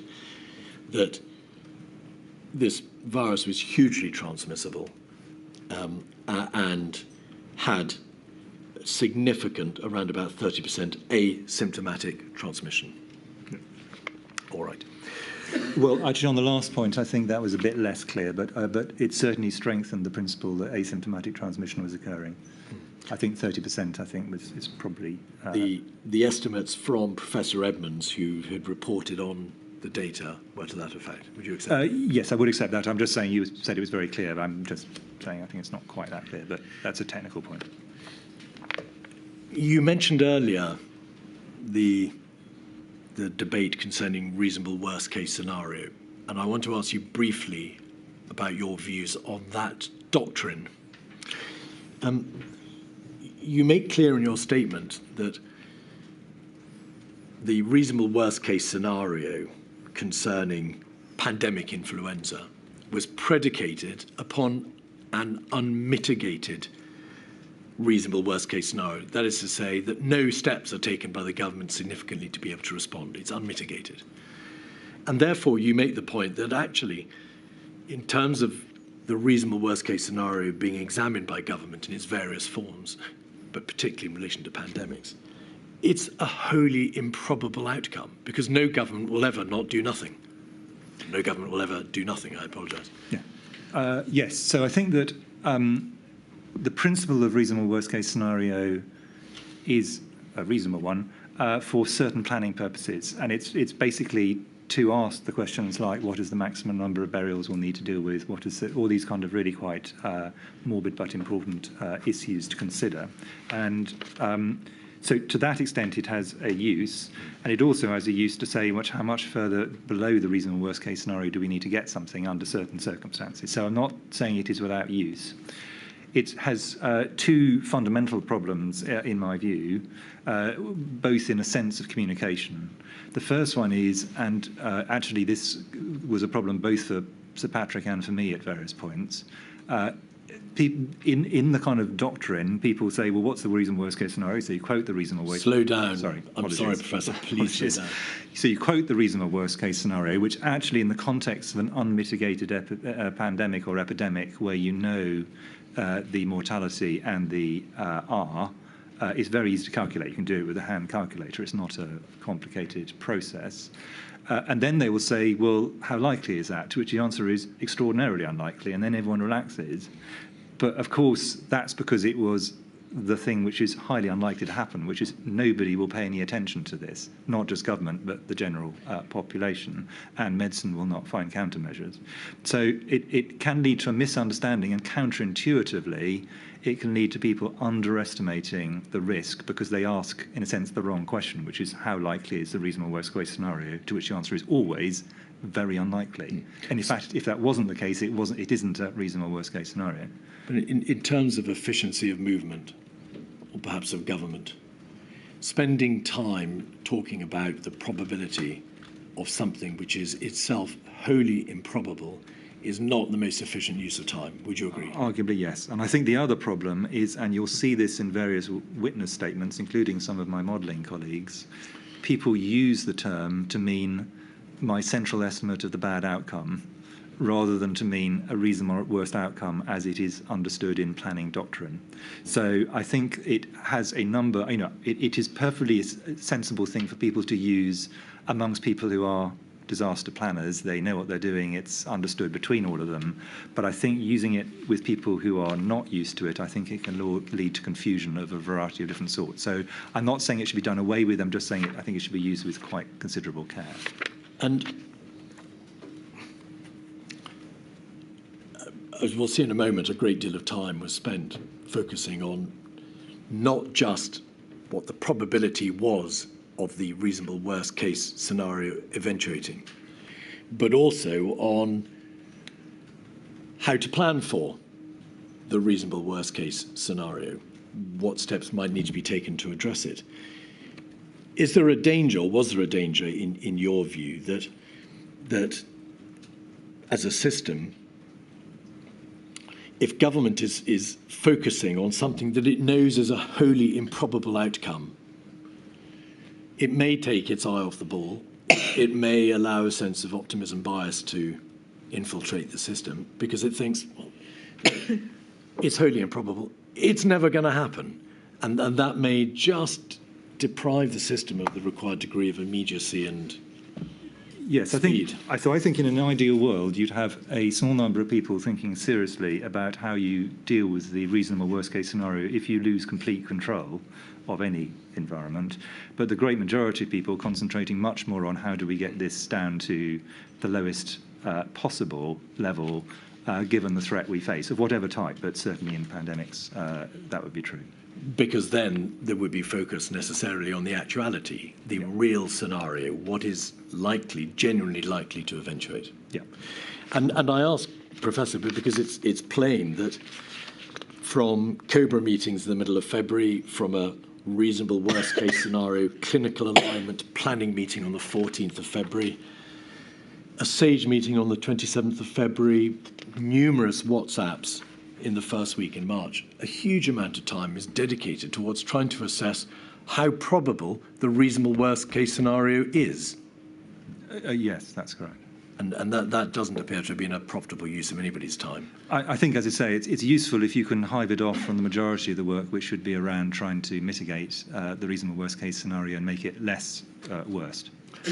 And it's not an easy process, is it? I mean, you were asked to opine in WhatsApps on the 2nd of March, the number 10 DHSE COVID group, what the probability is, and you said, or rather Sir Patrick Vallance said, Chris and I both think the reasonable worst-case scenario is relatively low probability, 1 in 5.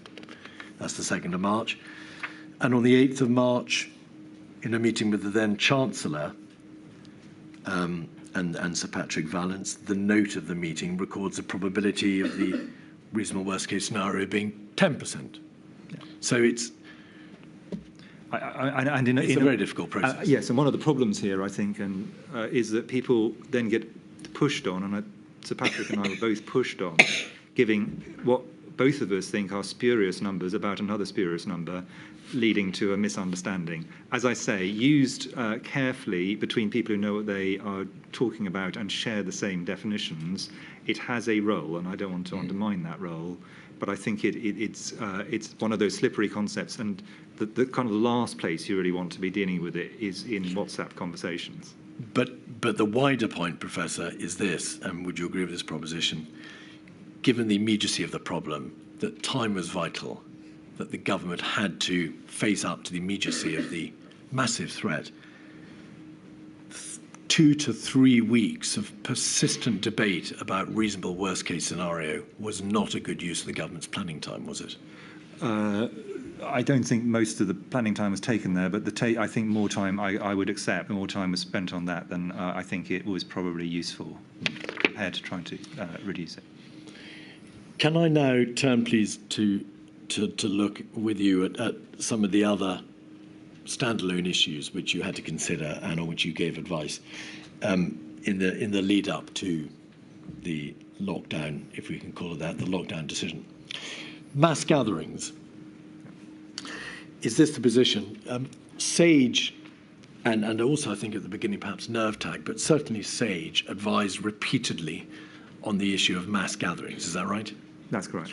And was that because government, mindful of the political connotations surrounding mass gatherings, repeatedly came to SAGE to say, what is your view, and should we still be allowing mass gathering events, sporting events to continue? Yeah, and I think government in that sense was asking a very reasonable question, and SAGE repeatedly gave a correct but I think probably unhelpful answer. In February and in March, and then, in fact, in a paper dated the 11th of March from the London School of Hygiene and Tropical Medicine, the advice was given as follows. Essentially, in terms of infection control, outdoor events are safer than indoors. That's fairly self-evident. SAGE and the London School of Hygiene and Tropical Medicine looked at the degree, however, to which infections might spread in bars or trains and so on and so forth, and other close quarters in queues, whether alongside sporting events or if sporting events were to be shut. So, for example, if everyone goes to the pub instead to watch the game.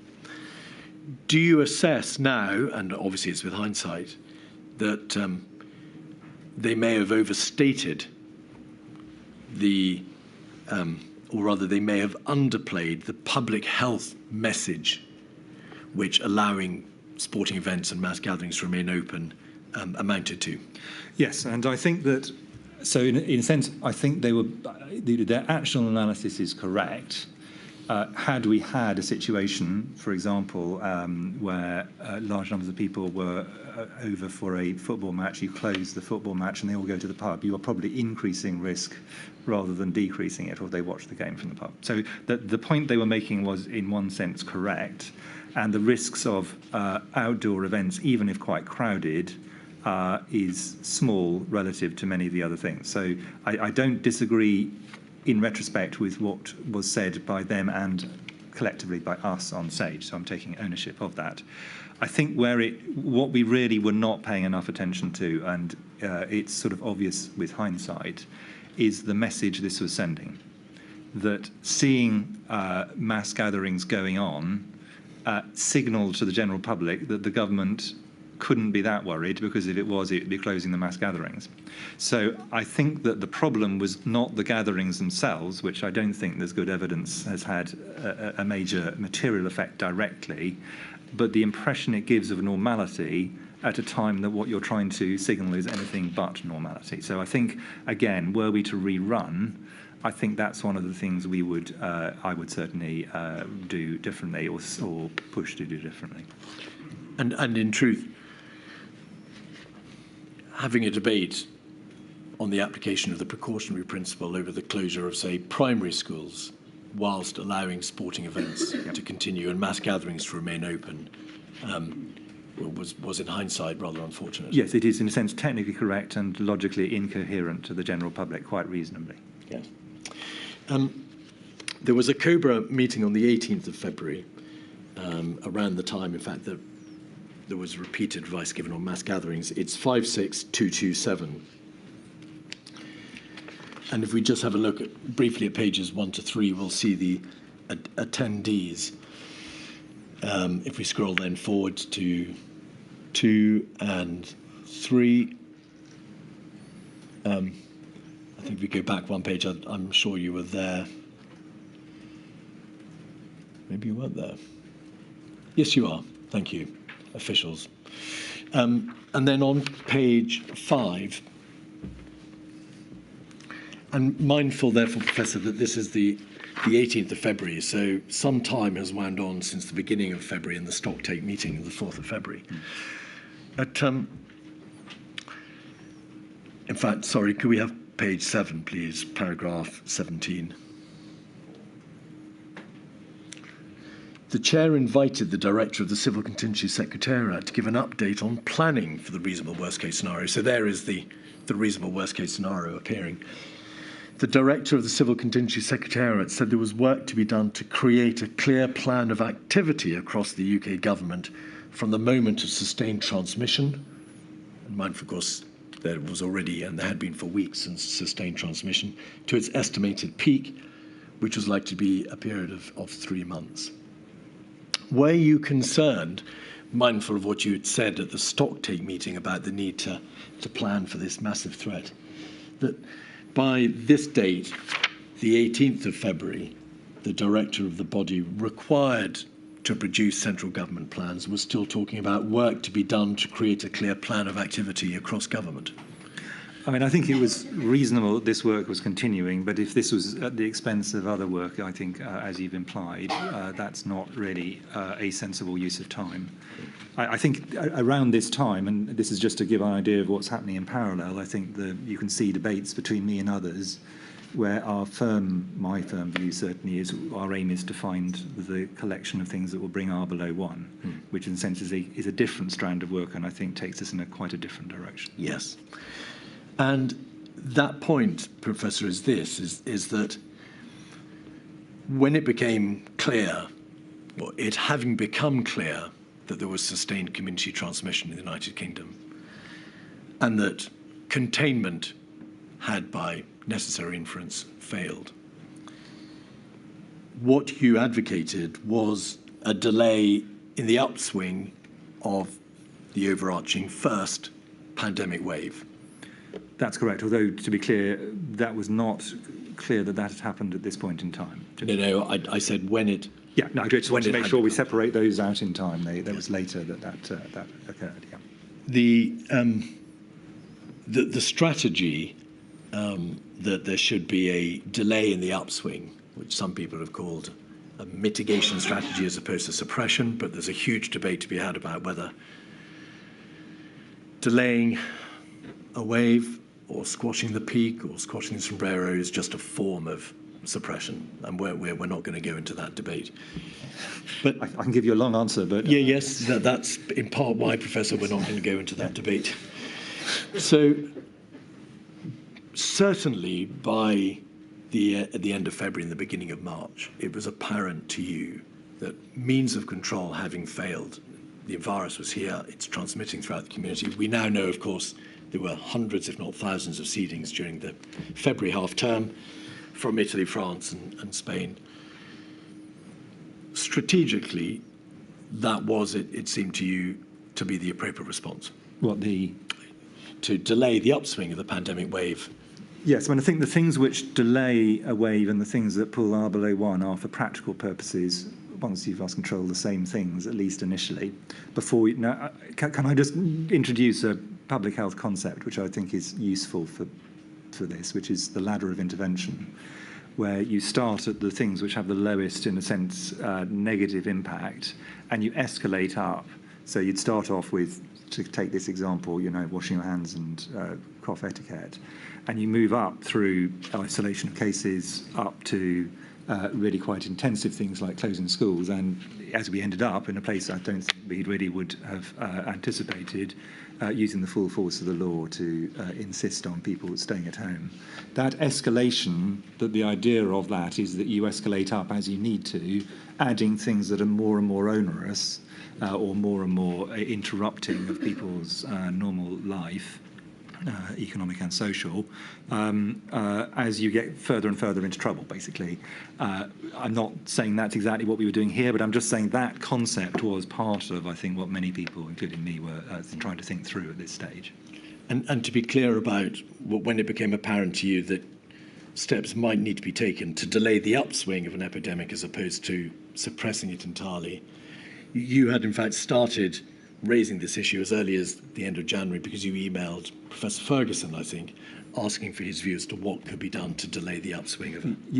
Yes, and I, from very early on, my view was we need to find out a group of things that will get R below 1, if that is possible. And the Chinese have demonstrated it is possible.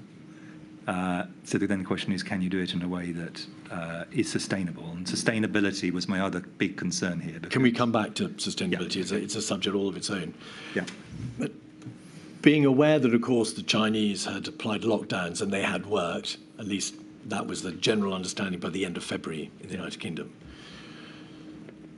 Why, as you developed the strategy of delaying the upswing of the wave or squashing the level or squashing the sombrero, did you rule out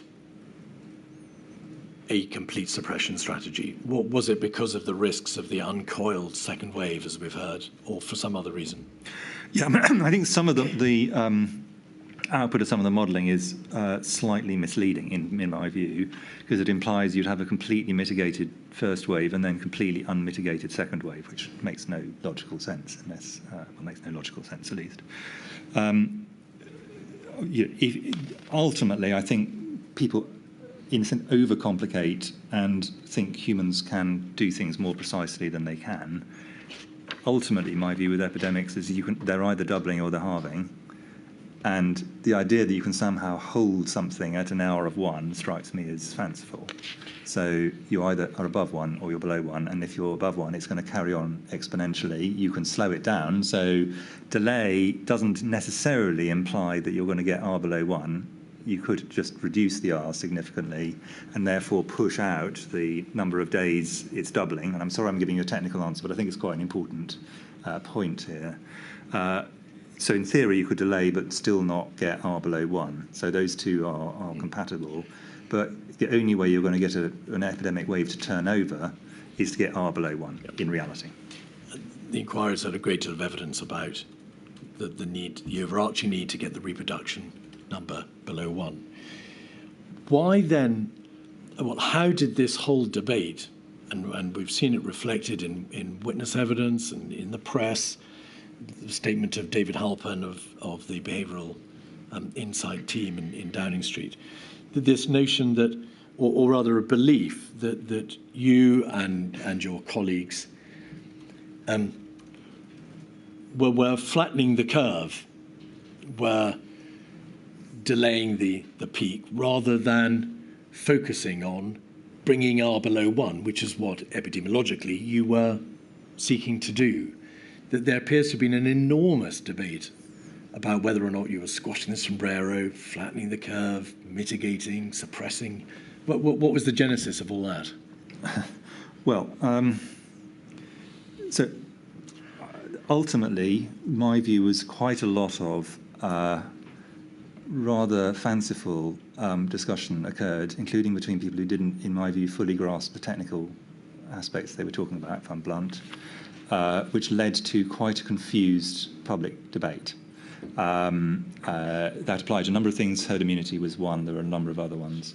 And on several occasions, as you have probably had the privilege of reading my rather dull, compared to other people's WhatsApps, I implore people not to try and talk about some of these issues because I think they are confusing rather than enlightening the public. But there we are.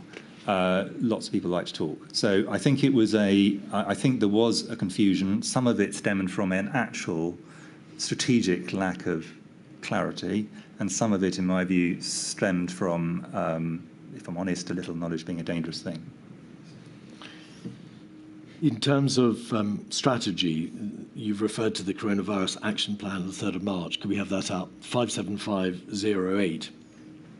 This was published, as you know, on the 3rd of March.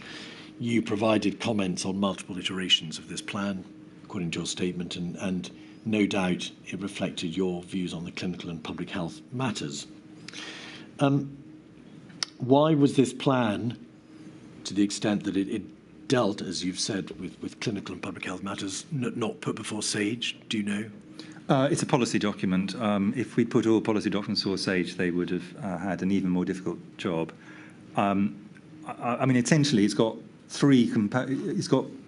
four components, three of which I think are reasonably thought through for this point in the pandemic, but one of which was, for practical purposes, almost irrelevant by the time it had arrived. Contain. So it's contain, delay, research, and mitigate. My view is the strategy, the tactical points made. Slow down, Professor. The tactical points made under those three components, which had been thought through reasonably, in my view, were okay for a document at this quite high level.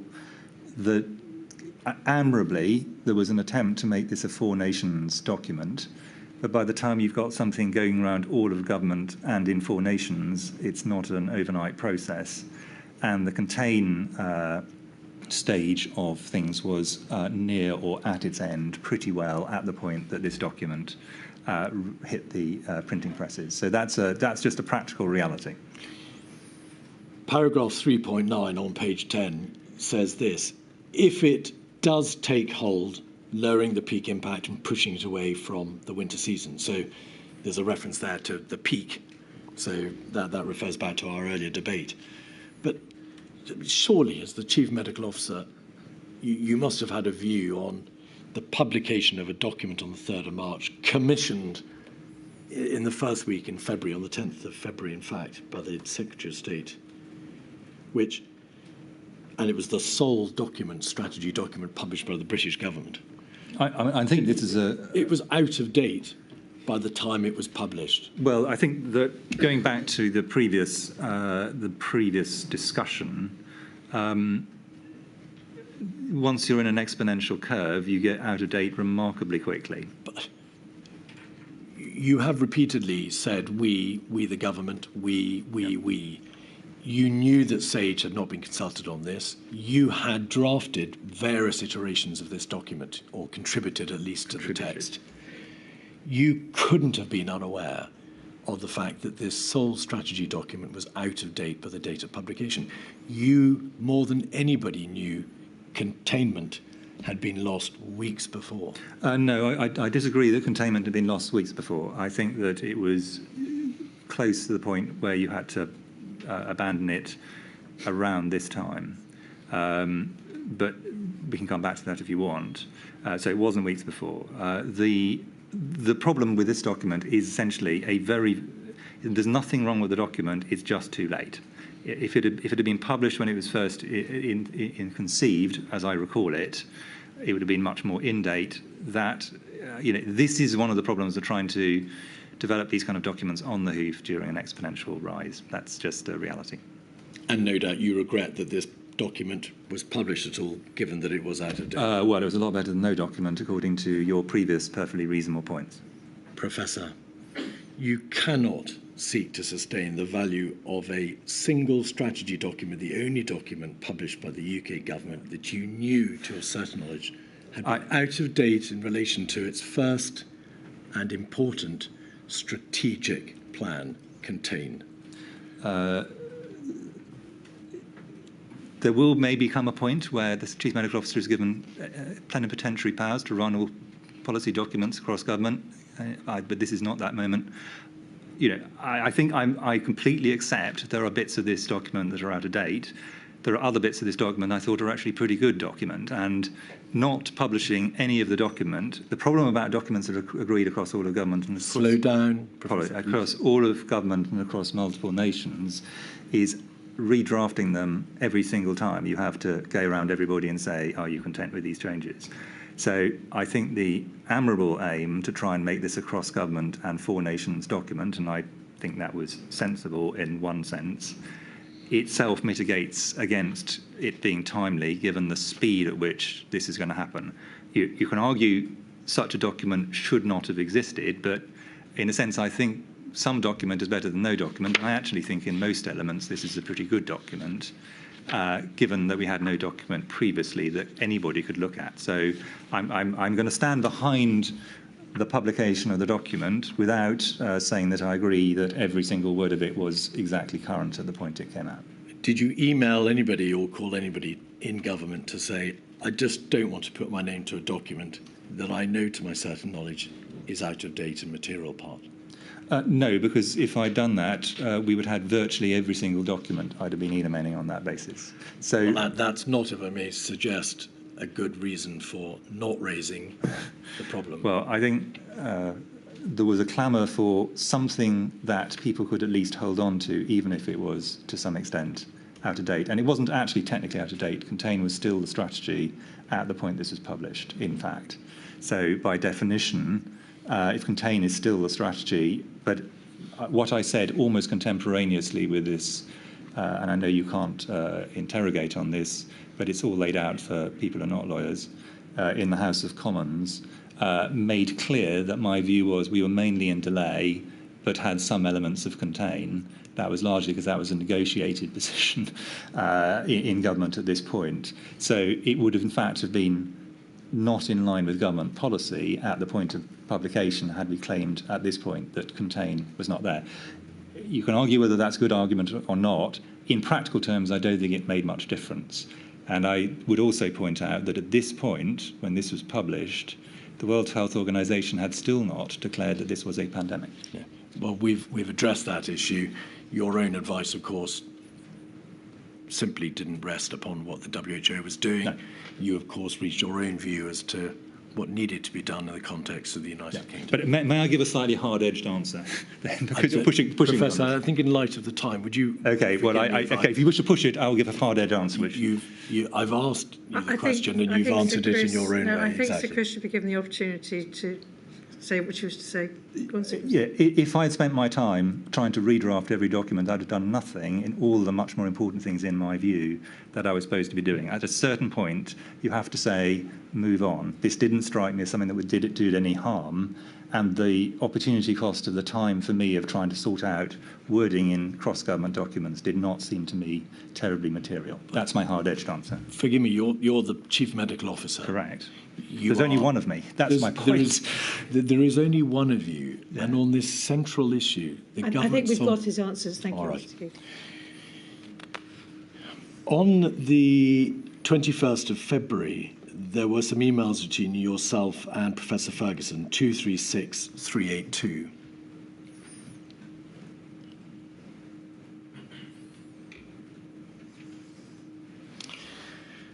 If we could look at page 3 briefly.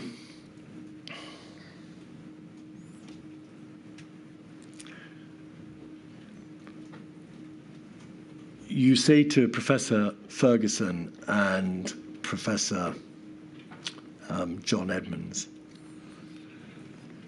thanks for the previous emails. An event like this in the United Kingdom could obviously happen at any point. It's not easy to predict when. It may be very soon, in weeks. Failure of contact tracing is obviously one possible reason, but failure of people with minimal symptoms to identify their importance or choosing not to come forward even if they do, it is another. And in this email, just in outline, you are dealing with, or you're expressing your views as to the likelihood of the pandemic ensuing. You describe the email as local spread in Europe. Do you recall this email? I do. There are references in this email to speculative scenarios, although I can't, yes, in the bottom line. I'm, however, not convinced that presenting speculative scenarios are always helpful in public understanding. And this is a view expressed in the context of this paragraph, which is where you say, or you refer to the tactical aims of contain, delay, research, and mitigate. What was speculative about the scenario of onward transmission or a pandemic ensuing in the United Kingdom? That's what the reference to speculative scenarios. No. Scenarios I was using in its modelling sense. So as you'll recall from extensive evidence you've had from the modelers, what I didn't think was sensible was to put large numbers of different models based on different things into the public domain at a point when actually what people wanted was relatively straightforward. And this goes back to a conversation we had. Professor, please. I do apologise. Goes back to a conversation we had earlier, which my view is modelling is not always the best way in which to communicate information, particularly at a time of concern. The email does refer to modelling specifically in the third paragraph and to different interventions. But it's bound to be said that that last paragraph appears to be referring to an uncontained global epidemic and to onward transmission. I was being very clear, as if you look at my public statements, that was a risk at this point in time. So that's not, the only way that you can operate if you're a doctor or a public health person is by clear transparency of what you're trying to say. This is in no way a reference to implying we should not be being straight with the public. I absolutely think we should. This is a point about modelling. That's why I'm discussing it with two modellers. Page 2.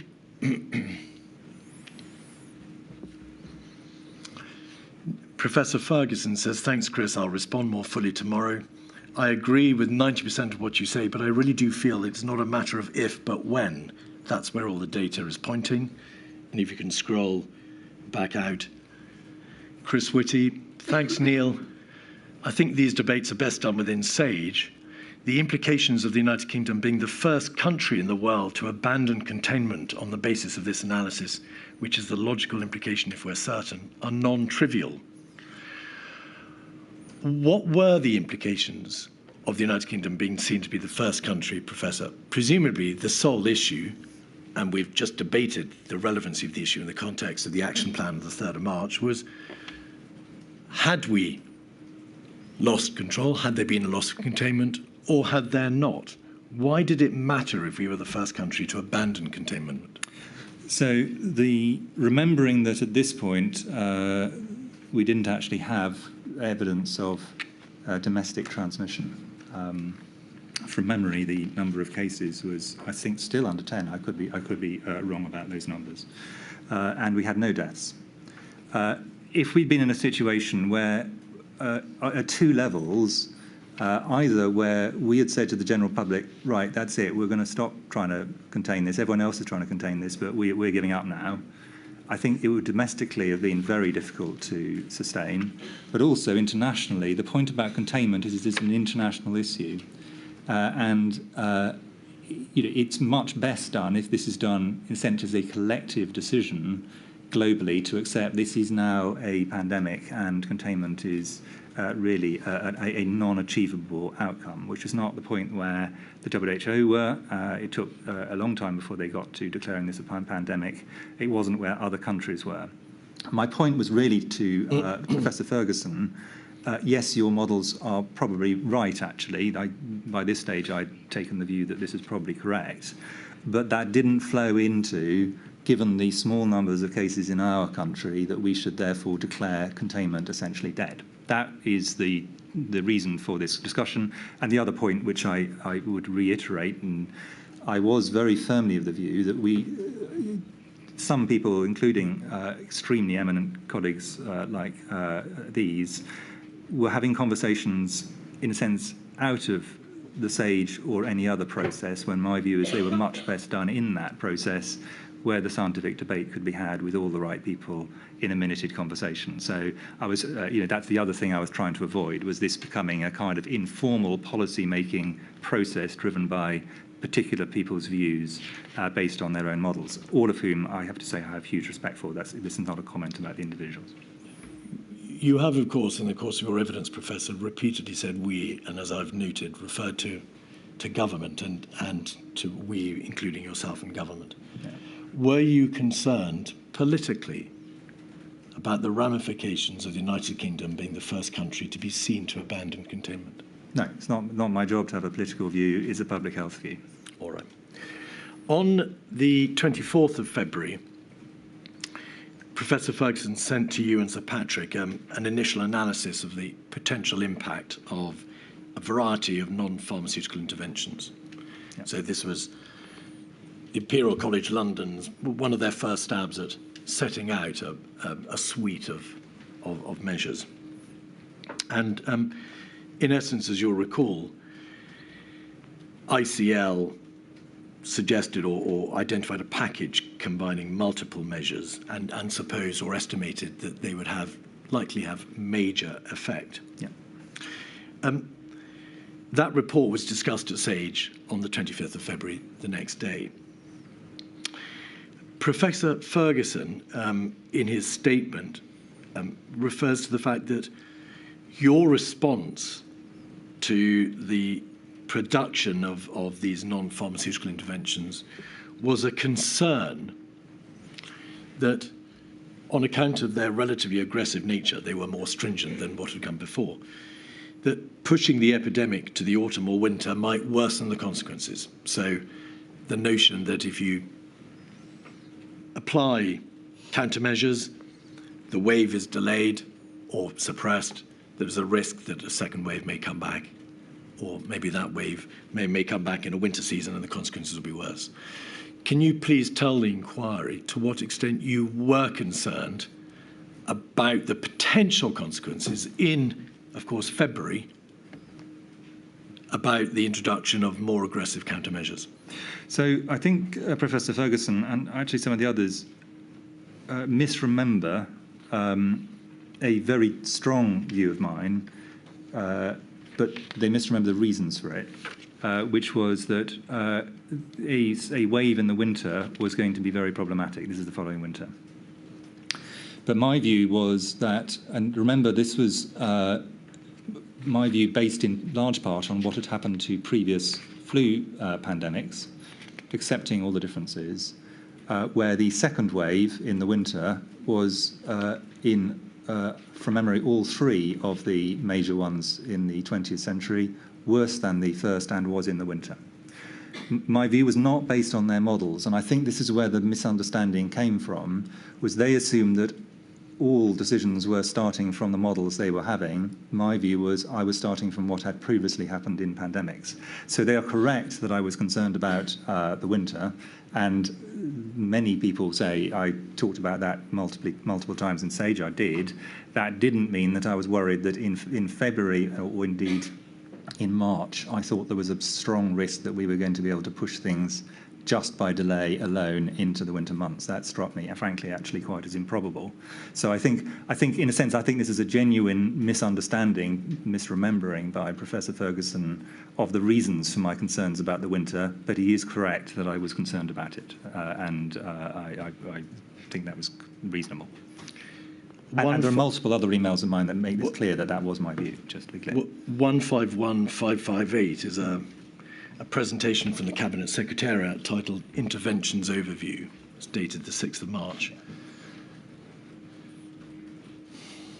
And there is a reference in this to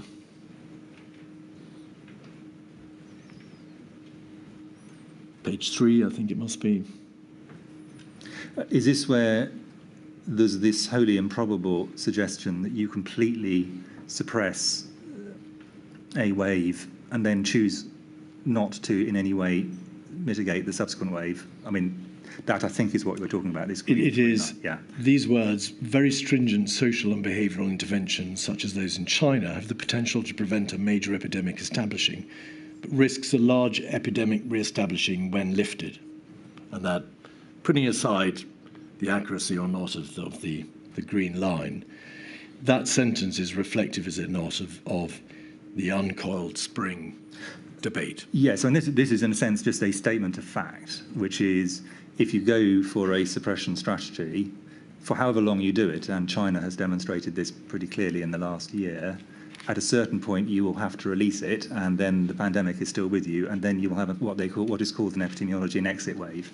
There's no, you can hold, if you've managed to suppress it this far, you may lose control over winter because of other epidemiological reasons, but let's say you manage to hold it for 2 years, the same still applies. So essentially, the wave comes at the point you choose to release the measures. And as I say, I think what happened in China is a really clear epidemiological outplaying of that fact. So this is trying to make clear to people that if you go for suppression, don't think that that's your problem done. You just have to suppress for a bit and you're done. At some point, you're going to have to face this. And the question is, at what point do you want to? Did you prepare this or contribute to this presentation? No.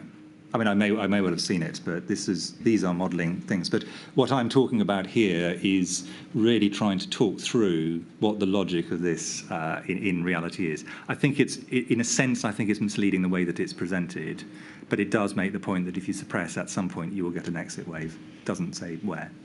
Professor, did your concern about the relatively severe consequences of a virus re-establishing itself in a subsequent winter, or of a virus recoiling like an uncoiled spring, or however you wish to describe it, did your concern influence in any way your willingness to countenance the more stringent interventions which were being recommended at the time, and which, of course, as we know, ultimately came to be imposed? No, and you know, you should recall that in the 3 flu pandemics I was talking about, they didn't do any of these, and they still got a bigger winter wave.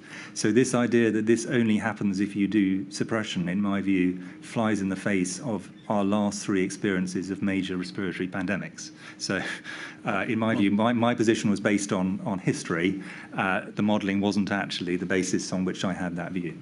Well, then, either the suggestion that you held those concerns and you allowed them to influence your willingness to engage these and support these more stringent interventions is correct, or this important Cabinet Secretariat presentation is materially misleading insofar as it suggests that a large epidemic will be re-established when measures are lifted. Well, Which is it?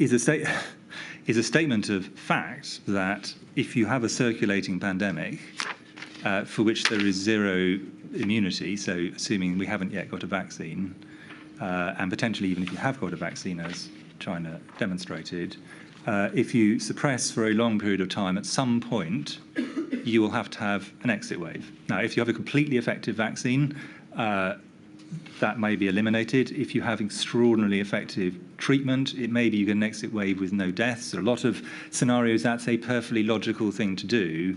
But the idea that you can, absent an extremely effective vaccine, suppress and then not have an exit wave is not realistic. And that's really what this slide makes. It may make the point rather badly.